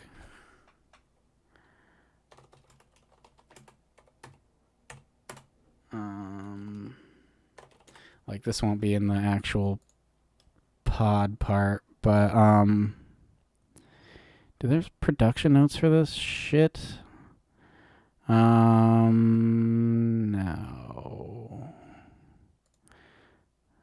It's not the album. All right, here we go. Recognize. Yeah, Pharrell's on here, so it must be a Wu-Tang. Or it must be a Neptune's. Yeah, written by Pharrell, engineered by, mastering, instruments by Pharrell. I don't think it was, doesn't say who. Brian Stanley was the engineer, mixed by Duro. Huh. Well, anyway. So this first track, moving on. So this first track called Recognize is, to me, sounds like this is around the time when the Neptunes were just like dominating. Pharrell was just everywhere, and ODB definitely benefited from that, because this album starts off very strong. Just listen. It's like obvious to me. It sounds like a Neptunes track. I don't know if it was totally produced by Pharrell or what, but he's on it, so that kind of adds to it. Plus, just the sound. Like, listen to it. Wrong place at the wrong motherfucking time with the wrong motherfucking That man. drum beat, that guitar, Hey, baby. All y'all Chris niggas Rock. talking about commercial songs. This ain't no commercial song. Straight up, nigga. What y'all niggas can't fuck with me. It's just very All Neptune. y'all niggas loving me. Mr. Courageous ODB, you need I love when ODB sings along with someone who can actually sing. What's my name? How does ODB make this work? I don't know. I can't explain it. Like, he can sing the worst shit and somehow he just makes it work. That song's a fucking banger and I love it. So I just had to play a little bit so you hear that. That's, to me, I was like, oh, this has to be a Neptunes, like produced by the Neptunes, but it says it's like the instruments are played by Pharrell, so I'm assuming that it basically was, but I couldn't really get a clear understanding on that. I know I said I wasn't going to look up too much stuff about albums, but sometimes I want to, like that. So then this next song is called I Can't Wait, and if you want to get like hyped up to fuck shit up, this is a great song. It's not the type of thing that I would want to listen to all the time, but I just need to play you. I'm going to play you the beginning, and I'm going to play you the part where it just gets the most insane, and so you just understand what I'm talking about here. So first of all, this beat already makes you kind of jittery. Like, you feel that, right? And then it's quick. There's some great lines. I give a shout out. I can't wait. Big baby Jesus, I give a shout out to the Wu-Tang, tang, tang, tang, tang, tang. And I have a tag for you up like that. Can't stand back, cause you got a gag. You couldn't even move, don't know how to. I can't wait. Here we go, I can't wait. Big baby Jesus, I can't wait. Nigga, fuck that, I can't wait. Big baby Jesus, I can't wait. Nigga, fuck that, I can't wait. Big baby Jesus, I can't wait. Nigga, fuck that, I can't wait. Big baby Jesus, I can't wait. Nigga, fuck that, I can't wait. Big baby Jesus, I can't wait. Nigga, fuck that, I can't wait. So, okay, that's a lot. No one else could do that and make it cool. But ODB can. And that's just what we love about ODB. Like, he's sometimes not good. Like, sometimes his rhymes are weird. Sometimes they don't fit the beat. His singing is terrible. Sometimes he does really questionable things in songs. But he makes it fucking work. And it's just that confidence. He's just on another level. He's like some kind of fucking god. I don't even know what he is. He's fucking amazing. But that song, like, that's a lot to handle. And I don't want to listen to that all the time. But that energy, you can't argue with that energy. He's an entertainer. So moving on a little bit here. Got Your Money, which is a obvious classic. Like, if you're unaware it's this song, you've probably heard it. Oh, baby. Like, just give it a sec to come in. Dedicated to all the pretty girls. Pretty girls. You'll know it. You're gonna know it. And the other girls too. He's all inclusive. Where's the chorus at? This one. You know the song anyway, whatever. It had a music video, and so obviously, like, it was more popular than the other songs, and a lot of people know it, but for good reason. It's a fucking it's ODB at his best. The rapping's fantastic. He's got that perfect amount of weirdness to where it's still listenable. It's not like grating. It's just a good fucking song. Like, one of the best hip hop songs ever, maybe. And definitely one of his best songs. And I get why it was a single, and it's a goddamn classic, and it absolutely should be. So, Rollin' With You, it's a good one. The intro is somewhat problematic. He kind of drops the F-bomb, and I'm not talking about the word fuck, but he throws that out a lot in the beginning, and that just happens, and I hate to just brush it off, but it comes up a lot in especially older hip-hop music. Homophobia runs deep in the community, and it's a problem. And so if it weren't for that intro, it would be one of the best songs on the album. It kind of takes away from it. It's really mean, gritty, just really good stuff. Yeah, it kind of sucks that it kind of takes a dark turn in the beginning, but like, great beat, love the piano, obviously. It's like scary. It's like a scary song. I really like it. Just like kind of the intro's a little rough to get through. I don't know who's on this song Getting High, but it's great. No one's credited on Spotify. It's weird. I don't know why, but they're just not. But let's just see who's on here. Yeah, you got Zookeeper. Yeah, it's Brooklyn Zoo is basically like a group of rappers. And I think ODB is part of them. I don't know a lot about Brooklyn Zoo, honestly, and I'm not gonna pretend I do. But yeah, it's got LA the Dark Man. I could tell he was on there. He's on here a lot. He's cool as shit. But yeah, there's like no one's credited on Spotify. It's so weird, but whatever. We won't question it. It's a great one. I don't know. It's just about like it's not just about getting high though. It's about like kind of the negative aspects of doing so as well, and it's it's a really good one. Then there's the title track, and that's definitely great. There are these horns. Get on. Come on. Like the scratching. With that guitar. Like, come on, that's good stuff. ODB's on point throughout that whole album. It's so good. Things then take a weird turn. Not a bad turn, just a weird turn. Literally like the last few tracks, like Dirt Dog, I Want Pussy, and Good Morning Heartache. They're all like kind of love songs / sex songs, and something about like ODB talking about sex and stuff is just kind of gross, but in like a comical way. I don't know how else to explain it. Like, you should just go listen to it and feel a little uncomfortable.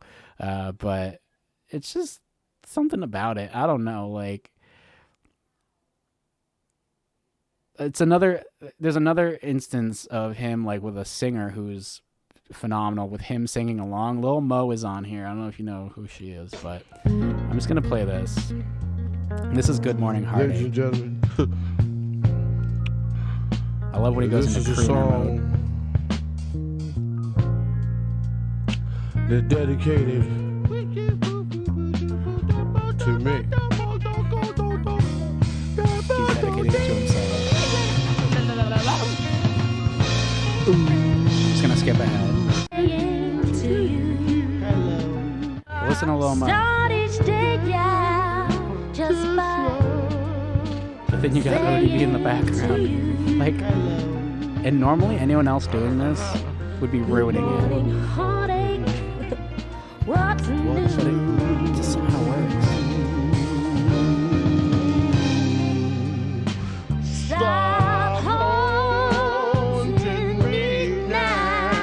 Like, no one else could get away with this shit. But ODB just does it, and he's just so much different than everyone else from Wu-Tang, but yet he fits so well, and it's just, he's the wild card, like if you're going to categorize everybody. And yeah, then the album, I mean, there's another song called All In Together Now. It's a good one. It doesn't stand out to me as much, but I think Cracker Jack is a very fun ending. I'm just going to play a little bit of it. I love this beat. Just like dusty and classic sounding, which, God, I say the same words too much, but that's what it is. I'm just gonna skip ahead. Caramel coated Cracker Jack. The surprise, bitch, you're gonna get whacked. This, that shit, you can't do nothing to back. Give me a little that Cracker Jack. It's just a fun song, and I think it's a good way to end it. Like, it doesn't end on like this extreme, like, it's not some like grand thing, but it just ends in a solid way and then loops around pretty nicely. My only thing, let me get to the rating and I'll explain I'll just say what I'm about to say, or I'll say what I'm thinking right now as I do that. So, replayability, okay? For me, as much as I love this album, replayability on ODB albums tends to be low because of all the weirdness. Like, I love it. It's like watching the same like crazy horror movie over and over again, like if you just watched the same fucked up movie over and over and over again, like if you watch Requiem for a Dream several times over in the same day, that's gonna be a weird day, and you're gonna want to switch it up. Watching it once, great. It's a movie everyone should see, but you don't need to watch it over and over and over again.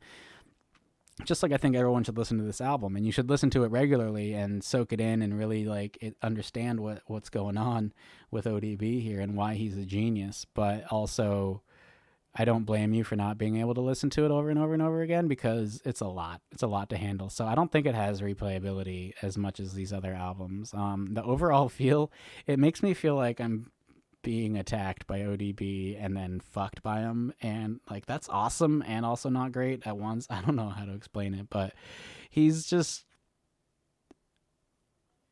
we don't even need to get to the X Factor to say that he has that X Factor. He's something else, man. He's like nobody else, and I can't get enough of him, but I also need to like keep my distance because his stuff's intense and there's a lot to it, and you kind of need to just vibe with him to understand it. And frankly, I didn't really understand ODB until one day I got like very high and listened to a lot of ODB, and I was like, okay, I get it now. But it's a lot to handle, but he's a fucking genius, and the overall feel of this album is, I don't know, genius. Like, I don't know how else to describe it. He's it's amazing is what it is, god damn it. Like, but the overall feel, it's like, it doesn't necessarily make me feel good. It just makes me feel like I'm listening to a misunderstood fucking brilliant person who was taken too soon and who could have been sort of like, I don't know, what the fuck would ODB be making now? I can't even imagine. So I feel like we got kind of robbed of some really great stuff by him dying so early, but it's like he was like too good. He was too good for this world. He was so ahead of his time, and he was so unafraid to just do whatever the fuck he wanted. It's really inspiring. I'm not the type to just do whatever the fuck I want. I often worry that I'm going to look ridiculous, but he didn't give a fuck. And that's what I really like about him. So anyway, the beats on this album are great. Some of them are a little manic for my taste, but I still appreciate them. Like, I Can't Wait is like, it's a little much, but also I appreciate it for what it is. The delivery, no one else can deliver ODB lyrics the way ODB can. No one's gonna, like, maybe YDB could a little bit. That's his kid, young dirty bastard. He's great, and I'm glad we have him, but still, even like, it's gonna just sound like him doing an impersonation of ODB if he tries to do ODB songs. No one can, you can hardly rap along. Like, you might know the words, but like, his delivery is so fucking all over the place, and sometimes he's not even rapping with the beat anymore, but he somehow manages to reel it back in, and it's fucking phenomenal. I don't understand it. I don't understand how he does what he does. And his lyrics are excellent. They're insane. Absolutely go read all his lyrics. It's, you know, you're stepping into the mind of a madman. He's absolutely bonkers and a treasure. Does it have the X Factor? Obviously it has the X Factor. ODB is the X Factor. He's the X Factor for Wu-Tang. He's the wild card. He's the one who just adds that je ne sais quoi, as they say. I don't know what it is, but it's a fucking necessary thing, and they haven't been the same since he died. And I think, you know, now that they got YDB to help out on live shows and stuff, that's really great. And he has his father's energy, but there's still no one who can replace ODB. So where are we gonna rate this? I do like it more than Dirty 36. Dirty 36 is great, but for me, like, this is when he really hit his stride on this album. Do I think it's better than Bobby Digital 1? Yeah, I do, actually. And I think it's actually better than Beneath the Surface, as much as I like Beneath the Surface. Do I think it's better than Tikal 2000? Yeah, because Tikal 2000 has the same problem as Beneath the Surface, where I feel like it's a little too polished. And this album does not have that problem. Not that it feels unpolished, but it's like, it's just so out there and different and just amazing. Is it better than The Pillage? I don't know. This is when this gets hard, because how do you compare The Pillage to this album? Like, The Pillage is a really solid, amazing album that I've listened to probably like 100 times, and I've listened to N-Word Please a lot less, but I still like it almost as much as The Pillage. But I guess it's gonna go under The Pillage, which is, people are gonna fucking lose their minds, I guess. But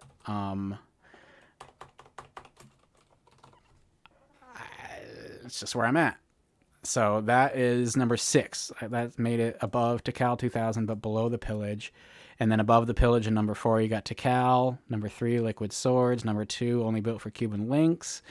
And number 1 is Iron Man. So that's where we're at with the old Wu-Tang Minute.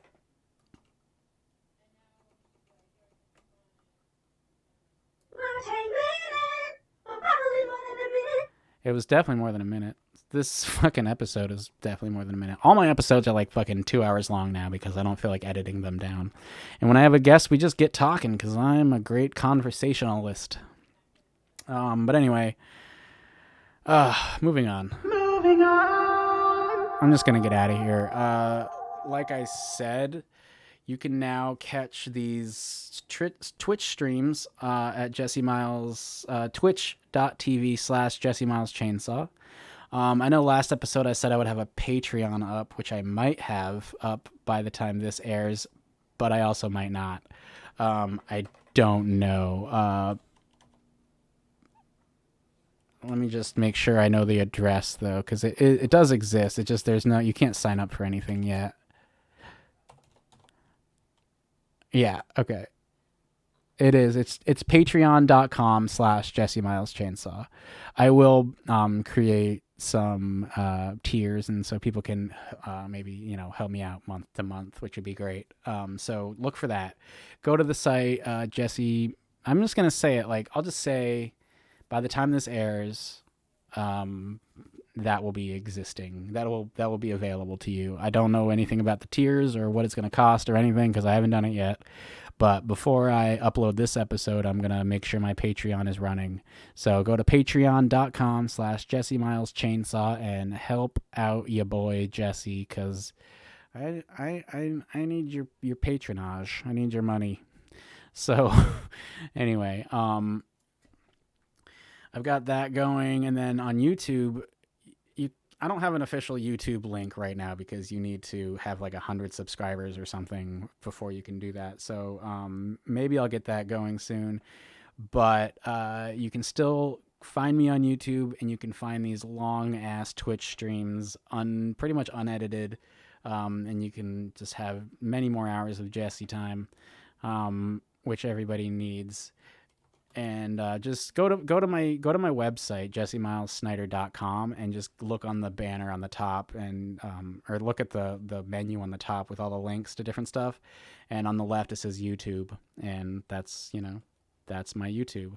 And also, if you go to my Instagram and you follow the link that has all my other links linked, you can listen to that there as well. Or you can find the links through there as well and listen to this whole unedited Twitch stream, which might be amusing to the hardcore fans. I don't know. So, and then I think that's it. There's going to be some food porn stuff coming. There's going to be some prints being made soon. And I do have one exciting thing that I'm not going to talk about until it happens. It's going to be a little bit, but I'm going to tease you with it. So a cool thing happened. And it got me excited about food porn. So stay tuned for that. So we're just going to close this out with the rest of the phenomenal track, Soon As I Open My Eyes, by Real Over Deceit. Seriously, give this guy your love. RealoVADECEIT.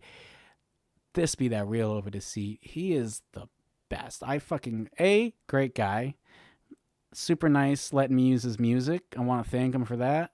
And also makes amazing hip hop music that I hope it really works out for him, because he's doing the work and he's putting out something unique, but still like he's all the hip hop music I like really, and like you can tell he appreciates hip hop music and he's doing it justice, and he understands like it's a sound. There's a certain sound. It's like almost a classic sound that I'm just saying the word classic too much, but it reminds me of like, it's like a different kind of Bone Thugs and Harmony, like very melodic, quick raps over excellent beats, and he's just killing it. And I really hope that you go check him out. His album, his self-titled album from 2019, is definitely one of my favorite albums of, I almost want to say of all time. I've listened to it so many fucking times. So anyway, this is the second half of the song I played in the beginning. It's called "Soon as I Open My Eyes," and I think it might be my favorite track of his. I got to pick it out this week. Last week it was one that he suggested, which was great. "Need a Shovel" is definitely one of my favorite songs by him now. But something about this song just gets me, and I love it, and I think about it in the morning as soon as I open my eyes. So anyway, thank you for listening. Big thanks to my dad, Chris Snyder, for coming on and letting me grill him. And just thanks for everything. And I'm going to just keep doing this, and you just keep doing whatever the fuck you do, and we're all going to be all right. And just please don't make the world a worse place than it already is. Try to make it better if you can. I'm fucking out of here.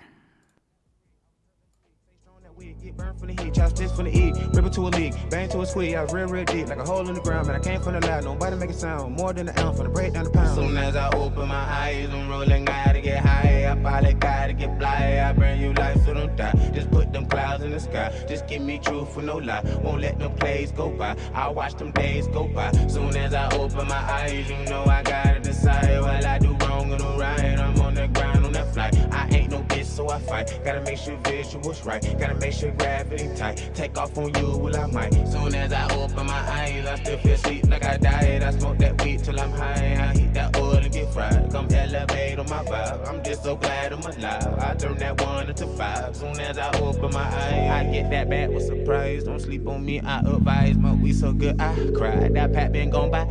Get another piece. Third eye open, gotta flood the street. Pop rubber bands, no bubbly. I got a dream, don't fuck with me. 100 drop full of kush, no bumblebee. It'll be the pack, won't humble me. Bet I score, no fumbling. Like be a cookie pack crumbling. I won't look back, no stumbling. But I said with a chest, no mumbling. But I jump for a walk, no tumbling. Gonna roll up the wall, no paper. Cut the cake, no baker. Up when I woke, when I wake up. Power like a ranger. Was coming from the angle. Everybody was a stranger. Later on my sign is danger. Talk about the metal, lift up my finger. Keisha in my bag, all blown like a singer. TLC, no stems or seeds. Roll up, I'm at the beach. Roll up, I'm in the car. Roll up, I'm at the bar. Roll up, I'm in the dark. I need a lighter. Shine till my days glow a little brighter. Promise I'm a rider. Promise I'm a slider. Stone no powder. Back on the clock within another hour.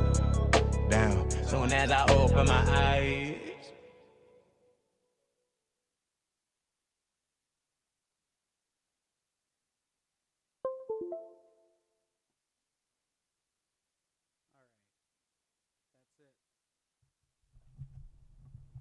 All right.